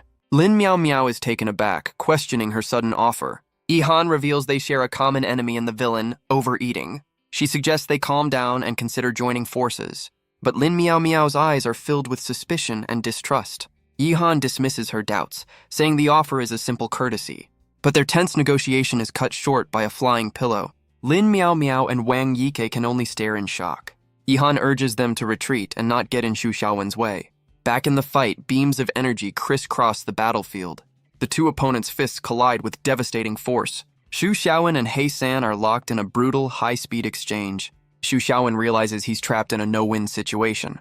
He-san taunts him, asking if this is all he has to offer. Another powerful blast tears across the battlefield. The invader grows frustrated, wondering how he keeps dodging. The women are forced to flee from the collateral damage. Lin Miao Miao questions why he's only on the defensive. Her eyes widen as a sudden realization dawns on her. She clenches her fist, her theory finally clicking into place. She knows he's avoiding victory to escape his death buff. Wang Yike asks her why she's suddenly stopped running. Lin Miao Miao declares she's going to help Xu Xiaowen. Her decision leaves Wang Yike completely stunned. She prepares to charge in, ready to join the fight. But Xu Xiaowen orders her to stay back, telling her to retreat. She confronts him, revealing she knows his secret weakness. She argues that she should be the one to land the final blow, a truly selfless volunteer. The battle continues to rage around their conversation. He considers her logic and seems to find it sound. With a snap of his fingers, a new plan is formed. He playfully calls her a genius for her brilliant idea. With a confident smile, he tells her he owes her one. Lin Miao Miao looks on, her expression unreadable. Xu Xiaowen turns to his opponent, declaring he's here to end this. He faces off against the exhausted but still dangerous invader. He San senses the sudden dramatic shift in his aura. The alien warrior braces for a new kind of assault. Xu Xiaowen unleashes a powerful punch, his fist glowing. The blow connects with brutal, unexpected force. He follows up with a devastating spinning kick. He laments that his peaceful life is once again being disturbed. He San realizes the sudden shift in the fight's momentum. He understands it was Lin Miao Miao's words that changed everything. But Xu Xiaowen gets in his face, telling him to focus on the fight. The invader grits his teeth, refusing to be underestimated. Xu Xiaowen's fist crackles with a dangerous purple energy. He unleashes a powerful, lightning-fast punch. The blow connects, sending He San flying backwards. Our boy taunts him, asking what other secrets he's hiding. A bit of psychological warfare. Enraged, He San accuses him of being sarcastic and condescending. The two clash again, their powers colliding in a vortex of energy. He San launches a counterattack, his face a mask of pure fury. The ground shatters from the force of their exchange. Xu Xiaowen grabs him by the head, complaining about his own situation. He tightens his grip on one of the alien's horns. With a powerful throw, he sends He San spinning through the air. He follows up with a devastating axe kick, ending the exchange. He lands perfectly, his flip-flop still firmly in place. The ultimate battle footwear. He stands over his defeated opponent, lamenting his difficult life. He San lies in the rubble, completely unable to comprehend what happened. He admits that with such power, Xu Xiaowen is unstoppable. Just then, Lin Miao Miao appears, hoisting a rock and declaring it's her turn. The alien warrior can only stare, wondering what she's doing. With a furious shout, she brings the makeshift weapon down. But he's completely unharmed, questioning if she even aimed. A chibi Xu Xiaowen asks if this is what she calls a favor. So helpful. She defends herself, saying she didn't know he had an iron head. He San screams that a warrior can be killed, but not humiliated. He powers up, vowing to protect his family's honor. With a final roar, he promises to make them pay for this insult. A chibi Xu Xiaowen delivers a final punch, ending the tantrum. A memory surfaces, showing a past life as a lonely monk. He's surrounded by demonic women, their intentions clear. They taunt him with cruel choices, enjoying his fear. One of them offers a twisted game for his freedom. But the young monk is furious, ready for a fight, not their games. He declares he won't fall for the tricks of these spider demons. Back in the present, Lin Miao Miao calls out his name in shock. He clutches his head, disoriented by the sudden flashback. She points to the defeated He San, noting he's completely out cold. Xu Xiaowen's face contorts in pure, unadulterated horror. He explains a bad memory caused him to lose control of his power. The two of them look up as a massive structure descends from the sky. She immediately checks on him, asking if he's feeling any side effects. He clutches his chest, insisting that he's perfectly fine. In fact, he claims to feel completely refreshed. A likely story. He realizes the curse didn't activate, he's still alive. Lin Miao Miao theorizes He San isn't truly the strongest. Xu Xiaowen confirms this, having read the alien's mind. The claim was a false proposition. The truly powerful are hidden. She wonders if this means they've found a new kind of threat detector. The two of them look down at their unconscious problem. A devious smile spreads across Xu Xiaowen's face. He has a plan. Meanwhile, the real tragedy unfolds. The noodles are ruined. The scene shifts to a sprawling city at night. Inside a high-tech office, two men watch the skyline. An association member notes the alien ship has vanished again. And this time, they intentionally blocked all tracking signals. They can't pinpoint the attack's location, leaving them baffled. The old man dryly suggests they might just be tourists. Back at the Shu estate, an uneasy peace has settled. He drags the unconscious invader, declaring he's found a new employee. The once mighty warrior is unceremoniously hauled across the estate grounds. Lin Miao Miao asks if he'll report this, but he has other plans for now. His expression is firm. He's keeping this one off the books. But their quiet moment is interrupted by another arrival from above. The alien subordinate lands, demanding they stop right there. Xu Xiaowen calmly asks if she's an ally of their new captive. She looks down at her defeated leader with clear disappointment. A real fall from grace. She explains she came down after her boss's quick trip took hours. With a knowing smile, she asks if they've already dealt with him. But Xu Xiaowen is wary, unable to read her thoughts at all. She asks what their plans are for him, eager to participate. Lin Miao Miao confirms she can't read her mind either. Xu Xiaowen agrees, telling her to join in if she wants. But the Wang sisters arrive, identifying the woman as an enemy. Xu Xiaowen is confident she won't attack them all by herself. He looks to the newcomer, addressing her by a new name. She comically agrees, declaring herself a pacifist. This is getting weird. She gets close, admitting she likes his straightforward nature. The other women are not amused by this sudden development. Meanwhile, their captive is sleeping soundly in a proper bed. Wang Yihan orders him kept here, away from prying eyes. Xu Xiaowen asks why she's still here, and she admits she wants to stay. He teases her for being flustered, a rare sight indeed. Yike steps in to defend her sister from his teasing. He relents, saying he'll back off for Yike's sake. He then turns to his eavesdropping family, telling them to leave. His mother happily agrees, her curiosity satisfied for now. Elsewhere, the alien subordinate playfully teases her unconscious boss. Xu Xiaowen confirms he knows her true purpose for being on Earth. The alien subordinate flatters him, saying her boss is no match for his power. Xu Xiaowen notes that while He-sun is strong, he has no intention of keeping him captive for long. She explains she only follows the strong, asking if her mutiny is a problem. A valid question, really. In her culture, she explains, this isn't betrayal, it's just common sense. She adds that he's far more interesting than her former leader. She offers her services as his new, very dedicated housekeeper. The other women in the room are, to put it mildly, not pleased. Lin Miao Miao demands the newcomer stop her bizarre monologue. Xu Xiaowen tries to push her away, claiming he's just a poor man. But he seems to be struggling with his resolve. The alien woman smiles, sensing he has a secret. She whispers something in his ear, asking how he knew her true purpose. He's left completely stunned by her revelation. She insists that with her help, his life will be much easier. Defeated, Xu Xiaowen declares Xiao Liu is his new housekeeper. The other women immediately protest his unilateral decision. But Xiao Liu seals the deal with a celebratory kiss. Her moment is cut short by an incoming call on her wrist device. A holographic projection appears before her. The blue-haired woman from the ship asks for a status report. Xiao Liu calmly reports that their chief has been defeated. The hologram confirms the fleet's ownership will be transferred to the winner. Business as usual, I guess. Elsewhere, the defeated He-san finally begins to wake up.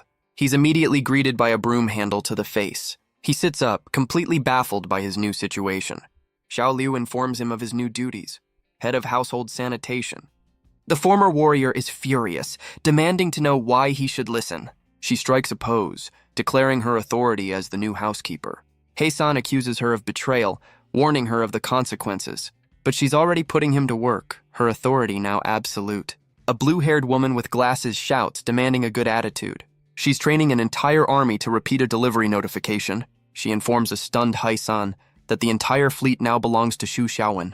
The former leader is furious, demanding to know who authorized this. She calmly explains that on their planet, the winner takes all. She reminds him of the rule he set for himself: losers become servants. He-san can only grit his teeth, trapped by his own code of honor. Just then, Xu Xiaowen arrives in his signature flip-flops. A man of simple tastes. He complains about the morning noise, wondering what the commotion is.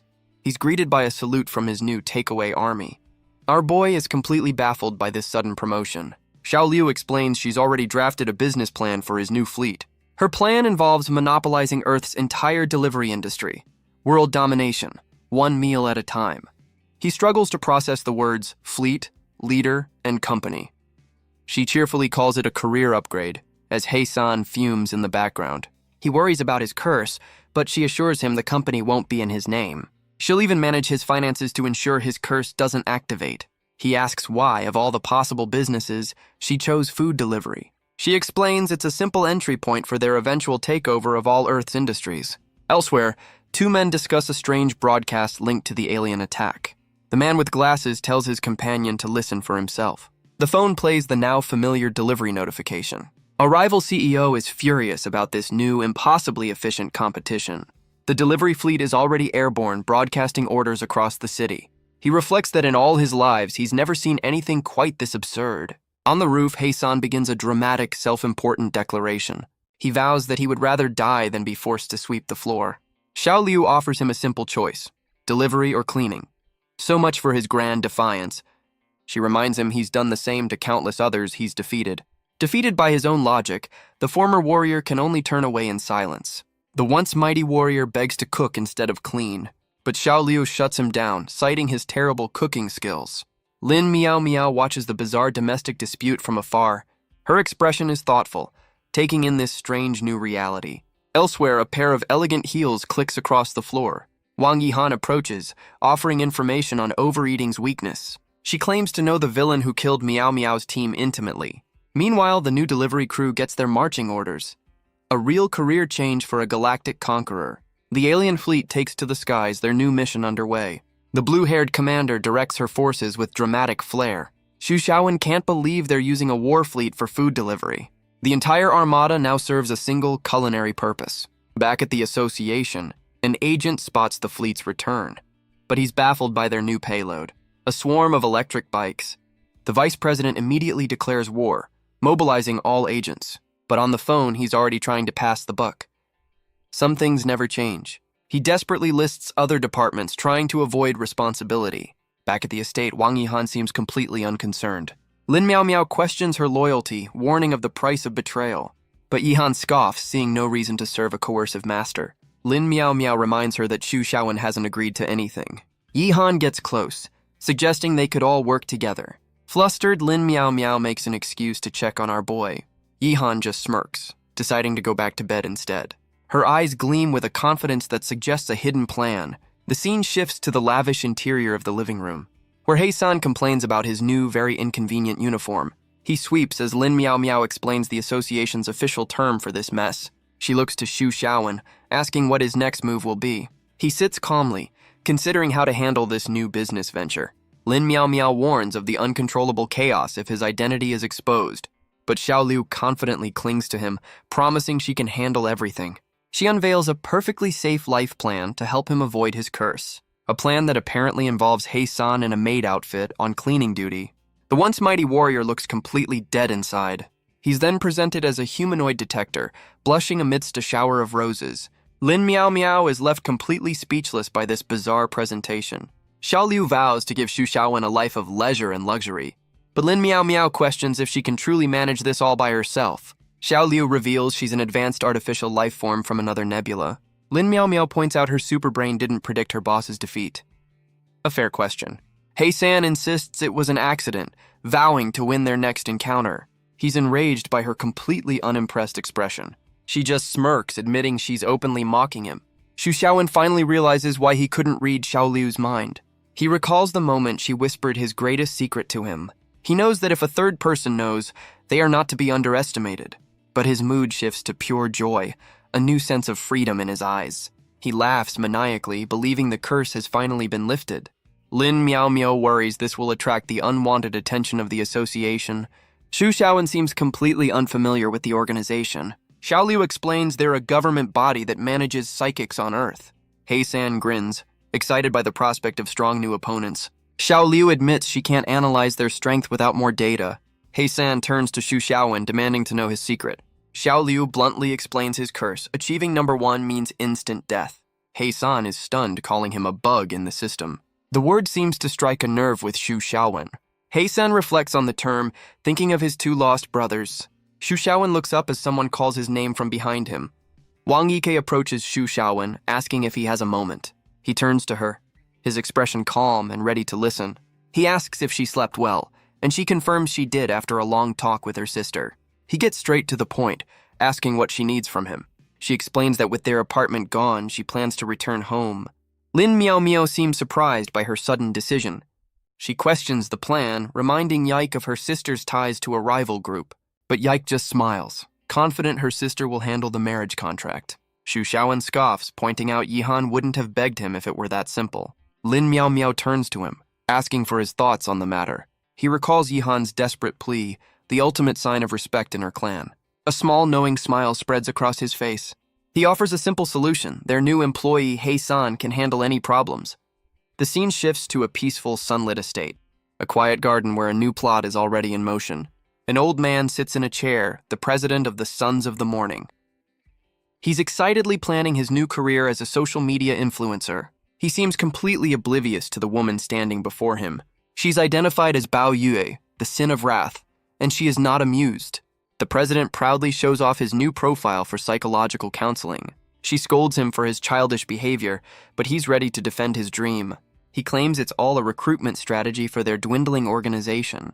He asks her to repeat her report, his short-term memory failing him. She informs him that Wang Yihan is trying to cancel the Ouyang marriage. The president is stunned, knowing the Ouyangs are a key ally. But his real concern is the loss of his social media manager, a man of priorities. He criticizes her bad temper, saying it's why she's still single. She coldly informs him that anyone who said that is no longer alive. Unfazed, he orders her to bring Wang Yihan to him for a direct confrontation. His expression darkens, wondering if this is a sign of betrayal. Bao Yu asks what their next move will be. The president declares they'll turn the Wang family from allies to captives. A very normal thing to say. The scene shifts back to the peaceful Xu family estate. Xu Xiaowen suggests a simple solution. Deal with the source of the problem. Wang Yike looks up, worried this will be too much trouble for him. She insists that she and her sister can find their own way. Xu Xiaowen explains he's never had friends, all for the sake of survival. He places a hand on her head, calling her and Miao Miao his only companions. He then offers a very backhanded compliment about Lin Miao Miao's personality. A chibi Lin Miao Miao is comically struck by his harsh but accurate words. Flustered, she accuses him of setting her up while pretending to help. He just teases her, completely unfazed by her anger. She clutches her head, completely exasperated by the situation. She turns to Yike, offering her full support and a place to stay. Yike is moved to tears by the unexpected kindness. From a doorway, Xu Xiaowen's mother watches the scene unfold. A knowing, satisfied smile spreads across her face. But the tender moment is interrupted by Lin Miao Miao's ringing phone.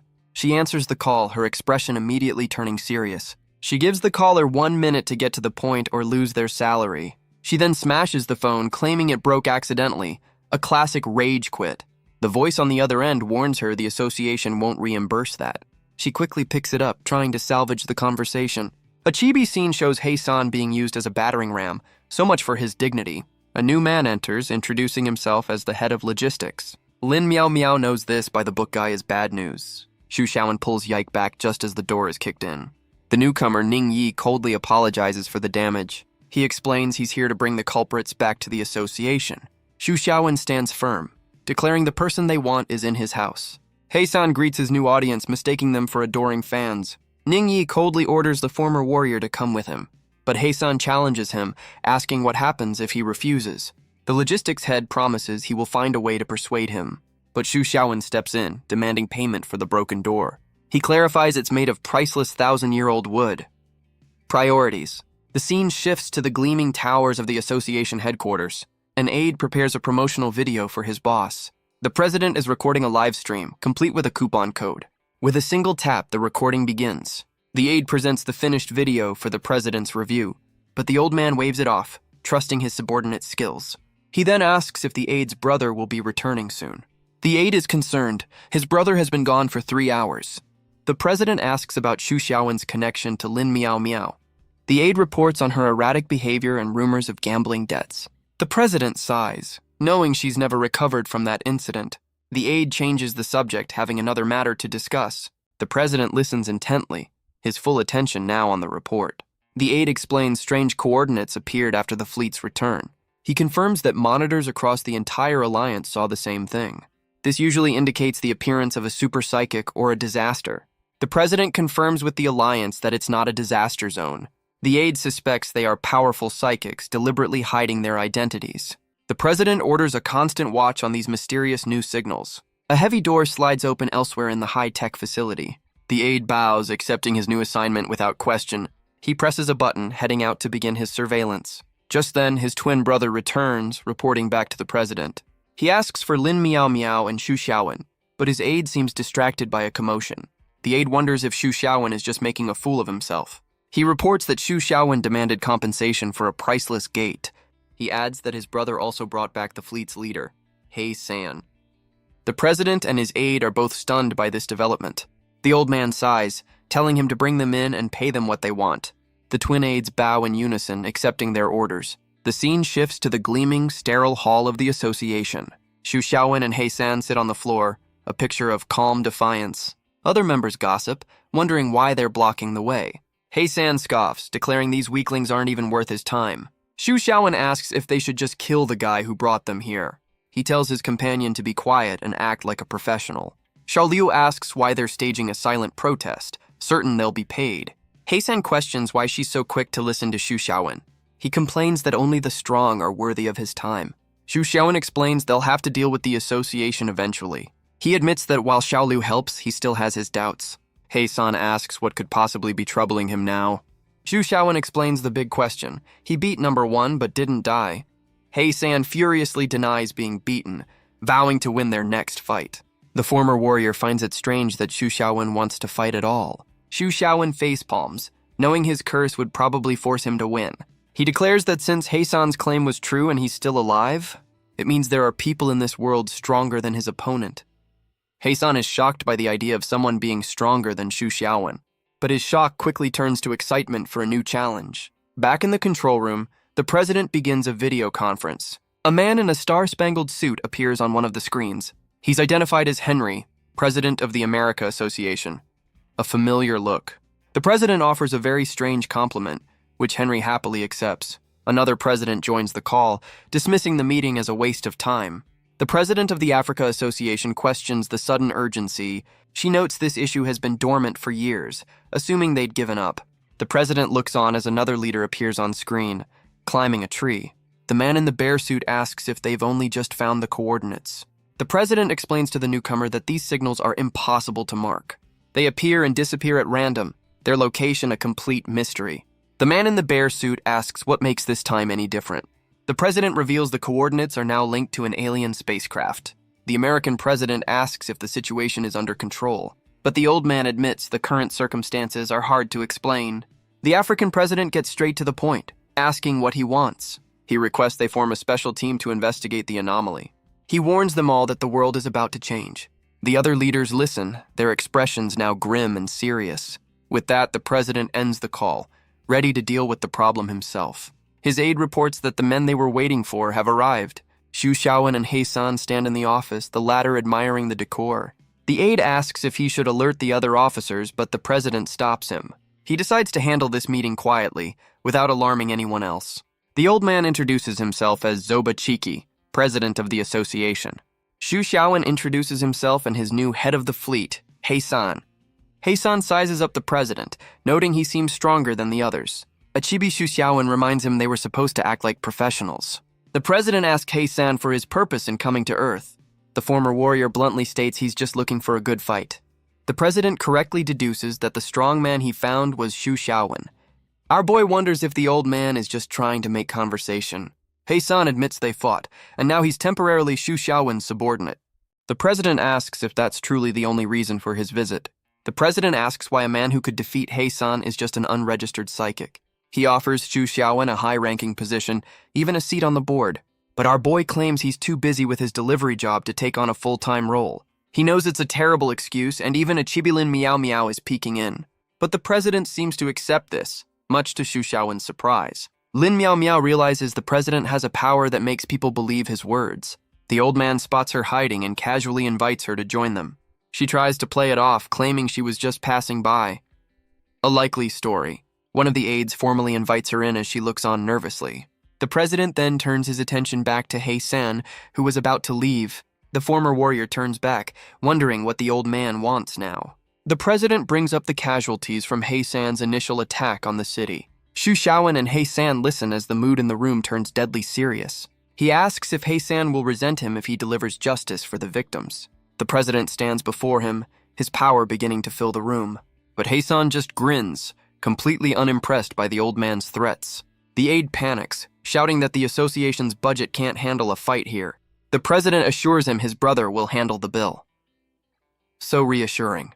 He raises his staff, declaring that on Earth, a life is paid for with a life. He San just laughs, daring the old man to come and kill him. The president's staff slams down, unleashing a beam of golden energy. He San's confident expression falters as he feels the immense pressure. The entire room begins to warp and shatter under the president's gravity attack. One aide tries to stop his brother from filming the destruction for social media. The other insists he's just trying to help the president's public image. His brother is completely exasperated by his ridiculous priorities. He declares it's valuable content, as the other wonders if anyone here is normal. Lin Meow Meow is caught in the field, screaming about the president's insane power. A hand reaches out, grabbing her just as she's about to be crushed. Xu Xiaowen catches her, holding her safely as the room is torn apart. Xu Xiaowen tells her a section chief needs more than just mind reading. Lin Meow Meow is completely lost, questioning his strange advice. He clarifies with a grin. She needs to learn how to cultivate immortality. Back in the fight, the president faces off against the warrior in a maid outfit.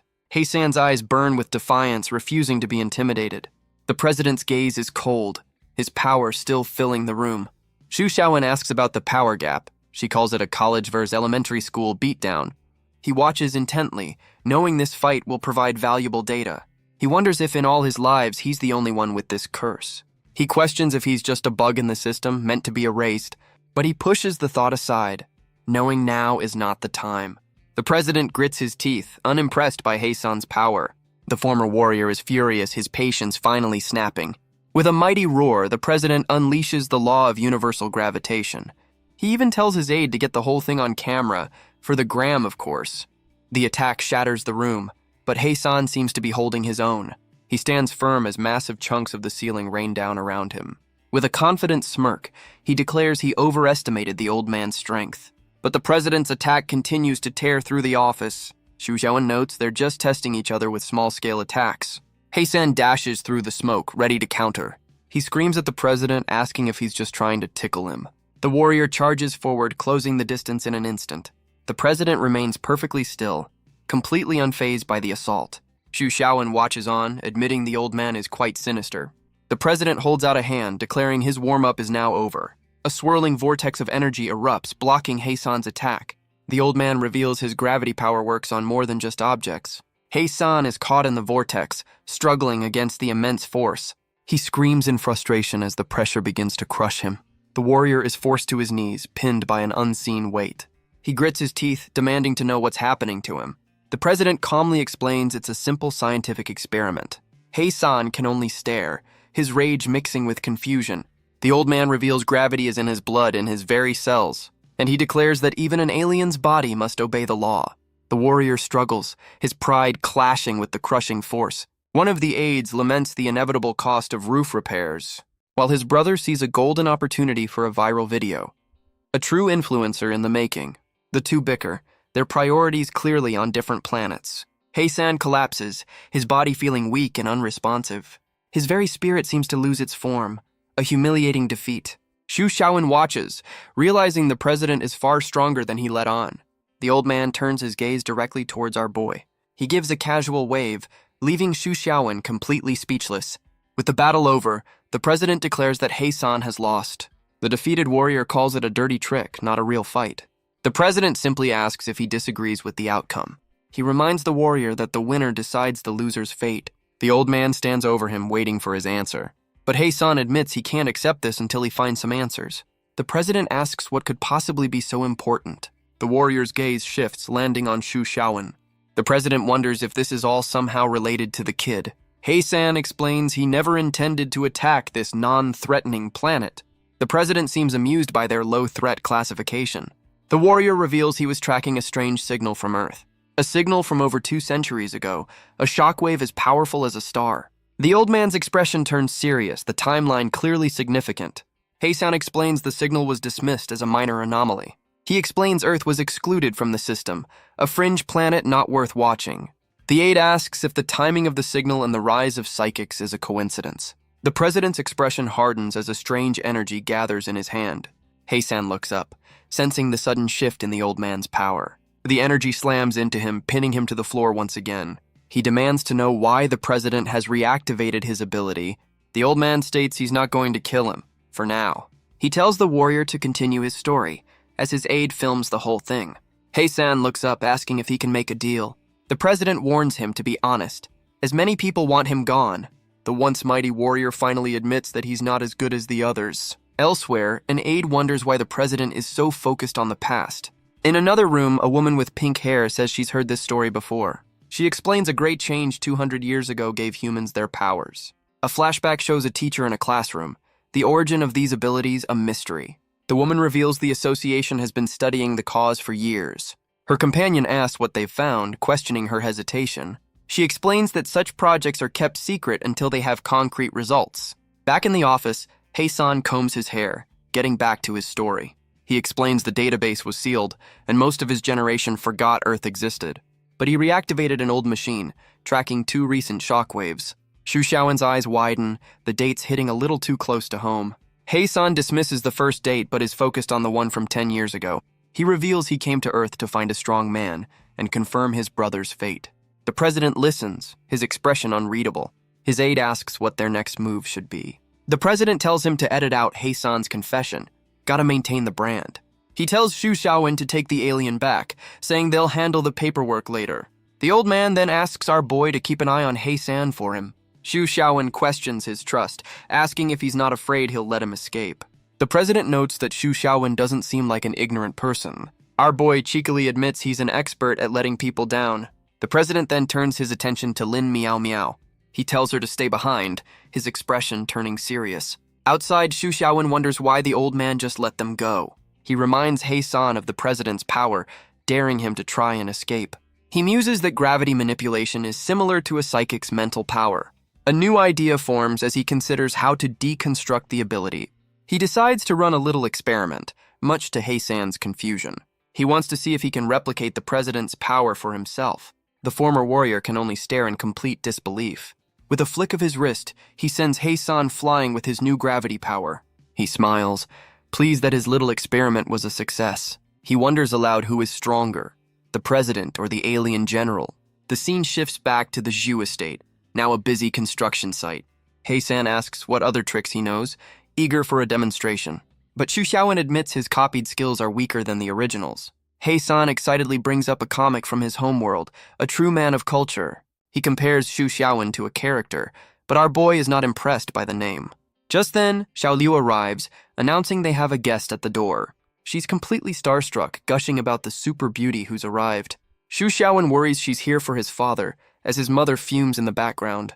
Xiao Liu clarifies that the woman is here specifically to see him. He tells Hae-san to entertain his parents while he handles the meeting. His mother eagerly offers to teach the alien warrior how to play mahjong. Xu Xiaowen heads inside, his signature flip-flops clicking on the floor. He finds the Wang sisters, who seem to be in some kind of trouble. A woman with gray hair introduces herself as a chief investigator. Xu Xiaowen's eyes narrow, recognizing the familiar family name. The investigator, Wang Yiru, confirms she is the sister's cousin.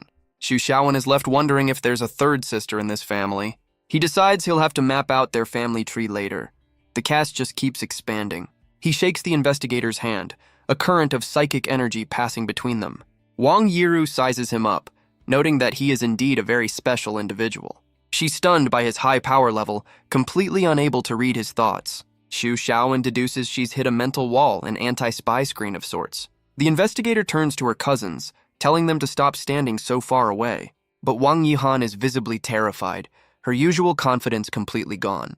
Xu Xiaowen watches the tense family reunion with a deadpan expression. Yiru mocks Yihan for her weakness, pointing out her nervous sweat. Yihan panics, wondering if her cousin knows about her recent schemes. She knows that if the truth comes out, she's in serious trouble. The two women stand face to face, a silent power struggle underway. Yihan can barely contain her fear, her composure cracking under the pressure. Her cousin points out she's worn that guilty expression since childhood. She places a hand on Yihan's head in a gesture of absolute dominance. In her mind, the investigator holds her tiny cousin in the palm of her hand. Yihan struggles, trying to break free from her cousin's mental grip. Yiru calmly tells her not to be nervous, not very convincing. She turns to Xu Xiaowen, asking if her sisters have been a bother. Yihan looks to him, a silent, desperate plea in her eyes. But our boy bluntly confirms that yes, they have been quite disturbing. Yihan erupts in a fiery rage, but he just teases her right back. The investigator scolds her for such unseemly and violent behavior. Yihan immediately backs down, apologizing for her sudden outburst. Yiru announces she'll be staying to personally train her cousin. Xu Xiaowen just smirks, claiming this family drama has nothing to do with him. The investigator leads her two cousins away for a private chat. Yihan's face is a mask of pure, unadulterated panic. She looks back at Xu Xiaowen, insisting he stay out of this. Yihan follows her cousin down the hall, her fate seemingly sealed. But Wang Yik's expression hardens with a newfound resolve. She turns to Xu Xiaowen, begging him to stop her sister from leaving. She explains their cousin is kind to everyone, except for Yi Han. In her mind, the investigator is a terrifying figure of absolute power. Later that night, a much quieter meeting is taking place. Xu Xiaowen sits down with Heisan for a little debriefing. The former warrior casually enjoys a cup of instant noodles, a true sign of defeat. Xu Xiaowen wants to discuss what happened at the president's office. Heisan agrees to answer any questions, but noodles come first. Xu Xiaowen makes a strange comment about the brand of pickles, but Heisan is completely unfazed, declaring them delicious. With his meal finished, he's finally ready to talk business. Xu Xiaowen asks if he's truly defeated the strongest on every planet. The warrior confidently claims victory on every world he's visited. He even tells Xu Xiaowen to read his mind to confirm the truth. But he admits he only targeted planets deemed a threat by his people. Xu Xiaowen points out the obvious flaw in his logic. Heisan considers this. Admitting an exception can't be a reference. He insists Earth is not a threat unless his scanners are broken. Our boy moves on, asking why he's so sure his brothers are alive. Heisan's eyes burn with conviction, declaring them invincible. Xu Xiaowen presses him, questioning his absolute certainty. The warrior scoffs at Earth's tech, explaining their scientific power scaling. He proudly reveals his brothers were the strongest in every test. The word strongest gives Xu Xiaowen a moment of pause. Heisan explains they also hold competitions and act as galactic peacekeepers. He grits his teeth, vowing his brothers have never known defeat. Xu Xiaowen asks if they have that same testing system on the ship. Just then, Xiao Liu arrives as Heisan asks for her input. Xiao Liu admits she's not sure, but offers to adapt the system for Earth. She asks Xu Xiaowen about Lin Miao Miao's psychic detector. She gets a little too close, asking if she can borrow it. A purely professional request, I'm sure. She believes it will help speed up her work on the power system. She reveals she's been analyzing Earth's data since her arrival. Xu Xiaowen looks up, asking what she's discovered so far. She excitedly tells Heisan she wants a disciple, just like in the comics. Both Xu Xiaowen and Heisan are completely unimpressed by her enthusiasm. She teases Heisan, asking if he's jealous of her attention to others. The former warrior just picks his nose, questioning her assumption. Classy. The bizarre domestic scene continues, with Heisan lounging like a king. Xu Xiaowen suddenly erupts in pure, unadulterated shock. Heisan clarifies that his only interest is in the strong. Our boy completely misinterprets this as a confession. Xiao Liu just laughs, clearly enjoying the misunderstanding. But she quickly turns her attention back to Xu Xiaowen, calling him the cutest. A chibi Xu Xiaowen endures the hug, his patience wearing thin. Her mood shifts again as she reveals she's found something interesting. She leans in, a mysterious smile on her face. With a spooky grin, she declares that this planet is haunted. She explains the planet emits strange energy fluctuations that appear and vanish. The energy pulses and fades over the moonlit estate. Elsewhere, one of the president's aides shouts that the coordinates have reappeared, but just as quickly, the signal vanishes once more. He decides to send what little data they have to the president. The data transmission is sent and completed. The president receives the incoming message. He studies the report, his expression grim and thoughtful. His aide reports that the coordinates have appeared yet again. The old man's eyes narrow, the mystery deepening with every pulse. The African president notes the signals are appearing more frequently. She suggests they all meet to discuss the coordinates in person. She asks the other leaders for their thoughts on the matter. The scene shifts to the moonlit Wang family estate. Inside, a tense family meeting is already underway. The butler peeks in, panicking about the confrontation. Wang Yiru sits calmly, knowing her cousin is colluding with the enemy. The butler worries that Yi Han is about to have a complete breakdown. Nothing like a friendly family chat. Yiru reveals she knows about more than just her ties to the Sons of the Morning. She accuses Yi Han of trying to drag Xu Xiaowen into her schemes.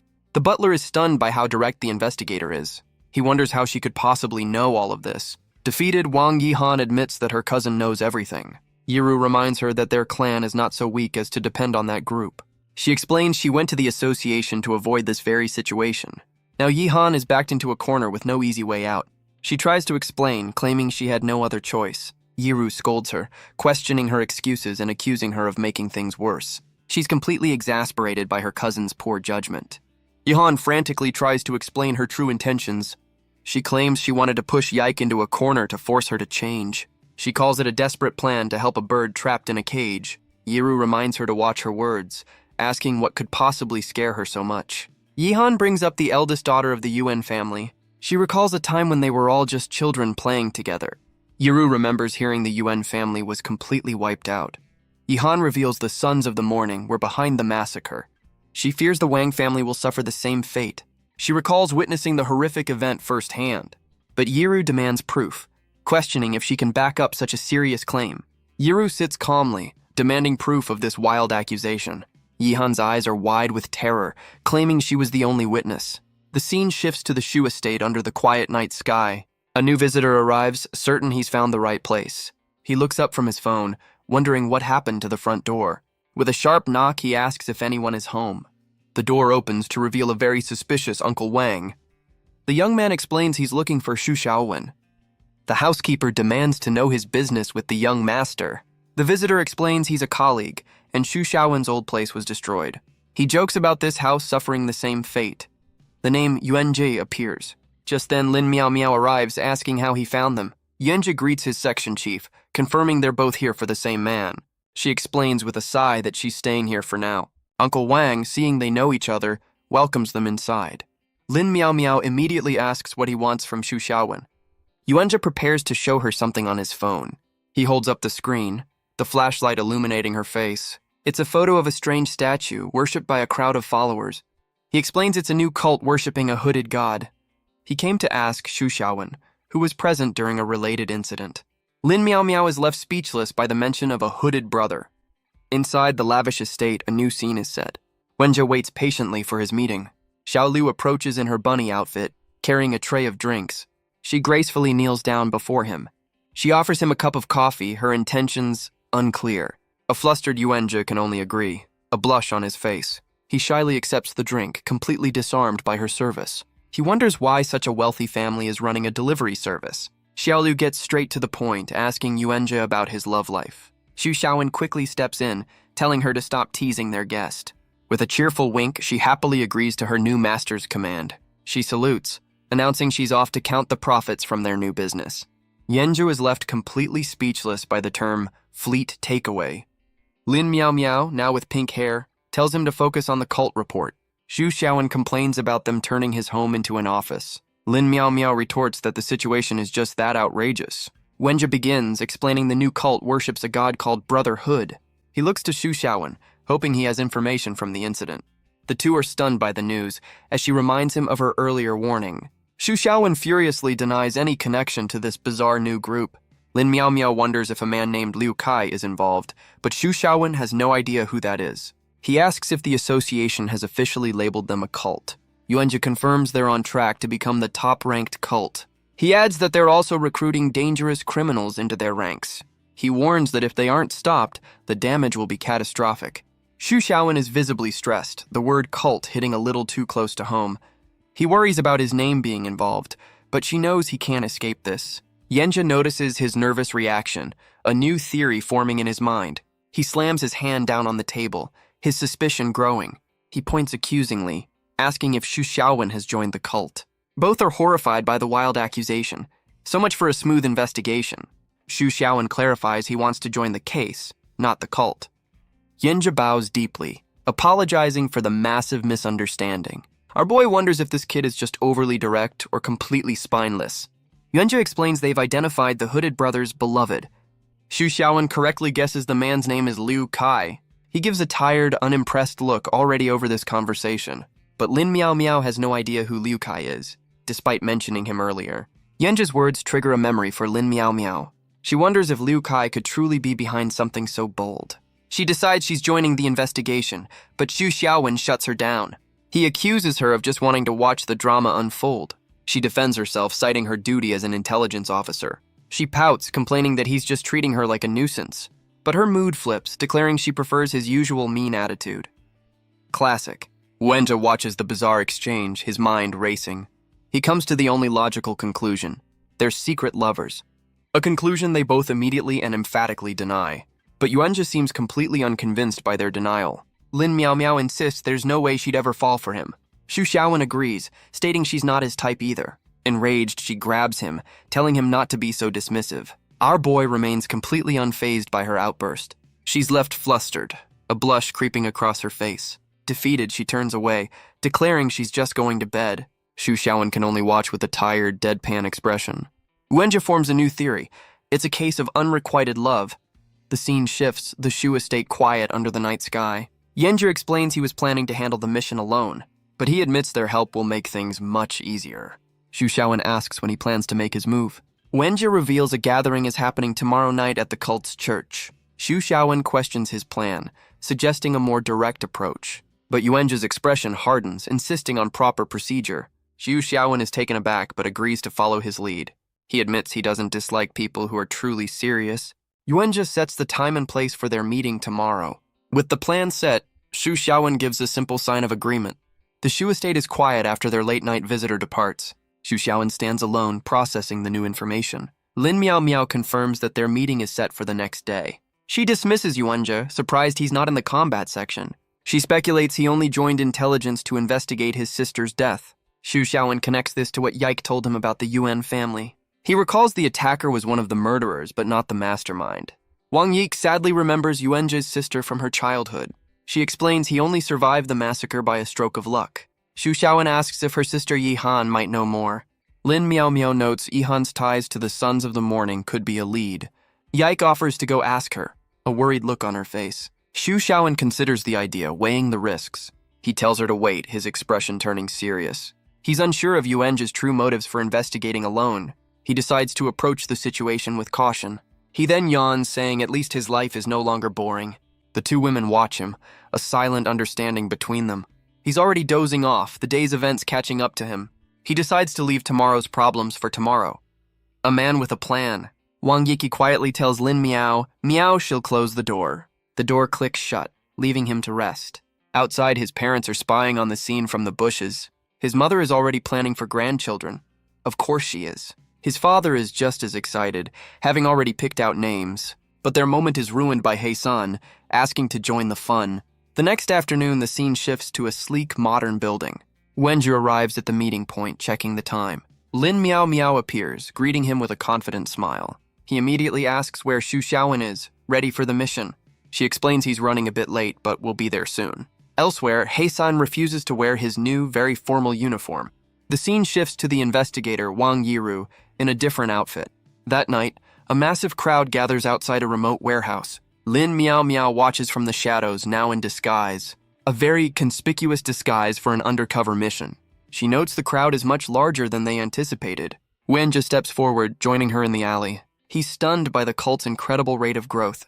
He checks his phone, worried Shu Xiaowen won't make it in time. But Lin Miao Miao confirms he's just replied to her message. Just then, a new figure arrives to join their little party. It's Shu Xiaowen, dressed in a truly ridiculous cosplay outfit. Lin Miao Miao is furious, scolding him for the eye-catching costume. He explains things are going well, and Xiaolu liked the character. A solid excuse. Wenjia is completely lost by the reference. Shu Xiaowen just brushes it off as a personal matter. A strange green energy drifts down over the waiting crowd. The followers are ushered inside past a very lax security check. Lin Miao Miao blends in, her expression tense and focused. Shu Xiaowen asks what her plan is now that they're inside. He just smirks, telling her to wait and see. She guesses his plan, but warns the cult will have a fake leader. He just smiles, admitting he's hoping for some entertainment. She reports that the followers are young and mostly powerless. Yuenjia adds that the cult's staff are all dangerous criminals. A voice from the stage welcomes the eager congregation. The crowd erupts, chanting the name of Emperor Kai. They're ecstatic to see their leader in the flesh, but Shu Xiaowen watches the scene, his expression cold and calculating. The masked man on stage declares the hooded brother is with them. Shu Xiaowen immediately recognizes him as the man named Liu Kai. A woman in the crowd seems disappointed by his appearance. Liu Kai grips a large white sheet, preparing for a grand reveal. He raises a microphone, ready to rally his followers. The crowd shouts back a bizarre, nonsensical slogan. Our undercover team looks on, completely unimpressed by the spectacle. With a dramatic flourish, he pulls back the sheet. He unveils a large and frankly very unflattering statue of their god. He then announces a precious gift for all the faithful. With a snap of his fingers, he signals for it to be brought out. Several women carry in a massive vat of glowing liquid. He introduces it as holy water, made by the Lord himself. He claims that anyone who drinks it will gain psychic powers. The crowd erupts in disbelief and excitement at the impossible promise. Lin Miao Miao and Yuenjia are stunned by the audacity of the claim. Shu Xiaowen just watches, his expression completely unreadable. Liu Kai adds a catch. Its power depends on their devotion. A classic no refunds policy. The crowd's mood sours, many feeling like they've been scammed. A woman with purple hair pushes her way to the front of the stage. She kneels before him, acknowledging their faith in the hooded brother.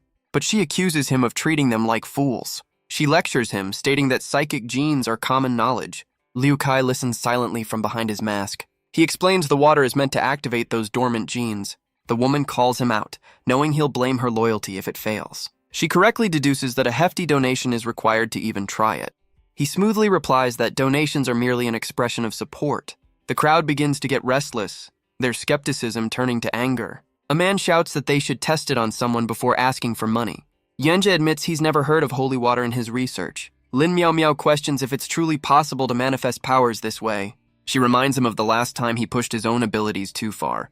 He clenches his fist, insisting his family's power is different. Xu Xiaowen notes that this at least proves activating genes isn't impossible. His eyes narrow. He knows Liu Kai himself doesn't have this power.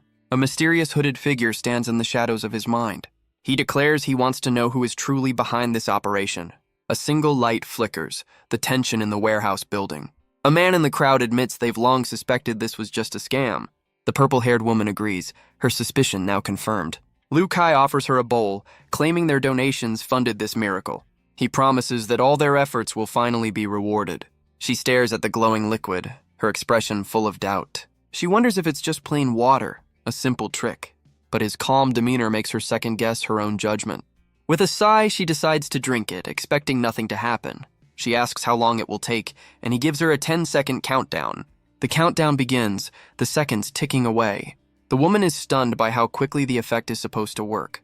The crowd watches, their eyes wide with anticipation. The undercover team looks on, waiting for the inevitable failure. The 10 seconds pass, and she declares that absolutely nothing happened. But Liu Kai welcomes her to a new world of psychic power. Suddenly, she screams, clutching her hands as a strange energy surges. A purple aura surrounds her as she complains of an intense heat. Elsewhere in the crowd, a man is overcome by a similar strange sensation. The woman collapses, overwhelmed by the sudden transformation. Xu Xiaowen realizes she's not a plant. This is actually working. Lin Miao Miao clenches her fist, declaring they have to intervene now.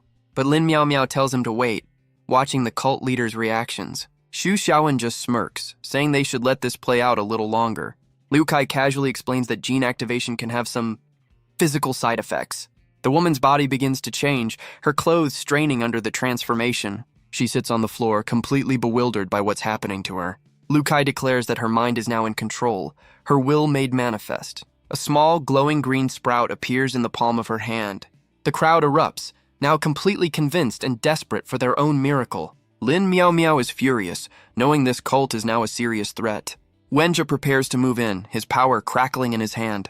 But Xu Xiaowen just watches, knowing the real show is about to start. Lin Miao Miao looks on, her expression a mask of grim determination. A voice from above thanks the crowd for their attention. Something crashes down from the ceiling with incredible force. The crowd looks up, wondering who could be interrupting their salvation. A massive blast of energy erupts from the stage. Xu Xiaowen pulls Lin Miao Miao close, shielding her from the impact. The stage is rocked by a powerful, unseen force. Liu Kai demands to know who dares to interfere. A hand reaches out, demanding he hand over the microphone. A man in a floral bandana and flip-flops lands, ready to warm up the crowd. He declares that he is the real hooded brother, calling the holy water poison. Liu Kai is enraged, demanding to know who this crazy person is. The newcomer accuses him of being a snake oil salesman. The crowd is left completely baffled by this sudden turn of events. The newly empowered woman looks on, her faith now shaken. Liu Kai tries to calm the crowd, insisting the newcomer is a fake.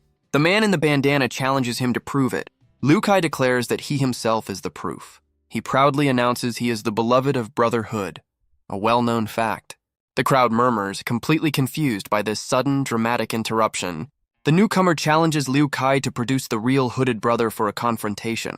But Liu Kai declares the man isn't worthy to even lay eyes on their lord. The man in the bandana accuses him of using an empty name for his own gain. He then makes a bold claim. He is the real headgear brother. Identity theft is a serious crime, you know. Liu Kai frantically tries to explain that their lord is not just a symbol. But he stops short, unable to reveal the truth of the matter. The newcomer mocks him, asking if he's finally run out of lies. From the crowd, Xu Xiaowen decides it's time to make his entrance. Lin Miao Miao questions his change of plans, but he has his reasons. He explains the holy water is too dangerous to ignore, and he has a plan. With a confident smile, he admits he's feeling a bit more daring these days. Liu Kai panics, his composure completely shattered by the pressure. The crowd's demands for their lord grow louder and more insistent. The cult leader can only mutter the word, his options dwindling. He seethes with anger, questioning why his master should even appear.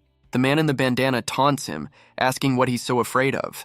With a manic grin, he rallies the restless crowd to his side. The followers join the chant, demanding their true lord make an appearance. They're certain a direct confrontation will expose the imposter. Xu Xiaowen steps forward, asking Liu Kai why he's so nervous. He looks down at the trembling cult leader, his patience clearly gone. A powerful aura erupts as he commands him to bring out his master. Liu Kai clenches his fist, insisting he's not afraid of Xu Xiaowen. He claims their lord is far stronger, a symbol that transcends any one person. He stammers, trying to explain that their lord is present. Just then, another figure in flip-flops steps onto the stage. Well, this is getting crowded. It's the original hooded brother, who claims he just wanted to be left alone. He walks past Liu Kai, explaining his only goal was to spread happiness. He looks out at the crowd, wondering why they're being stopped. The hooded cult leader looks down, muttering his lord's name. The man in the bandana stands over him, asking if he's been disturbed. He smiles, saying he doesn't blame the servant, but the copycat. He pats the cult leader's head, a gesture of complete dominance. Wenjie watches from the crowd, realizing this newcomer is a problem. The followers are completely lost, wondering who the real leader is. But their main concern is still the holy water, not this stage play. The original hooded brother tries to calm the restless crowd. He explains there's a simple way to identify the true prophet. He proposes a direct competition with the man in the bandana. Wenjie realizes with a jolt that Hei-san is also a fake. So many imposters. The original hooded brother confronts Hei-san directly. A chibi version of him grins, declaring he wasn't fooled for a second. The crowd erupts, chanting for a fight to decide the true leader. The original hooded brother charges forward, ready for a brawl. But Hei-san stops him, asking about his relationship with Xu Xiaowen. The original hooded brother seems impressed, admitting Hei-san is well informed. He compliments his opponent's intelligence, asking if he's been investigated. Hei-san dismisses the praise, telling him to just ask what he wants. The original hooded brother's expression hardens, accusing him of causing chaos. Hei-san points, reminding him of basic etiquette. Introduce yourself first. A chibi version of him calls the original hooded brother boring. The original hooded brother is visibly frustrated by the taunt. The crowd doesn't care who's who, they just want to fight to decide the winner. Yanjia knows this new man is dangerous, a challenge even for Hei-san. Lin Miao Miao asks if he's shielded from mind reading. Wenjie confirms it's not a psychic block, but some kind of device. The original hooded brother stands on a platform, waving to the crowd. Yuanjia can only stare, completely stunned by this turn of events. The original hooded brother's face is revealed, and it's Xu Xiaowen. Of course it is. The man in the bandana smirks, ready for a fight. Lin Miao Miao realizes he's already done his research on them. The crowd grows impatient, demanding the two finally fight. Hei-san powers up, declaring he'll fight the pain. The original hooded brother gathers a strange purple energy in his hand. He unleashes a powerful beam, launching himself at his opponent. Hei-san's expression is grim, ready to meet the attack head-on. But the original hooded brother's arm begins to warp and stretch. Hei-san is suddenly on all fours, much to the crowd's confusion. Wenjie wonders what this strange new power could possibly be. He can't sense any psychic energy, just a strange mental block. Lin Miao Miao's eyes narrow as a new theory forms. They both realize he's not using any psychic powers at all. Hei-san's body distorts, feeling strangely disconnected from himself. The original hooded brother taunts him, saying he can't be beaten. He declares that science is the strongest power of all, a bold claim. The crowd shouts at Hei-san, urging him to fight back. Yuanjia is completely unimpressed by the slow-motion display. He decides it's time for the association to finally intervene. The original hooded brother mocks Hei-san for his apparent fear. He declares that data will tell him everything he needs to know. A hand pokes the now flattened head of the defeated warrior. Yuanjia screams, demanding that he stop this madness. He rushes forward, trying to break through to the stage. The original hooded brother creates a line, separating the two fighters. Xu Xiaowen finally steps in, asking who this new player is. The original hooded brother appears behind him in an instant. A chibi version shows Xu Xiaowen's complete and utter confusion. The hooded man seems amused that our boy finally stopped watching. Suddenly, Xu Xiaowen's body distorts, caught in the same strange power. He's caught in the strange field, asking to not be interrupted. His expression hardens as he analyzes this bizarre new power. From the crowd, Yuenja notes that both men are now moving in slow motion. Lin Miao Miao checks her phone, which registers a power level of 0. She realizes he's not using psychic abilities, but some kind of device. Xu Xiaowen struggles against the distortion, questioning the strange sensation. The man in the bandana smirks, admitting he overestimated our boy. Xu Xiaowen feels his opponent is both right in front of him and miles away. The space between them warps, a complete breakdown of perception. The villain poses, lamenting the loneliness of being invincible. A truly original monologue. He explains that the strange feeling comes from a loss of mass. His mental projection shouts, a dramatic explanation of his power. But Xu Xiaowen's eyes narrow, the pieces clicking into place. With a confident smirk, he declares that it all makes sense now. Lin Miao Miao stops Yuenja from charging in to help. She tells him to hold back and put his trust in Xu Xiaowen. Yuenja argues that Xu Xiaowen is a mind reader, not a fighter. But she warns him not to enter a situation he can't control. She watches the stage knowing they're facing an unknown ability. She deduces the power has a limited range, as the crowd is unaffected. Wenji prepares to attack from a distance with a lightning strike, but Lin Miao Miao stops him again, begging him to wait a little longer. She fights her own instincts, forcing herself to trust Xu Xiaowen's plan. Wenja stomps his foot, his patience wearing dangerously thin. Xu Xiaowen asks a simple question. His opponent isn't a psychic, is he? The man in the bandana just laughs, calling psychic powers insignificant. He declares that science is the only power that truly matters. Xu Xiaowen smirks, correctly identifying him as a scientist. He asks for an explanation, wanting to know how he was targeted. The scientist reveals that the cult leader Liu Kai told him everything. The scientist reveals he didn't expect Xu Xiaowen to be just like him. Xu Xiaowen's eyes narrow, questioning the strange claim. The villain taunts him, wondering if he'll reincarnate after this death. With a cruel grin, he asks if our boy is curious to find out. Xu Xiaowen is completely stunned. This man knows his greatest secret. The scientist waves a casual goodbye, his attack still active. But Xu Xiaowen smirks, saying he knows a little science himself. He calls his opponent's skills a bug, a familiar term. His hand distorts as he asks if gravity can bend light. The scientist is shocked, feeling the effects of a new power. Xu Xiaowen unleashes a massive beam of energy, a gravity shockwave. The scientist demands to know what he's done. Our boy declares he's fighting science with science, a bold strategy. He mentally thanks Hei-san for the inspiration. Suddenly, a new woman appears, as the scientist questions their methods. The scientist grits his teeth, calling them all cheaters. He's now completely fired up, ready for a real fight. Xu Xiaowen calmly states that his opponent's trick no longer works. A chibi version of the fight gets ready for a little interrogation. A hand holds a small spherical device with Xu Xiaowen's name on it. The device activates, glowing with a strange blue light. It clamps onto his ankles, a high-tech shackle. Lin Miao Miao looks on with concern, but Xu Xiaowen is unfazed. The green-haired woman appears, calling him a very special bug. The crowd is confused, as the woman complains that nothing is happening. Xu Xiaowen's eyes narrow, analyzing this new, unexpected player. The woman explains she never intended to kill him. He demands to know what she meant by them being the same. She scoffs, asking if he's just pretending not to understand. She leans in, asking if he's ever wondered why he keeps reincarnating. A chibi Xu Xiaowen sweats, denying he's ever thought about it. The woman scoffs, mocking his kindergarten-level denial. She reveals the truth. Beings like them are not allowed to exist. She launches into a lecture on the universe's inevitable heat death. She explains the universe exiles entropies to delay the end. But she admits this is only a temporary fix. The end is irreversible. Xu Xiaowen cuts her off, demanding a simpler explanation. She calls him a bug, a being destined to be #1 and then erased. She gets close, declaring that they are both forbidden anomalies. Xu Xiaowen is left completely stunned by this revelation.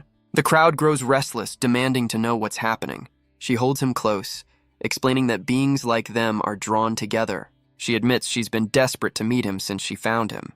She claims she was too shy to approach him directly. A likely story. She reveals the entire cult was just a trap to lure him out.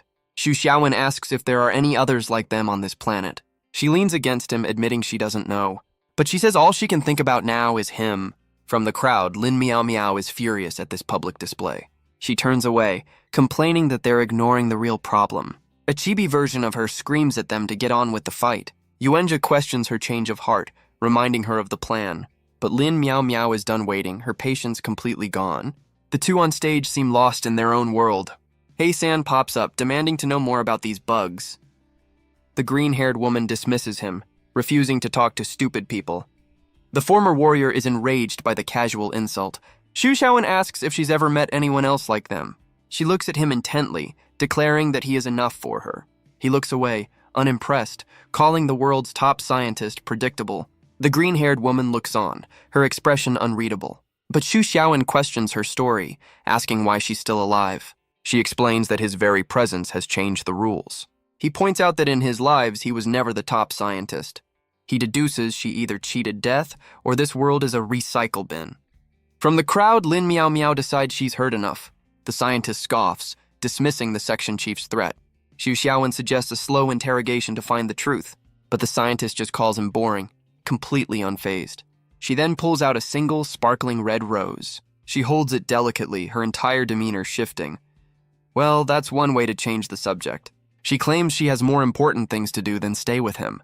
Xu Xiaowen watches her, his expression cold and analytical. The rose dissolves into a shower of glowing petals. With a final, "See you later," she begins to vanish. Her form dissipates into a cloud of pink energy. Lin Miao Miao and He San can only stare in confusion. The energy fades, leaving only a shower of petals behind. Xu Xiaowen stands alone on the stage, the chaos finally over. He realizes she was using some kind of prosthesis to fool them. Back at the estate, he sits in quiet meditation. He processes the day's events, his mind racing. His parents peek from a doorway, worried about their son. They whisper, certain he's troubled by matters of the heart. His father imagines the chaotic scene of women in their home. He concludes the woman in disguise is the real problem. A fair assessment.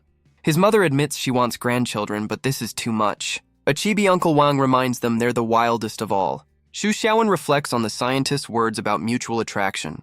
Just then, Wang Yiru approaches, asking what he's thinking about. Wang Yiru looks at him with a confident, knowing smile. He asks what she wants, his patience already wearing thin. She announces they're all going on a camping trip.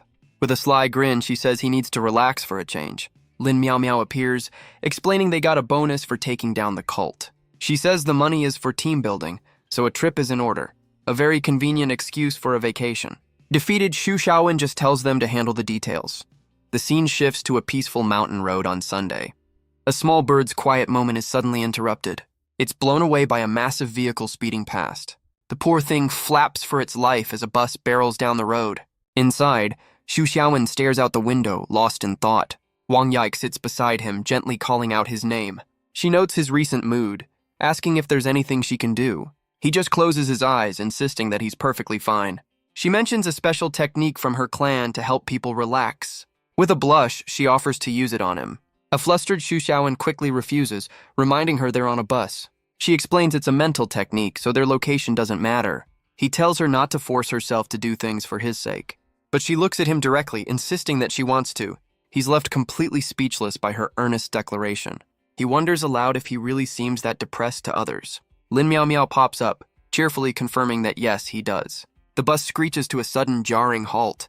The driver announces their arrival, promising to return in 3 days. Xu Xiaowen makes a mad dash for the bathroom as the women watch. Yike blames Lin Miao Miao for her forwardness, but the chief just laughs. The camera pans over a beautiful, secluded resort by the water. Their destination is a village of traditional, elegant buildings. A woman in purple welcomes them, explaining they have the resort to themselves. She encourages the group to relax and enjoy the natural hot springs. 2 maids are thrilled, excited by the prospect of a real sulfur spring. One of them panics, asking if the hot spring is mixed gender. The manager confirms with a sly smile that it is indeed a mixed bath. She gives them instructions on how to prepare for their relaxing soak. A blonde man named Edward teases the 2 maids about their swimsuits. He laughs, telling them to stick to the shallow end of the pool. A real charmer. The maids erupt in fury, shouting that it's none of his business. Elsewhere, Xu Xiaowen walks along a wooden path in his signature flip-flops.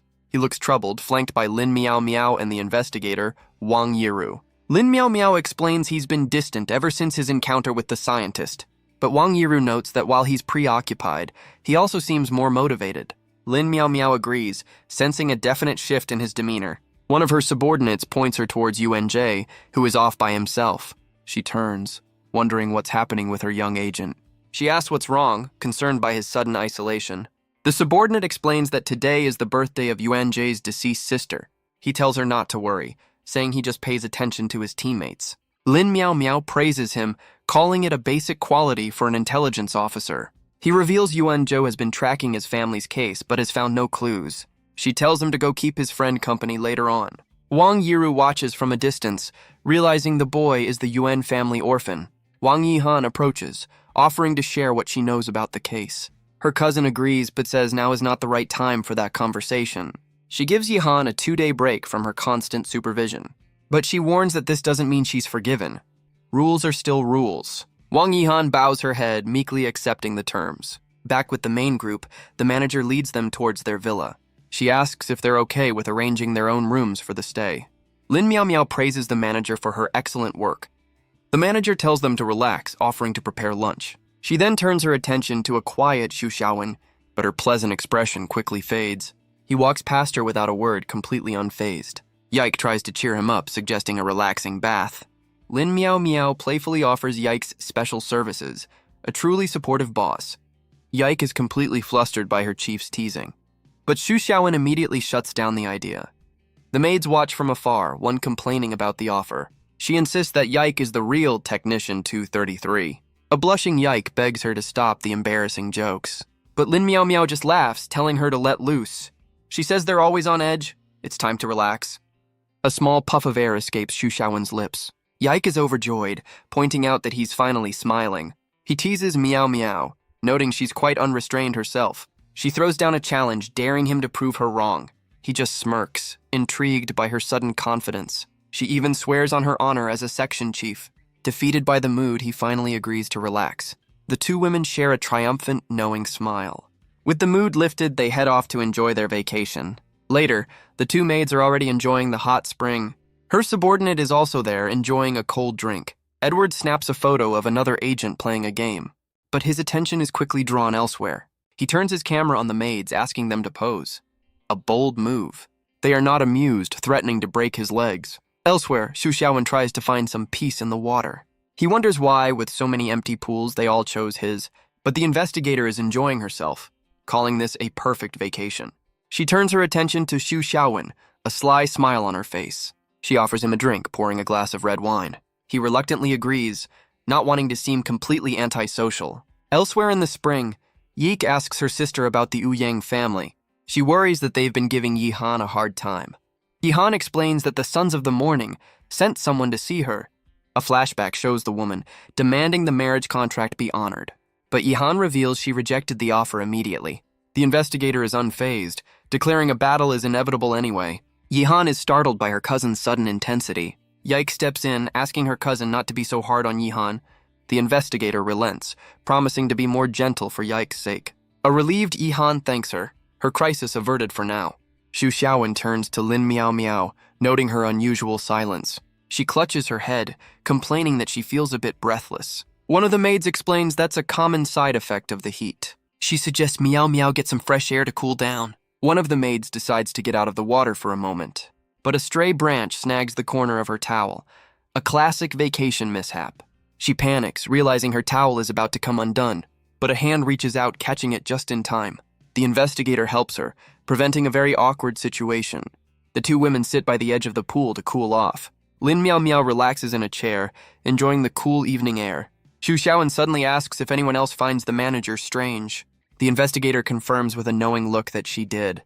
The other women chime in, all agreeing something is off. Xu Xiaowen looks on, his vacation suddenly turning into an investigation.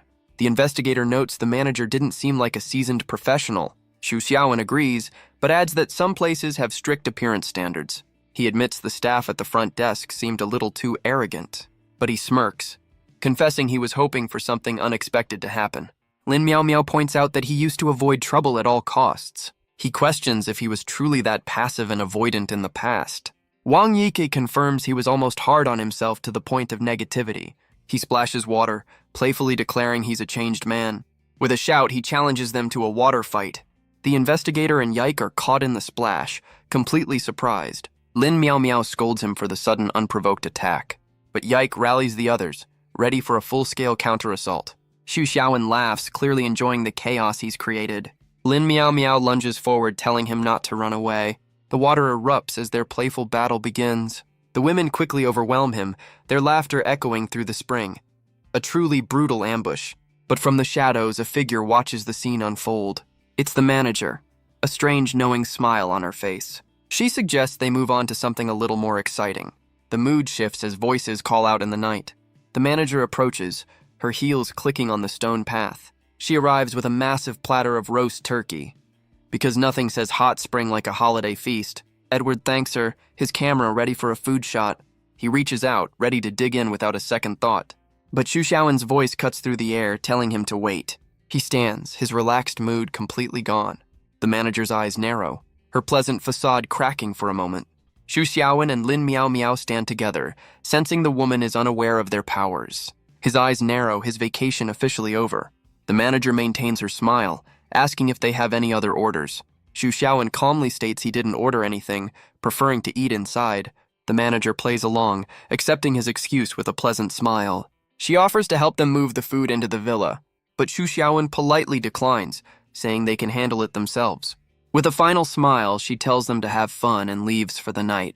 A chibi Edward cries as the maids carry the turkey away, complaining he hasn't even had a bath yet. He throws a tantrum, defending his photography as a legitimate hobby. Elsewhere, the manager meets with her crew, who note how rich their targets look.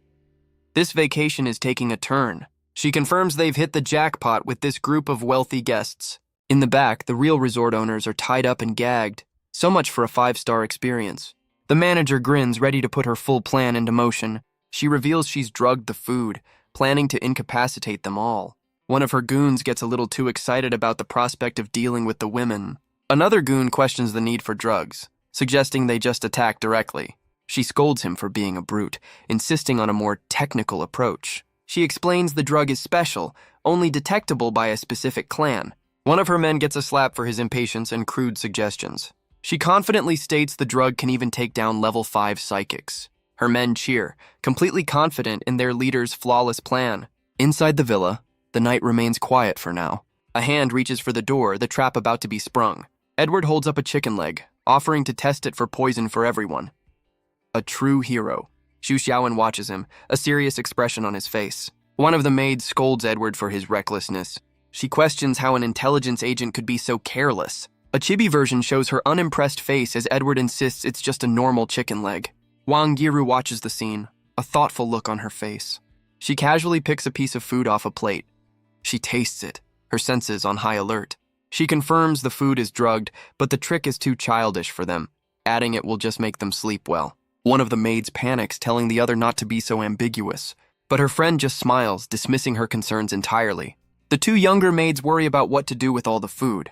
Wang Yiru calmly tells them it doesn't matter. She reassures one of them, promising to protect her while she sleeps. The two maids embrace her, moved by her kindness. Yiru smiles, deciding they'll just cooperate with the scene. Lin Miao Miao wonders what kind of scene she's even talking about. Yiru declares it's time to show them her real skills. The camera pans over the quiet, unsuspecting resort. The manager watches from the shadows, deciding it's about time. She and her crew prepare to make their move on the villa. The silhouettes of the criminals sneak through the darkness. A close-up shot of a sliding door. The door slides open with a quiet click. Edward watches the entrance, sensing their arrival. He clutches his face, feigning the effects of the drug. An Oscar-worthy performance. The criminals peek inside, seeing their targets seemingly incapacitated. The manager signals for her crew to be quiet. She introduces herself, explaining she's here to borrow their belongings. Her eyes narrow as she gives the order to tie them all up. One of her goons asks if a normal rope will even work. Not the brightest bulb. The scene shifts to the quiet villa under the night sky. One of the goons grins, thinking this was an effortless job. He looks over the seemingly helpless women on the floor. Another goon expresses his own crude intentions for later. The manager dismisses their comments, judging the women's character by their clothes. She looks over the scene, completely unaware of the trap she's walked into. A flashback shows the two maids pretending to be asleep. Wang Yike explains that her cousin Yiru's ability is different from her sister's. She explains that while they create illusions, Yiru can visualize reality. The investigator closes her eyes, her mind becoming a clear mirror. A purple energy surrounds her, a glowing pyramid forming in her hands. She channels her power, reflecting the world as she sees fit. With a sharp gaze, she declares the entire mountain is now her domain. The pyramid of light shoots up through the roof of the villa. It soars into the night sky, spreading its energy over the resort. The power erupts in a silent, beautiful explosion of purple light. The manager sees it from afar, dismissing it as simple fireworks. Inside, Edward looks around, sensing that something has changed. He looks completely baffled by his new surroundings. His eyes widen in shock as the illusion takes hold. A small creature screams that Edward is dead. This vacation is getting weird. One of the maids looks on, questioning her own perception. Another is delighted, marveling at the seamless transformation. A third woman is also affected, noting the realism of the change. Edward covers his mouth, asking a transformed Xu Xiaowen about his attire. A chibi Edward is completely smitten by the sight. The transformed woman complains about the sudden physical changes. She then turns to Edward, wondering why he's unaffected. The real Xu Xiaowen, now a muscular man with long hair, offers a theory. He calmly explains that his ability doesn't work on idiots. A truly scientific explanation. A chibi Edward is enraged by the casual and probably accurate insult. One of the transformed women looks down at her new body in disbelief. A blushing, transformed Yike realizes she's become a boy. Someone adjusts their new clothing, still getting used to the change. The transformed woman tells the others to look at her discovery. She asks what the two of them are doing, her curiosity piqued. The transformed Lin Miao Miao grins, confirming there's something to see. The woman looks down, making a very surprising discovery about her new form. The transformed investigator explains she's only altered their enemy's perception. But her transformed cousin finds this whole situation to be a terrible joke. A chibi version of the investigator scolds her, and Yihan quickly apologizes. Yihan sighs, realizing her cousin is just looking for some entertainment. But the transformed Lin Miao Miao seems to be enjoying herself immensely. She reveals a surprisingly muscular new form with a triumphant laugh. But her excitement quickly fades into a comical gloom. A real roller coaster of emotions. The investigator explains this is a chance for her cousins to learn about illusions. She warns that if the mind is controlled, the body is easily destroyed. Back in the present, one of the goons has already chosen his target. He grins, warning his companions to keep their hands off. He looks down at one of the women, who appears to be completely helpless. But the illusion has changed her appearance, much to his confusion. Another woman with glasses lies nearby, seemingly just as vulnerable. The manager is completely exasperated by her crew's unprofessional behavior. She scolds her men, telling them to hurry up and get the job done. She clutches her head, her patience clearly at its limit. But a devious smile suggests she has her own plans for the night. The quiet villa is now the stage for a very strange confrontation. A hand reaches for a door, ready to enter the room. One of the goons carries a woman over his shoulder, thinking his plan is working. He unceremoniously tosses her onto a nearby bed. A grotesque grin spreads across his face as he prepares to make his move. He leans in close, completely unaware that his target is wide awake, but his expression suddenly shifts from confidence to pure shock.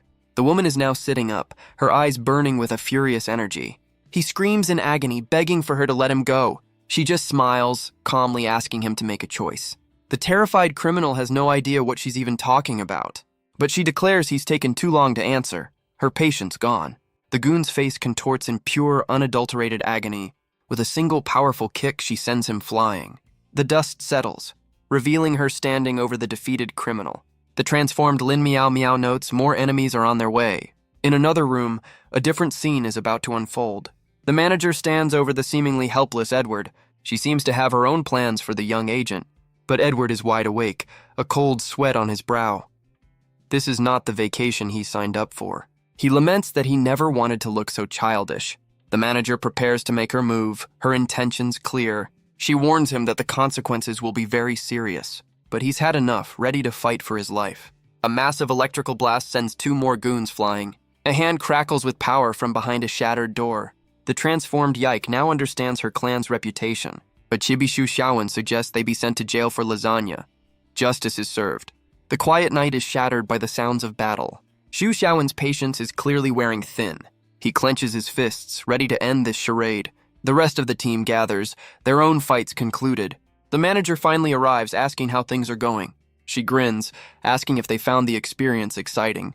The entire team glares back, completely unimpressed. The situation has escalated far beyond a simple robbery. Elsewhere, the real resort owners are finally freed. The owner thanks the manager, completely unaware of the truth. The grateful couple clings to her, calling her their savior. The man is terrified, but the manager just seems amused. But his wife scolds him for his wandering eye. The criminals are now on cleaning duty, a fitting punishment. The manager gives a tearful and completely unconvincing speech about the evils of crime. She's led away in cuffs, the team watching as their bizarre vacation comes to an end.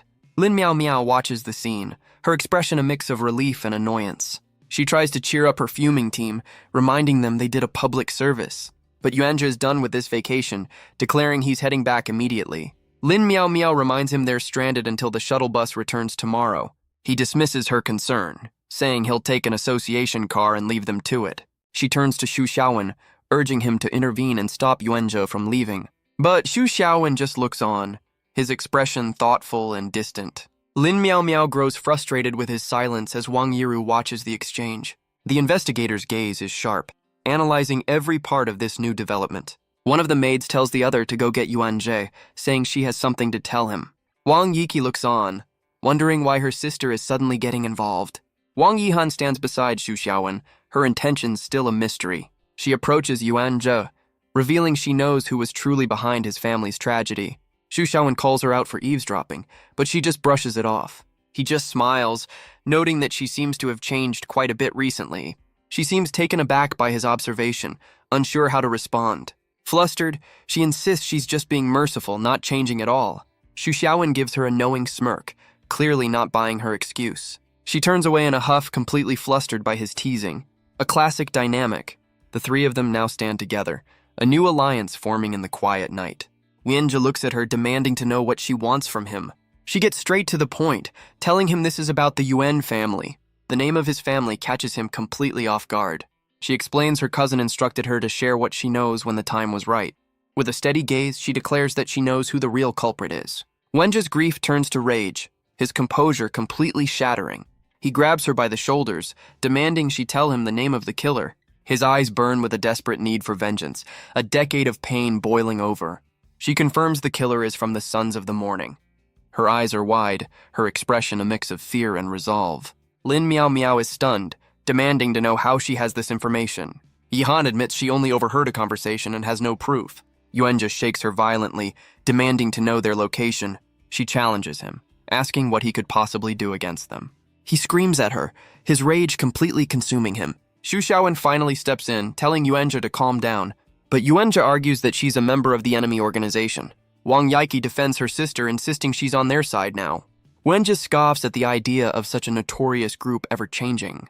Yihan's patience finally snaps, her expression turning cold. She erupts in a furious shout, completely done with his accusations. He's taken aback by her sudden, intense outburst. She calls him out for his reckless and foolish plan. She taunts him, saying he can't even beat her, let alone get revenge. The two get into a shouting match, a very productive conflict resolution strategy. Wang Yik reminds Yuanzhe he's not the only one with a grudge. Lin Miao Miao steps between them, ready to intervene. She turns her back, telling him to listen to her for once. She grabs his face, refusing to let another teammate die in front of her. A chibi Xu Xiaowen notes that she's being a little too forceful. With tears in her eyes, she begs him to trust them and not be so impulsive. Her words finally break through, bringing him to tears. He reaches out, his anger finally giving way to grief. She pulls him into an embrace, promising to protect him this time. The scene shifts to the quiet, moonlit estate. Xiao Liu and another woman discuss He San's recent sulking. The other woman theorizes he's just confused about losing on Earth. A few days later, a new morning dawns over the Xu family home. Xu Xiaowen looks on, his face a mask of pure stress. Just then, Yuanzhe arrives with a suitcase asking to stay. A chibi scene shows the house is already a crowded party. Xu Xiaowen complains that his home has officially become a hotel, but his mother just smiles, saying she enjoys the lively atmosphere. She and his father then offer some very questionable advice on his love life. His dad gives him a supportive pat, saying a real man follows his heart. Elsewhere, a broom sweeps diligently across the wooden floor, a sign of true domesticity. His parents watch as He-san, in full maid attire, handles his chores. His father tries to get the new housekeeper's attention, but he's left completely speechless when He-san finally turns around. Xu Xiaowen can only watch the bizarre scene unfold. His parents wonder what's gotten into their son lately. A pair of heels clicks on the floor next to his signature flip-flops. Xiao Liu embraces him, declaring he has a broken heart. His parents immediately start analyzing her origins as an artificial human. She looks at him, asking why he's been so down. She explains He-san has been questioning his life since his defeat. The scene shifts to a quiet hill at sunset, a kite flying in the wind. He-san looks out at the horizon, noting the noisy wind. Xu Xiaowen agrees, adding that the wind seems to be sobbing. The familiar scene gives him a strange sense of déjà vu. He looks to the former warrior, asking if he's disappointed about losing. Heisan admits that he feels like nothing more than a clown. His hand falls limply to the grass, a picture of defeat. He lies back, telling Xu Xiaowen he doesn't need his sympathy. But our boy claims he's just checking on his humanoid detector. So thoughtful. Heisan tells him not to worry, as he's just a passing visitor in his life. Xu Xiaowen admits that meeting him has opened up new possibilities. He looks on with a serious gaze, saying he doesn't want him to be broken. Heisan covers his eyes, admitting that Xu Xiaowen is surprisingly kind. Our boy offers a backhanded compliment, calling him strong but brainless. He uses a strange parable about elephants and ants to make his point. Xu Xiaowen tells him some lessons must be learned on your own. The warrior's expression softens, a single tear rolling down his cheek. As Xu Xiaowen leaves, he tells him to head back before the wind picks up. The scene shifts to a quiet, traditional estate somewhere else. A blonde woman leads an unseen visitor through the garden. The sound of boots echoes on the polished wooden floors. She announces that Lord Qianji has a guest, but a voice from inside shouts that he's not seeing anyone. The bald man complains about the annoyance of turning people away. He fumes at his phone, angry about some kind of online censorship. An old man with a long white beard appears, asking why he's being ignored. The bald man warns him about the association finding out he's here. But the visitor dismisses the concern, calling the bald man his brother. The bald man asks if he's here for another lecture on the law. The visitor raises a golden staff, telling him to save his energy. He asks his brother what he's so intently looking at. The bald man complains about platform rules for promotional photos. He launches into a rant about the supposed dangers of revealing clothing. A chibi version of him throws a tantrum over the ridiculous guidelines. A true artist's struggle. He clutches his head, frustrated by the platform's hypocrisy. He adds that a rival even reported him, nearly getting his account banned. The old man with the beard just asks who could be so boring. The bald man retorts that the association is just as self-righteous. He finally gives up, too exasperated to continue the argument. The visitor offers a cryptic warning about respecting the user experience. He tells his brother he's been cynical since he was a child. He takes a sip of his drink, saying one must adapt to the times. The bald man demands to know why his brother is here. But the visitor offers a drink, claiming it's just a family visit. He takes a long sip, his patience clearly wearing thin. The bald man warns him again to save his lectures. He declares they walk two very different paths in life. The visitor's eyes narrow, questioning that very statement. He accuses his brother of being behind the Yuan family massacre. The bald man scoffs, demanding proof for such a bold claim. A classic, "Where's your evidence?" defense. He grins, saying even their brotherhood is subject to the law. The visitor recalls the association's move against the overeater. He crushes his cup, declaring they both know the truth. But the bald man just laughs, deflecting all responsibility. The visitor asks if overeater would act without direct orders. He questions why they, as old men, are meddling with the young. The bald man rises, laughing at the very idea. A dark energy gathers in his hand as he makes a bold claim. He declares this world was built by them and he wants it back. The visitor, Qian Xuan, stands firm, his expression grim. As the blonde woman enters, he notes the world is changing. He tells her she must have noticed Xu Xiaowen by now. He leaves with a final warning for his brother to follow the rules. The bald man just grins, completely unfazed by the threat. He taunts his brother, questioning his self-proclaimed righteousness. Qian Xuan turns away as the blonde woman watches intently. Her gaze follows him, her expression unreadable. His power fills the room, his eyes dark with a hidden strength. She realizes with a jolt that he is not someone to be trifled with. The bald man just scoffs, blaming his brother's unpopularity on his boring personality. Priorities, I guess. He grits his teeth, a look of absolute confidence on his face. The scene shifts, the tense family meeting finally concluded. Outside, Qian Xuan's aide waits patiently by the car. He's given a new order: drive to Xu Xiaowen's house, not the association. The car speeds away, leaving the tense meeting behind. Cao Xuan muses that his brother's group won't last much longer. The scene shifts back to the peaceful grounds of the Xu estate. Inside, Yuanjia shares a memory of his sister with Xu Xiaowen. He recalls her simple dream of having picnics in the countryside. She wanted to become a cloud, drifting freely in the sky. Xu Xiaowen listens quietly, enjoying a cone of ice cream. Yuanjia admits he never actually wanted to avenge his family. In fact, he used to wish they would be destroyed, a wish that came true. But he insists his sister was a good person who deserved to live. Xu Xiaowen asks if he has something he truly wants to say. Yuanjia challenges him, telling him to just read his mind. But Xu Xiaowen explains he doesn't like prying into people's secrets. He yawns, adding that knowing too much can shorten one's life. Wenja just laughs, saying our boy is strong enough to live forever. But his expression turns serious, a new confession on his lips. Xu Xiaowen waits, his gaze steady and ready to listen. Yenja looks up, his eyes filled with a dark memory. He reveals the Yuan family was conducting twisted human experiments. Elsewhere, the scene shifts to a quiet, traditional room. An old man sits peacefully, enjoying the moment. Suddenly, a banana is thrown directly at his head. The banana inexplicably bursts into flames upon impact. The man, now revealed to be a powerful psychic, tells his guest to stop the games. A large, muscular man grins, demanding to see Wang Yihan. He stands with his crew, ordering her to come out immediately. The old man's eyes narrow, sensing these visitors are bad news. He calmly informs them that Miss Yihan is not at home. The old man stands firm, ordering the intruders to leave at once. But their leader just laughs, mocking the idea that Wang Yihan isn't home. The old man's hands ignite with power, ready to defend the estate. He declares they'll have to get through him first, a classic last stand. But the battle is over before it even begins. His defiance silenced off-screen. Elsewhere, a young woman in white is stunned, asking how this could have happened. She clutches a wooden box, her hands trembling with shock. In tears, she cries out, unable to process the sudden tragedy. Wang Yike comforts her, furious at how their guardian was treated. She turns to a man with a ponytail, the weight of the situation settling in. A finger points to a figure wrapped in bandages.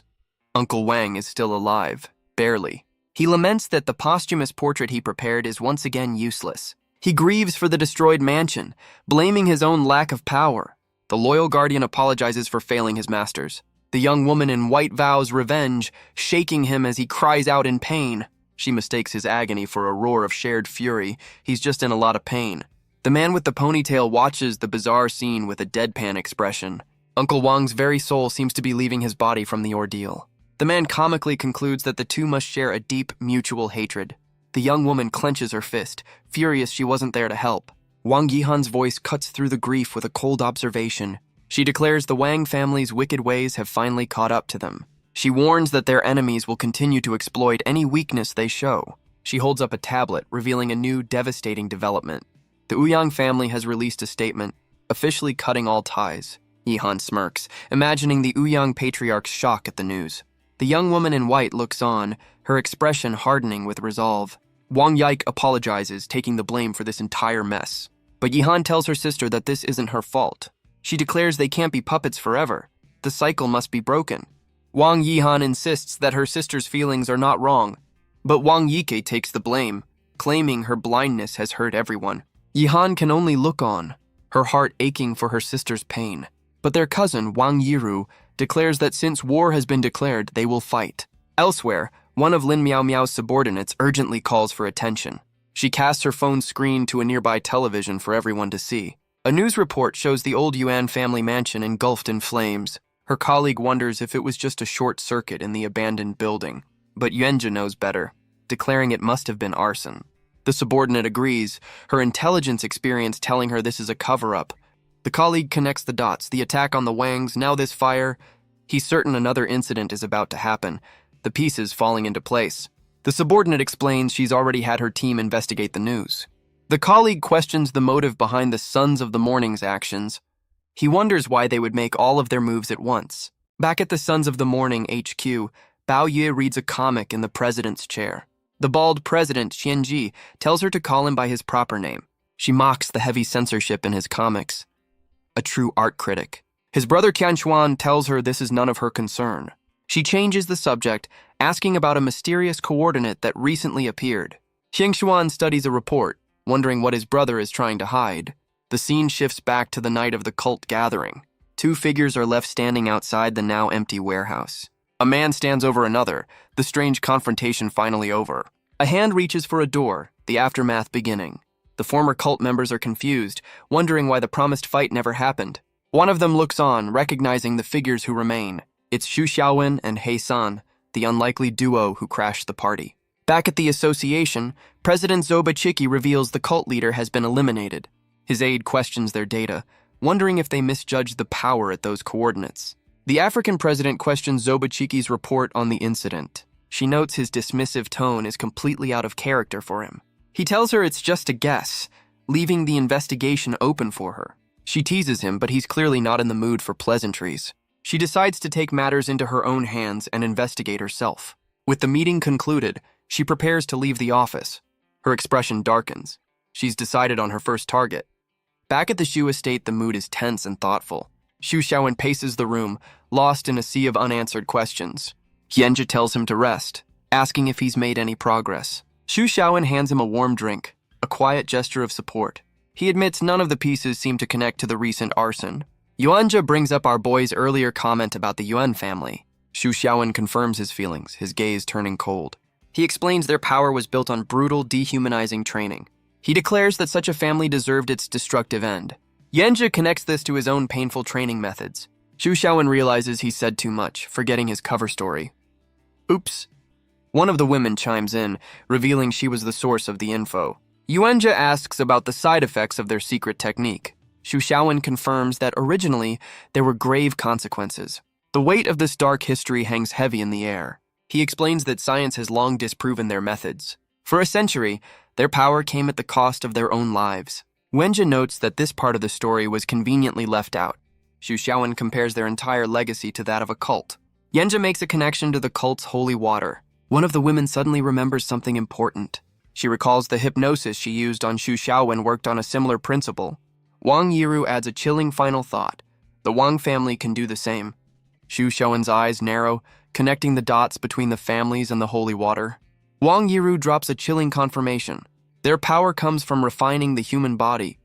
The weight of her words hangs in the air, a dark secret finally revealed. Wang Yihan is stunned, questioning the horrific practice.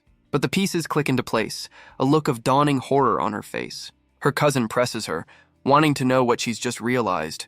Yihan connects this to the Sons of the Morning, pushing for a marriage alliance. The Ouyangs would provide the funds and the Wangs the forbidden technique. A truly wholesome partnership. She finally understands the full scope of their enemy's plan. Achibi Yiru scolds her for her own convoluted schemes to help her sister. Just then, a new guest arrives, sarcastically applauding their deduction skills. The green-haired scientist smirks, admitting she's surprised they figured it out so quickly. Xu Xiaowen and Yuanja turn, recognizing the woman who crashed the cult meeting. She mockingly tells them not to make a fuss over her arrival. Xu Xiaowen cuts to the chase, demanding to know why she's here. She approaches him, claiming she's here for him and him alone. She gets close, reminding him of her promise that they would meet again. With a sly grin, she asks if they're interested in the secrets of human refinement. She leans in, offering to join in on their little investigation. Xu Xiaowen immediately accuses her of working with the Sons of the Morning. But she denies it, claiming she was the one who gave them the clues in the first place.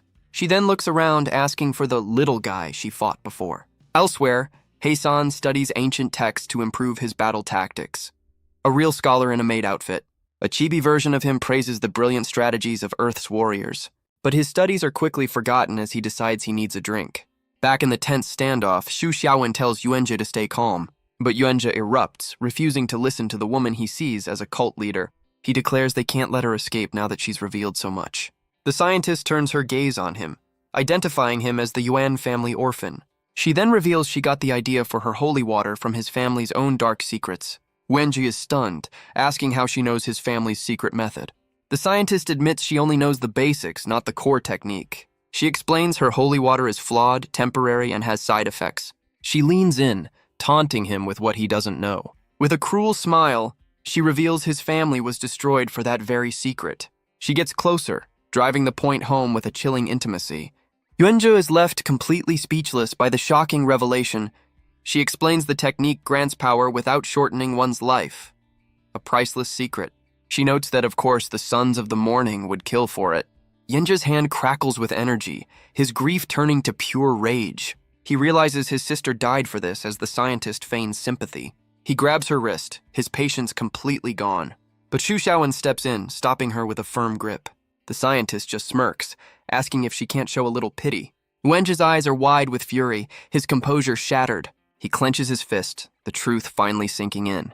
With a furious roar, he vows to kill them all. He lunges forward, his power surging as he attacks the scientist. His fist flies through the air, aimed directly at her face. But Xu Xiaowen intercepts the blow, blocking the attack. He holds Yuanji's fist, stopping the reckless assault. Wenja looks at him in disbelief, questioning his actions. The scientist watches with a smug, knowing expression. Genja demands to know what Xu Xiaowen is doing. He furiously accuses our boy of protecting this monster. He shouts that she used hundreds of people as test subjects. Xu Xiaowen calmly tells him to stand down. He still needs answers. But Yuanjie ignores him, demanding they take her down now. Lin Miao Miao appears, telling him to think before he acts. The scientist teases Xu Xiaowen, warning him against such impulsive behavior. She holds up a calculator, declaring the probability of his success is 0. A chibi Xu Xiaowen begs her to stop making things worse. Lin Miao Miao steps forward, demanding she say something useful. She grabs the scientist, reminding her she has the right to make an arrest. The scientist just smirks, mockingly agreeing to cooperate. Lin Miao Miao grits her teeth, her patience wearing thin. She erupts, telling the woman to stop talking about her subordinates. The scientist calmly explains she needs samples for her experiments, a perfectly reasonable request. She claims this is the only evidence she'll present in court. She adds that since she's not a psychic, she's outside their jurisdiction. Lin Miao. Miao is stunned by the claim that she has no powers. The scientist explains she has scientific ways to counter psychics. With a confident gaze, she declares that science is invincible. Lin Miao Miao points out she's carrying a weapon that exceeds legal limits. The scientist plays innocent, asking for proof that she's ever hurt anyone. A chibi Lin Miao Miao fumes as the men look on, terrified. Xu Xiaowen asks why she's here if she's not with their enemies. She wants to know how far their plans have progressed, dismissing the holy water issue. She proudly declares that she is a scientist and the work must continue. She throws her arms wide, lamenting their lack of scientific spirit. Xu Xiaowen questions if she has any sense of right and wrong. She gets close, saying she only cares about getting what she needs. She questions the point of applying human morality to beings like them. She tells him not to drag her into his game of pretending to be human. She leans in, explaining that she needs all of their help. Xu Xiaowen is immediately suspicious, asking about her conditions. She warns them that their enemy, Zuoye Qianxun, is not easy to deal with, but she offers to tell them exactly how to defeat him. Xu Xiaowen and Yuan, listen, their expressions grim. She insists this isn't an empty threat. Strength alone will not be enough. The scientist lays out her terms with a confident smile. She'll help them win, but only by using the scientific method. The scene shifts back to the now very crowded Shu estate. A luxury car pulls up to the front gate. It's adorned with a rather ostentatious cobra hood ornament. An aide opens the door, revealing a new, powerful visitor. The president of the Africa Association steps out, impressed by the grounds. She walks towards the entrance with an air of absolute authority. The main door to the house slides open to greet her. A flustered Uncle Wang is stunned by the unexpected guest. He asks if she's another one of the young master's visitors. This is becoming a full-time job. She cuts to the chase, asking if the old man can read minds. He nervously denies it, claiming it's just years of experience. She smiles, noting that Xu Xiaowen is a very popular man. With that, she walks past him and into the house. Elsewhere, Xiao Liu tends to the flowers in the garden. She sees the newcomer, asking if she's here for the daytime party. Xiao Liu watches the woman pass, her expression unreadable. Her eyes narrow. She senses this new arrival is dangerous. She briefly considers warning Xu Xiaowen about the visitor, but she decides her flowers are more important. A woman of simple pleasures, Uncle Wang approaches the living room looking concerned. He announces the new arrival, sparking jealousy among the other women. Xu Xiaowen looks up, wondering who could possibly be here now. He comes face to face with the president of the Africa Association. She introduces herself as Crepella, saying she's heard much about him. But her formal greeting turns to shock as she recognizes his face. Xu Xiaowen is just as confused by her sudden reaction. She accuses him of being a heartless man, her voice full of emotion. She lunges forward, embracing him and vowing not to let him escape again. She tearfully begs him to come home, certain he's her ex. Xu Xiaowen is completely baffled by the sudden, intense reunion. The scientist and Yuanjie can only stare, stunned by the drama.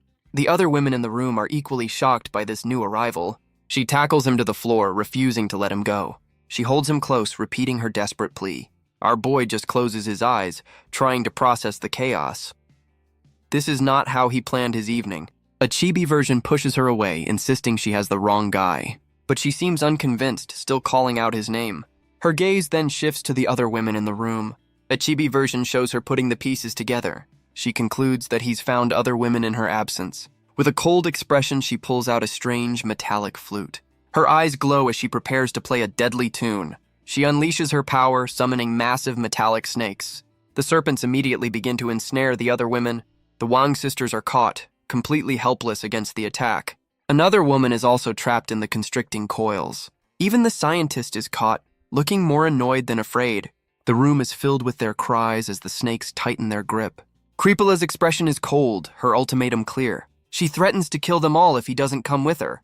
Xu Xiaowen tries to reason with her, still insisting it's a mistake. The scientist calls out the president's name, trying to intervene. She reminds her of the association's rules against such actions. But Creepola declares this is a private matter, beyond any rules. She grabs the scientist's chin, her threat now personal. A flash of energy slices through one of the metal snakes. Xu Xiaowen finally steps in, declaring that's enough. The scientist and Yuan just stare, as she wonders if he's using this chaos to his advantage. Wenjie wonders why the scientist was the only one not targeted. She coolly informs him he's not even in the same league as the other women. Wenjie is left fuming at the backhanded insult. Creepola looks up in disbelief, asking if Xu Xiaowen just struck her. He clarifies he was only stopping her, as the others bicker in the background. The powerful president suddenly collapses to her knees. She bursts into tears, lamenting that all men are worthless. Well, this is a turn. Xu Xiaowen kneels down, trying to reason with the distraught woman. He insists he's never even been to Africa, let alone met her before. She looks up, her eyes filled with tears, questioning his words. A chibi Uncle Wang confirms his master is too broke to even leave the city. With the drama hopefully over, Xu Xiaowen tells her to release the others. Lin Miao Miao struggles in the coils, demanding to be set free. With a wave of her hand, the metal snakes finally release their captives. Creepola offers a quiet apology for the massive misunderstanding. Xu Xiaowen cuts to the chase, asking why she's really here. She explains her visit is related to the cult leader he recently defeated. He asks her to be more specific about her intentions. She reveals her chancellor reported he destroyed the cult, and she came for details. She looks at him, still struggling to believe he's not the man she knew. The scientist leans on Yuan Zhe, telling him to stay out of this. She insists she's just trying to avoid getting into any more trouble. Lin Miao Miao steps forward, declaring this an official intelligence matter. Creepola turns her gaze towards the section chief. The two powerful women face off, a silent challenge in the air. Lin Miao Miao is furious, reminding the president of her authority here. A chibi version of her erupts as Xu Xiaowen tries to de-escalate. Creepola changes the subject, asking about the special coordinates. Xu Xiaowen looks on, completely unfamiliar with the term. She notes his ignorance, explaining it's a secret known only to a few. She offers to share the details, but only if he promises her one thing. But Xu Xiaowen immediately shuts her down, not interested in making deals. The scientist quickly pulls him aside for a private and very chibi conversation. He turns to her, wondering what this is all about now. She urgently insists that he must accept the president's offer. He's completely baffled as she begs him to just promise first and ask questions later. She explains this information is crucial for both of their futures. He questions the connection, but she insists he has to trust her. Defeated by the peer pressure, he stands before the president. With a tired sigh, he reluctantly agrees to her condition. Her one condition, he has to be her boyfriend. Of course it is. She embraces him tightly, overjoyed by his acceptance. Xu Xiaowen just stares ahead, his soul having left his body. A chibi version of him tries to escape her grasp, ready to leave. He clutches his head, getting a strange feeling of déjà vu from this whole scene. She offers to lead him away to discuss the top-secret details. But her path is blocked by two of the other women in the room. They tell the president to keep her secrets as she has no authority here. Creepola is furious, accusing them of trying to steal her new man. Xu Xiaowen looks on, his patience completely gone. He tells the president to go back, the Wang sisters standing with him. The scientist has a headache, wondering what is wrong with this woman. She realizes this whole plan has backfired, her chance for clues now gone. Creepola's expression hardens, her anger returning. She crosses her metallic flutes, ready to unleash her power once more. The metal snakes reappear, swarming around the scientist. The scientist screams, caught completely off guard by the sudden attack. A serpent begins to coil tightly around her body. Creepola holds her flute, asking if they truly take her for a fool. A snake's head looms over her, its tongue flicking out menacingly. She accuses the scientist of hiding the special coordinates right here in the house. Creepola then turns to Lin Miao Miao, questioning her failure to report the coordinates. The section chief is left completely speechless by the sudden accusation. Xu Xiaowen realizes with a jolt that Lin Miao Miao already knew about this. Creepola smugly explains this is the only reason she came here directly. A quick message confirms the president is here for the coordinates. The plot thickens. She approaches the trapped scientist, demanding to know what's so special. The scientist struggles against the coils, telling the president to let her go. Creepola dismisses the coordinates as just an ordinary person with no powers. She taunts the scientist, saying she must know why she's special. The scientist denies everything as a snake gets uncomfortably close. Creepola turns to Xu Xiaowen, admitting she wasn't sure who the target was at first. The scientist furiously accuses her of cheating, but Creepola just smiles, saying it was a 50-50 chance. A real professional. The scientist erupts, complaining that her equipment is now completely broken. Xu Xiaowen asks if the association is also in the dark about the coordinates. Creepola admits she only knows a little, but finds the whole thing interesting. Wang Yiki mutters that it's no wonder her man ran away. She's full of tricks. Wang Yiru glares, her arms crossed, clearly unimpressed by the visitor. Her eyes reflect Creepola's image, her focus absolute. Wang Yiki looks to her sister, confused by the sudden tension. Creepola begins to lecture Yike on the difference between reality and illusion. A purple energy gathers around her arm, a subtle display of her power. Wang Yiru asks if she wants to go deeper, as a chibi Yike looks on nervously. She explains the key is to hide your intentions from your opponent. She tells Yike to let Creepola act according to her own perceived reality. The two powerful women stand ready, a silent battle of wills underway. From above, Xu Xiaowen watches the tense standoff unfold. He looks completely exhausted by all the drama. A man needs his rest. A transformed Xu Xiaowen complains about how annoying they both are. In her mind, Creepola confronts the man she believes is her ex. The illusionary figure mocks her for being self-centered. He coldly states he left because he couldn't stand her anymore. The words hit hard, and the powerful president breaks down in tears. The illusion holds her, asking if this is what it took to get the truth. Back in reality, Xu Xiaowen is completely lost by this sudden turn. He watches as Creepola lovingly talks to a stone pillar, a truly riveting performance. The Wang sisters look on, one hiding her face in secondhand embarrassment. Lin Miao Miao can only stare, questioning what is happening to the president. A chibi version shows the bizarre scene. A powerful woman hugging a pillar.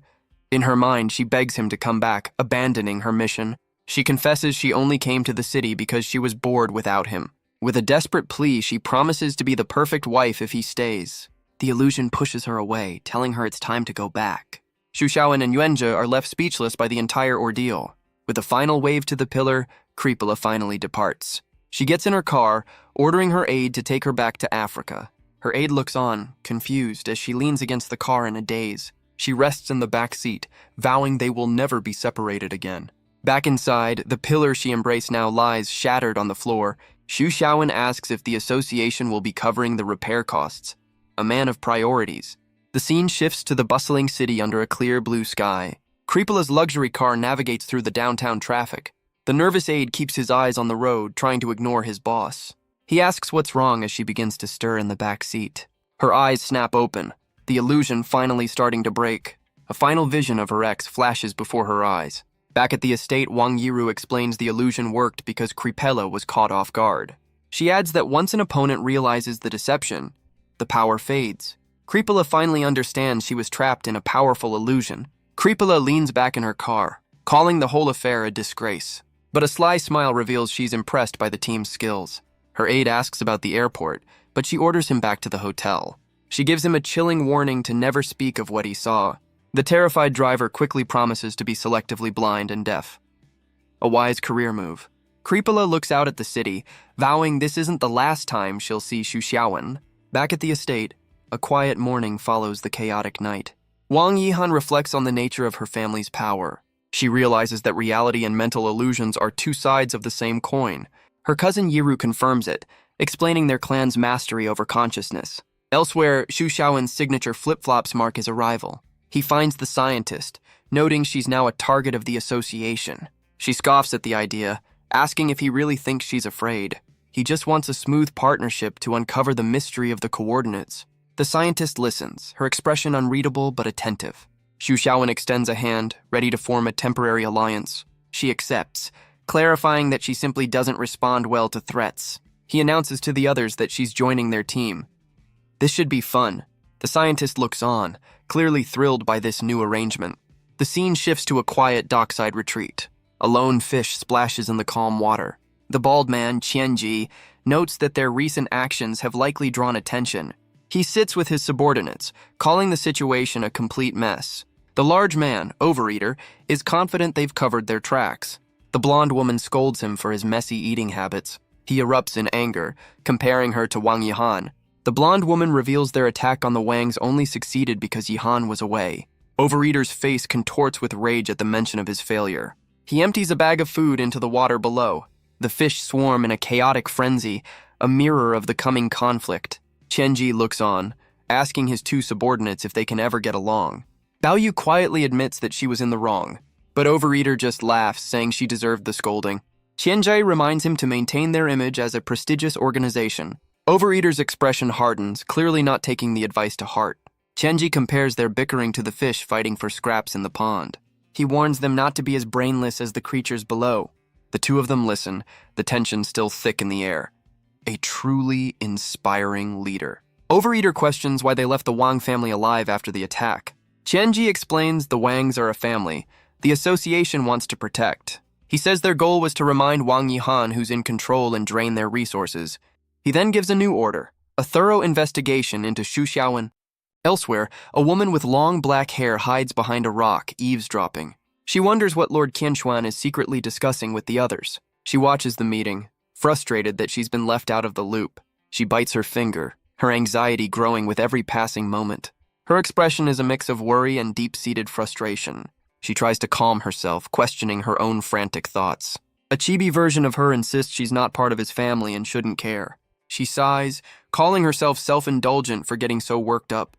A voice calls out, asking why Mary is hiding behind a rock. Qianshuan turns, calmly telling her to come over. Mary is completely mortified, realizing she's been caught. She reluctantly steps out, her head bowed in embarrassment. He asks what's wrong, but she's too nervous to answer. She worries that asking questions will only make him impatient. He tells her that if he wanted her to know, he would have told her. Bao Yu chimes in, guessing that Mary was dumped by a man again. Mary frantically denies it as Bao Yu teases her in front of Qianshuan. Bao Yu erupts, ranting about a man with a family she wanted to confront. A hand reaches out, a gesture of comfort. Qianshuan offers a hug to the distraught Mary. She cries out his name, her heart clearly broken. She embraces him, vowing the man who wronged her will pay. With a manic grin, she declares her curse is about to take effect. A chibi Qianshuan praises her, much to the confusion of the others. Overeater steps in, asking Mary for her opinion of him. A bold strategy. He tries to reason with her, reminding her of their long acquaintance. But Mary bluntly shuts him down with a rather harsh insult. Overeater is enraged, his pride completely wounded. Qianshuan tells him to back off, explaining that Mary is grieving. Mary looks up at her lord, completely flustered. She's desperate to know what they were secretly discussing. She debates with herself, unsure if she should ask. Qianshuan teases her, revealing their topic was a man. He gives a sly smile, certain she's interested in the details. The scene shifts back to the now familiar Shu estate. Mary's voice reveals the man's name, Xu Xiaowen. She leans against a pillar, lost in thought. She wonders why Qianshuan is so interested in this particular man. A door opens and she panics, realizing someone is coming. It's Xu Xiaowen himself, stepping out into the hallway. His signature flip-flops click on the floor as he walks past her hiding spot. Mary is frozen with panic, unsure of what to do. Xu Xiaowen appears behind her, asking if she's waiting for him. She's completely flustered, stammering out a denial. He asks if she's a former client of his. An interesting opening line.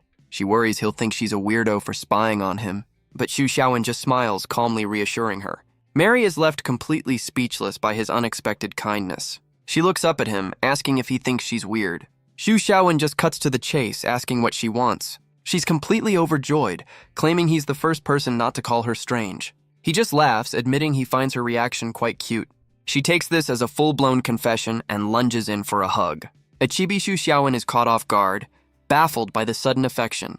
Later that night, the scene shifts to a quiet, well-decorated room. Mary lies on her bed, diligently taking notes. A true scholar of love. Her pen hovers over the page, her mind racing with new thoughts. She's completely fixated on the man Qianshuan was so interested in. She begins to write, her thoughts finally taking shape. She's drawn a surprisingly flattering portrait of Xu Xiaowen in her notebook. Back in the living room, Mary clings to him under a storm cloud of awkwardness. Xu Xiaowen gives a tired explanation of the recent bizarre events. He notes that Mary seems to be the type who doesn't listen to anyone. His parents are thrilled, his father giving a proud thumbs up for his son's success. Just then, Lin Meow Meow appears, offering a quiet apology for interrupting. She announces she needs to borrow Xu Xiaowen for a moment. A chibi version of our boy is dragged away against his will. Mary is left behind, her expression turning dark with fury. She immediately decides she hates this self-righteous woman, but she quickly corrects herself, remembering she's Xu Xiaowen's friend. She decides she must have a friendly chat with his new girlfriend. In another room, Xu Xiaowen asks what's going on. Lin Miao Miao tells him to send Mary away, calling her a security risk. But Xu Xiaowen knows she's a woman who can't hide anything. He reveals her mind is an open book, full of internal drama and secrets. Mary is seen eavesdropping from just around the corner. Lin Miao Miao questions if he's sure about her ties to the sons of the morning. He confirms it, but adds she's not privy to their secrets, just an ardent fan of Qian Xuan. Lin Miao Miao asks about her power, but Xu Xiaowen clarifies it's just a very active imagination. Overhearing them, Mary is consumed by a dark thought about a curse. Her eyes burn with fury as she vows to curse the section chief. But she immediately panics, remembering Lin Miao Miao is Xu Xiaowen's friend. She worries that hurting his friend will make him angry with her. A chibi version shows the team sweating as her internal monologue continues. Lin Miao Miao can only sigh, noting the girl's jealousy is a serious problem. Xu Xiaowen decides they need to figure out her true intentions first. He approaches Mary, casually asking what she wants for lunch. She's immediately overjoyed, thinking he's being incredibly considerate. Flustered, she backs down from a pricey request, saying anything is fine with him. One of the maids asks Lin Miao Miao if their new guest is mentally stable. The section chief sighs, saying she'll tolerate it since Mary is a valuable lead. The maid is stunned to learn Mary is with the sons of the morning. She can't believe a member of the enemy group just walked into their home. Lin Miao Miao changes the subject, asking about the Wang sisters. The maid reports that the clan elders have returned to the estate. She explains that Wang Yiru is accompanying Yihan to her trial.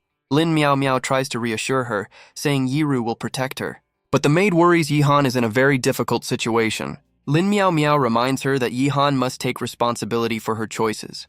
The maid turns away, her concern for the Wang sisters still evident. The scene shifts to the Wang family mansion, now a smoldering ruin. A woman's voice screams Wang Yihan's name in pure rage. Inside the wreckage, Yihan kneels before the furious clan elders. She sits silently, accepting the consequences of her actions. An elder scolds her, saying a young girl was never fit to lead. She points to the destruction, blaming Yihan for the family's downfall.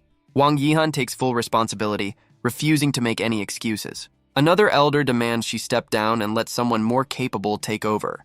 Wang Yihan kneels, accepting her fate and placing herself at their disposal. An elder gives her an ultimatum: give up her position or reconsider her choices. She suggests Wang Yiru take over as temporary matriarch, with Yihan as her apprentice. But the investigator refuses, stating her duties with the association must come first. The elder insists, telling her to stop making excuses and accept the responsibility. Another elder takes charge, ordering everyone to focus on rebuilding the mansion. Yihan desperately begs her cousin to agree, seeing this as her only way out. Wang Yiru looks down at her, her expression cold and unreadable. Yihan's pleas continue, claiming the stress will keep her from sleeping. With a sigh, Yiru finally relents, agreeing to act as patriarch for now. She stands tall, accepting the elder's trust as Yihan mutters insults under her breath. Elsewhere, Xu Xiaowen takes Mary to a restaurant, hoping to get some answers. Mary is thrilled by the desserts, but carefully avoids any mention of Qian Xuan. Xu Xiaowen watches her, his patience clearly wearing thin. He offers her a dumpling, a simple gesture to keep the conversation moving. Mary is immediately smitten, her overactive imagination kicking into high gear. She interprets this simple act as a profound declaration of love. Of course she does. Xu Xiaowen decides to just play along for now, hoping to get the information he needs. He gives a small, knowing smile, letting her believe whatever she wants. A chibi version of him wishes he couldn't read her chaotic, love-struck mind. She happily eats the food, completely lost in her romantic fantasy. Her thoughts immediately jump to naming their future children. She proudly announces the poetic name she's already chosen for their firstborn. Xu Xiaowen is horrified, realizing things are escalating way too quickly. But she insists 8 hours is more than enough time to plan a family. She continues her detailed fantasy, even coming up with a nickname. She imagines their son will be just as handsome and dominant as his father. Our boy is completely baffled, wondering what her inner world is even made of. He's so stressed by her internal monologue that he can barely function. With a sly grin, he asks if she's a psychic too, testing her reaction. With a confident grin, Mary reveals she's a level 6 psychic. She immediately backpedals, asking about his level with teary eyes. Xu Xiaowen calmly replies that he's only a level 4. He internally notes the first step: feign weakness to gain sympathy. Mary frantically insists she wasn't trying to show off her power. She explains a level 4 is useless in the association, but not to their enemies. His internal monologue continues. Express helplessness to get more information. Our boy wonders if he even needs to play these games with her. Mary laments that she's only ranked second among the 7 deadly sins. She reveals the top-ranked member has no psychic abilities at all. With a smile, she offers him a place in the Sons of the Morning.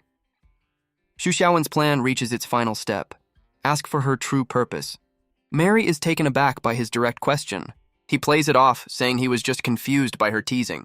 He realizes she's not just a simple fangirl. She has a hidden core.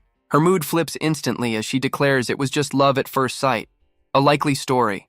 The scene shifts back to the Shu estate under the quiet night sky. Wang Yihan thanks her cousin for helping her deal with the clan elders. Wang Yiru calmly states the elders are just doing what's best for the family. Just then, Wang Yike arrives, calling out to her sister and cousin. One of the maids rushes in, announcing Xu Xiaowen went out with a woman from the enemy. Wang Yihan's eyes widen in shock at the news. The maid describes the woman as short, dark, and gloomy. Yihan wonders if she's nervous, but the maid clarifies it's more like inner drama. With dawning horror, she asks if the woman's name is Mary. The maids confirm it with a terrified shout. Yihan panics, declaring Xu Xiaowen is in grave danger with one of the 7 deadly sins. One of the other women seems less concerned, questioning the threat to Xu Xiaowen. Yihan explains Mary's power as a special kind of curse. A dark vision of Mary appears. Any man who earns her grudge meets a terrible end. She leans in, declaring that they're getting married soon. She clings to a horrified Xu Xiaowen, promising her lord will love him like a son. Our boy is completely stunned, realizing she's not joking in the slightest. He fights every instinct, trying to keep his hands from pushing her away. Mary is completely lost in her fantasy, eagerly awaiting their wedding day. Xu Xiaowen can only sweat, trapped in this incredibly awkward situation. She gets closer and he wonders what this woman's deal is. A chibi version shows his utter panic as she puckers up. She asks if he doesn't like her expression unreadable. He stammers, trying to explain this is about more than just like. She accuses him of being like all the other men who abandon her. He tries to explain it's not disgust, but he's clearly uncomfortable. A chibi version of him cries, afraid he's about to lose his composure. Her eyes glow as she threatens to curse him if he refuses her proposal. The scene shifts to a flashback, revealing a bit of Xu Xiaowen's past.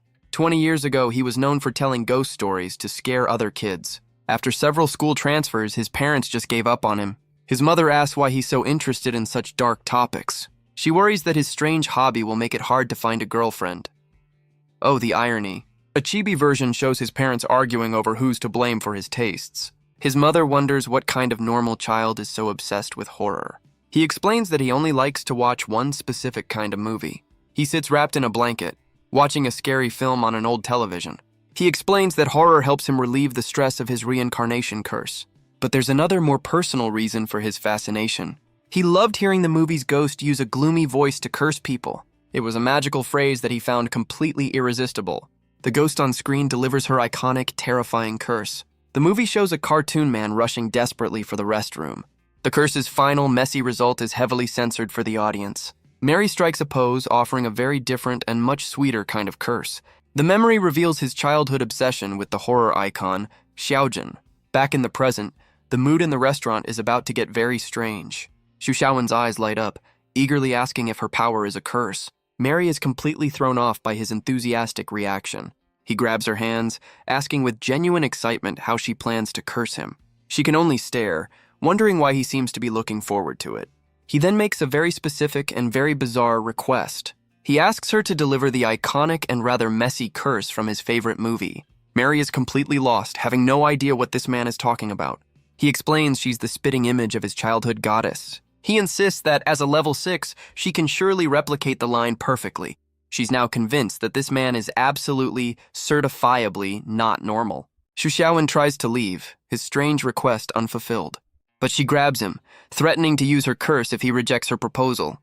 He stammers, trying to explain that they're just not compatible. She calls him out, reminding him he was just planning their family.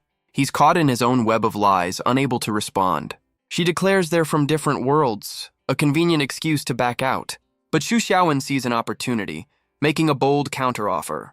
He declares he'll join her organization if she just curses him properly. Mary panics, telling him not to join the villains. The irony is palpable. She makes a run for it, with our boy in hot pursuit.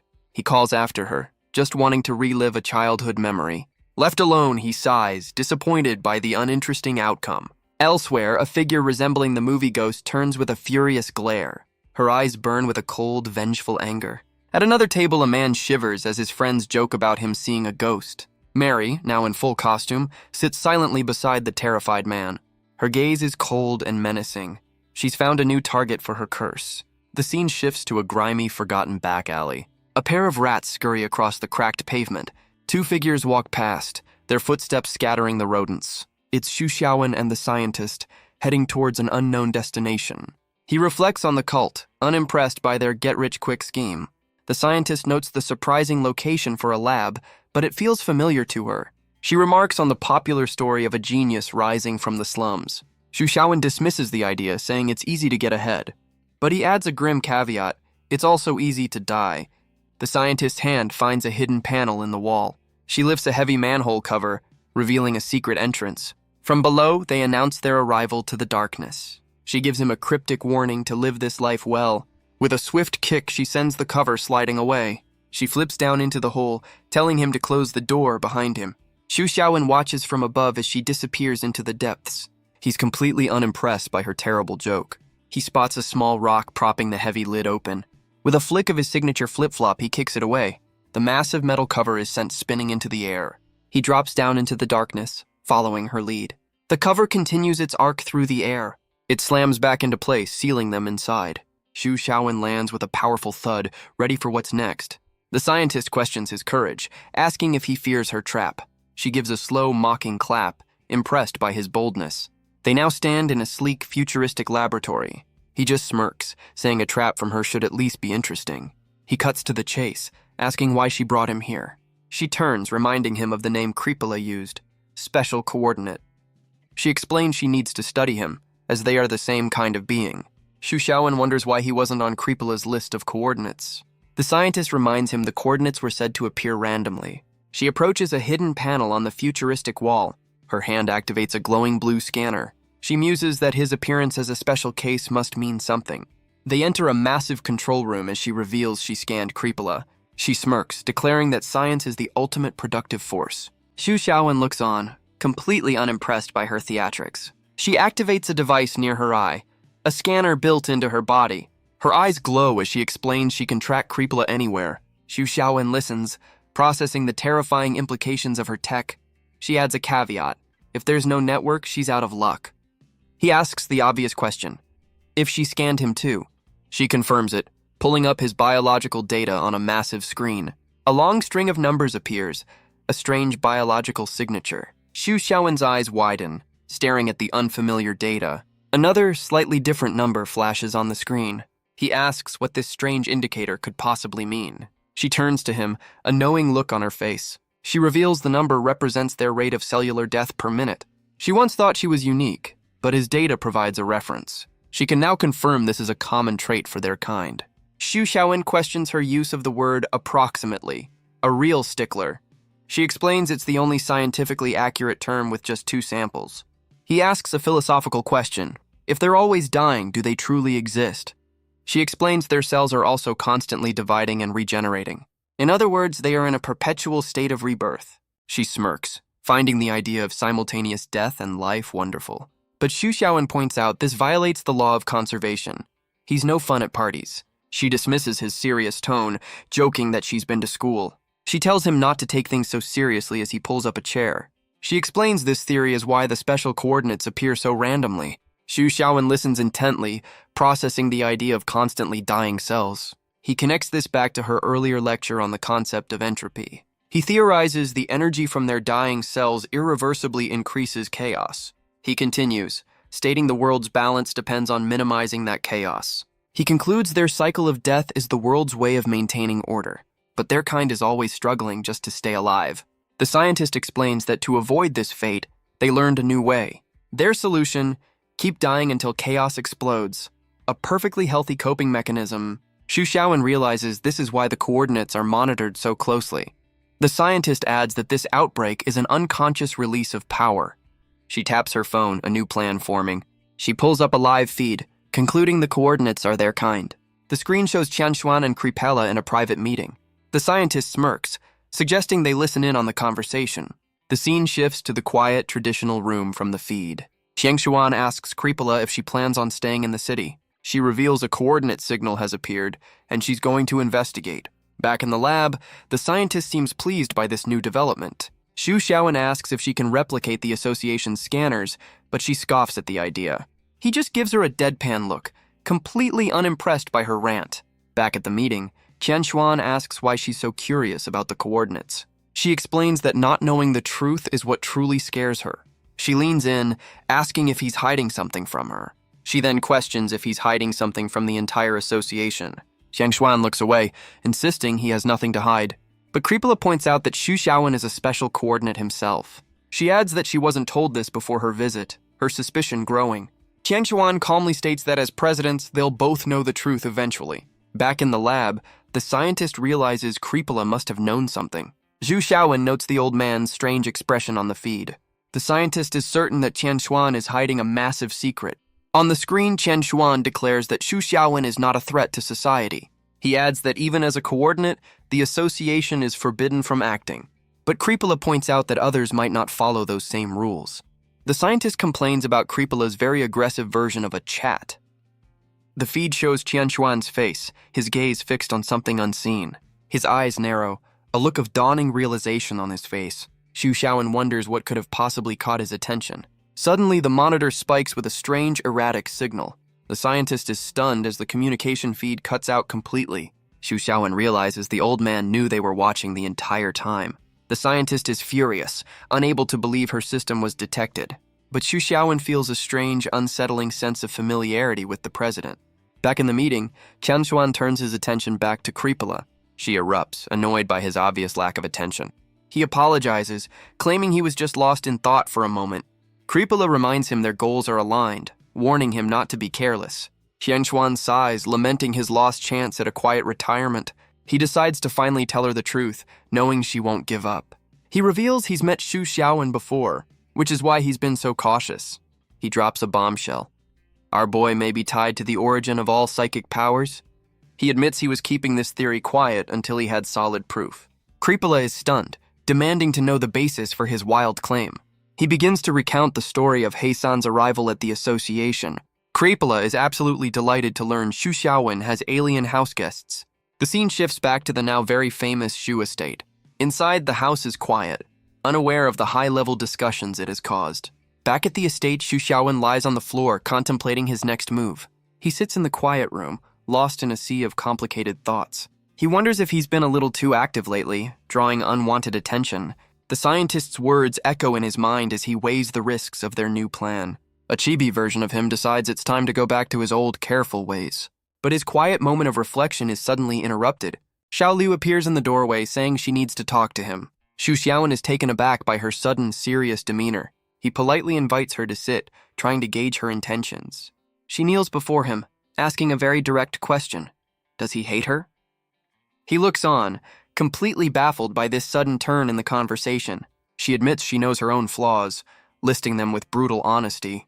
He can only stare, surprised by her sudden self-awareness. At least she's honest. He quickly tries to reassure her, telling her not to overthink things. She smiles, teasing him about how rude he is when he reads people's minds. She adds that she's not surprised he sees her in a negative light. He asks if she's angry, but she just gives a small, unreadable laugh. She makes a self-deprecating comment about her place in his home. With a gentle smile, she admits she's been a constant source of trouble. He reflects that in his past lives, he's dealt with far more outrageous women. She gets a little closer, her gaze fixed on him. She asks if he ever found someone he liked in his many past lives. A flustered Chibi Xu Xiaowen admits he never got that far before his life reset. She then asks how he truly sees her in this life. Xu Xiaowen is completely caught off guard by the question. A chibi version of him wonders if she's feeling all right today. She presses the question, wanting to know his thoughts on her. A sly, knowing smile spreads across her face. He stammers, admitting he's not mentally prepared for this conversation. A party popper explodes as she celebrates her successful emotional ambush. She celebrates with a shower of confetti, wishing him a happy birthday. Just then, the door to his room slides open. The entire household is there, throwing him a surprise party. Xu Xiaowen is completely stunned by the sudden celebration. Xiao Liu explains this is the first time he's ever lived past 25. She asks if he's happy, but he just looks overwhelmed. His mother admits they were worried he'd be angry about the party. He's moved to tears, finally able to accept their affection. His parents embrace him, telling him how hard he's worked. Xiaoliu watches the touching family moment with a gentle smile. She recalls her earlier question about his past lives and loves. The party is soon in full swing at the Zhu estate. The sound of clinking glasses and laughter fills the air. Xiaoliu and the others are clearly enjoying the celebration, but Xu Xiaowen slips away from the crowd for a moment of quiet. He grabs 2 drinks, heading for the solitude of the outdoors. He sits on the steps but is quickly joined by Yuan Jie. Xu Xiaowen asks if he's thinking about his family and their enemies. He offers his friend a drink, a silent gesture of support. Yuan Jie accepts it with a quiet word of thanks. Xu Xiaowen apologizes for ruining the mood of the party.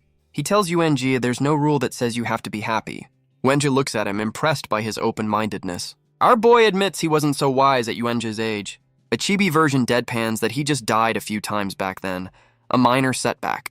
Yuan Jie looks up, a difficult confession on his lips. He leans back, admitting he hates himself for his own weakness. Xu Xiaowen knows he wants to avenge his family on his own, but he offers to help, admitting he has his own interest in their enemies. He recalls the scientist's warning, wondering what makes their foe so dangerous. Yuan Jie admits it's a bit embarrassing to say. He confesses he initially misjudged Xu Xiaowen completely, but he's learned his lesson and is grateful for the support.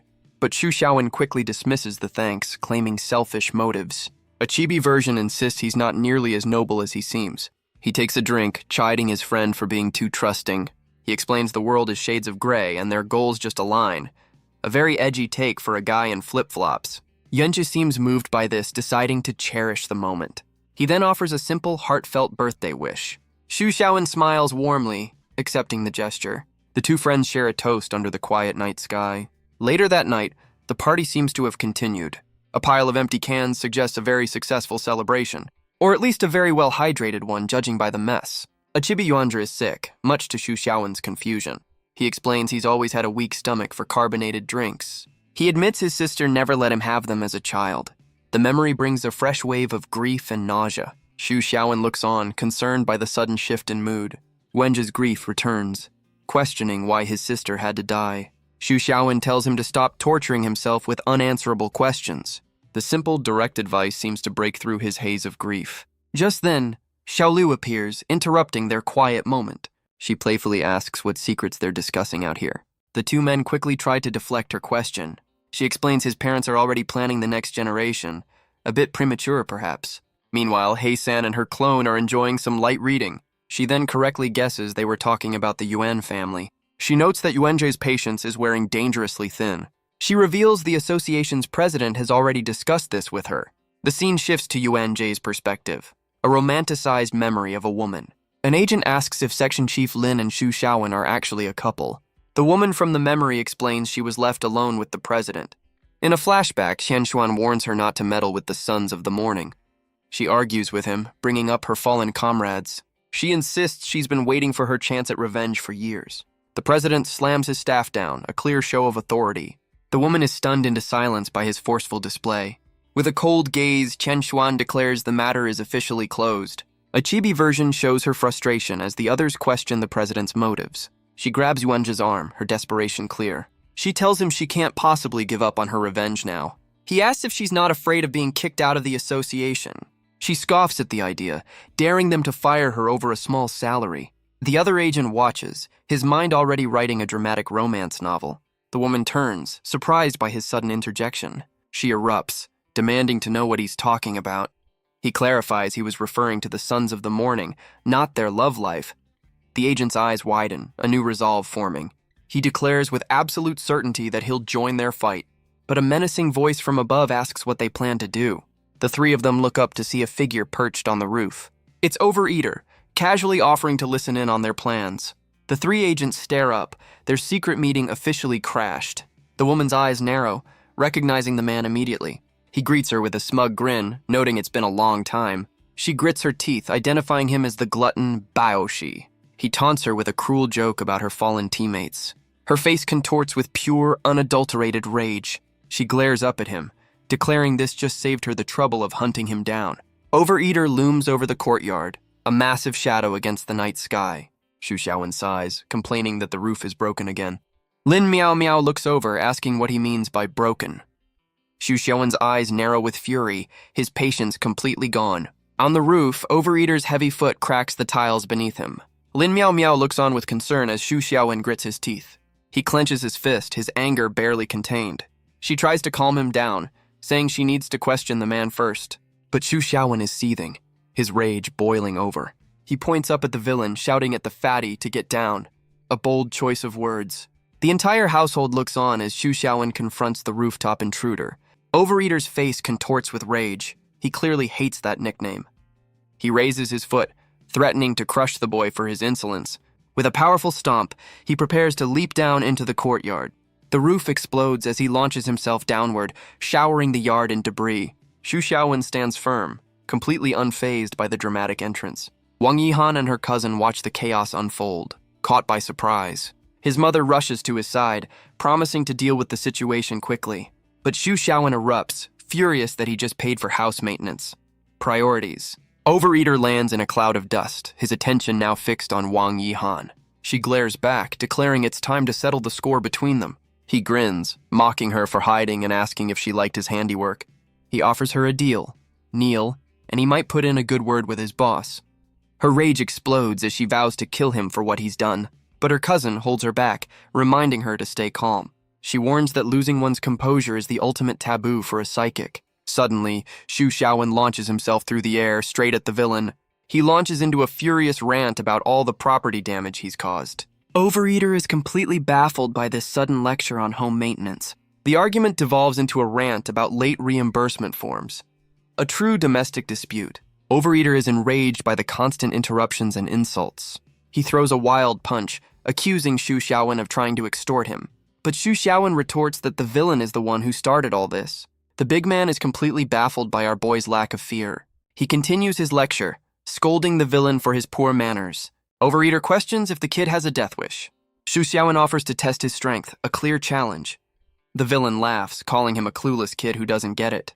The women recognize the move, a look of shock on their chibi faces. Wang Yihan looks on, confused by their sudden panic. With a confident grin, Xu Xiaowen declares it's time for a lesson.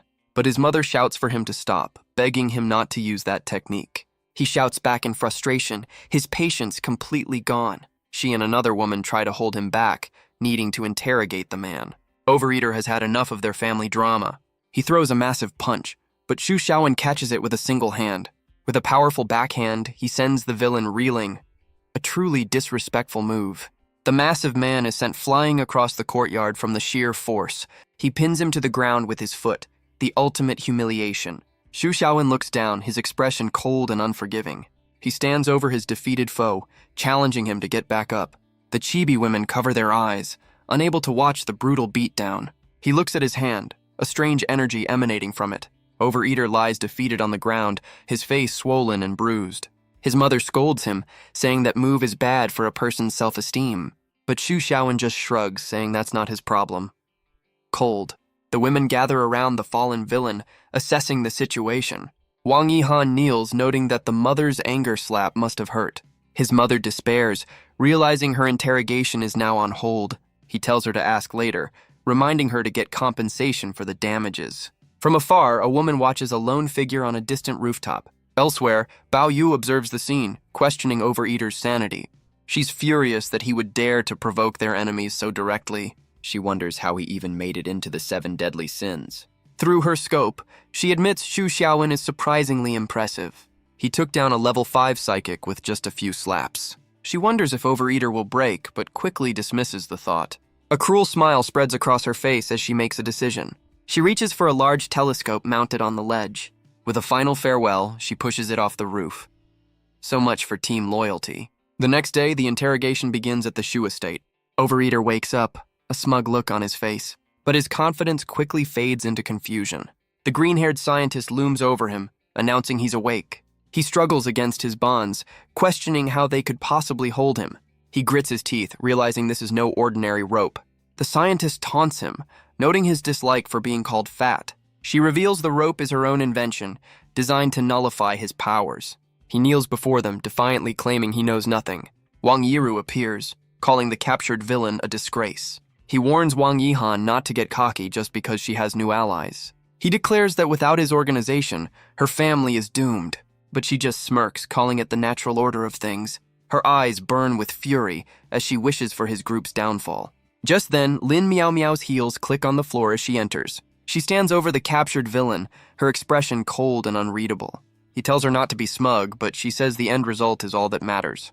She looks down on him, calling him as helpless as a cornered animal. He reminds her that he was the one who showed her mercy years ago. With a cruel laugh, he reveals he let her live just to watch her suffer alone. He taunts her, blaming her for the death of her former teammates. But Lin Meow Meow ignores the bait, asking who attacked the Yuan family. He erupts in fury, demanding she face his accusations. The scientist delivers a swift slap, telling him to be quiet. She pins him down, reminding him that prisoners don't get to talk so much. Lin Meow Meow presses on, asking if Chen Xuan gave the order. Yuanjia watches intently as the interrogation continues. Overeater grits his teeth, refusing to give up any specific names. He's not the sharpest tool, but he's loyal. He mocks their quest for revenge, dismissing the details as unimportant. Lin Meow Meow turns away, deciding she doesn't need his help after all. He dares her to kill him, certain he'll never break. With a cold smile, she confirms that's exactly what she plans to do. She leans in close, explaining her power goes beyond simple mind reading. He's terrified, demanding to know what she's about to do. She explains this is a cruel technique she rarely ever uses. With a manic grin, she clarifies that it's cruel to herself. Well, that's not reassuring. Her hand presses against his head, her power surging forward. Her eyes glow white as she begins to forcibly enter his mind. The villain can only stare in shock, his defiance finally broken. The room falls silent, the interrogation seemingly complete.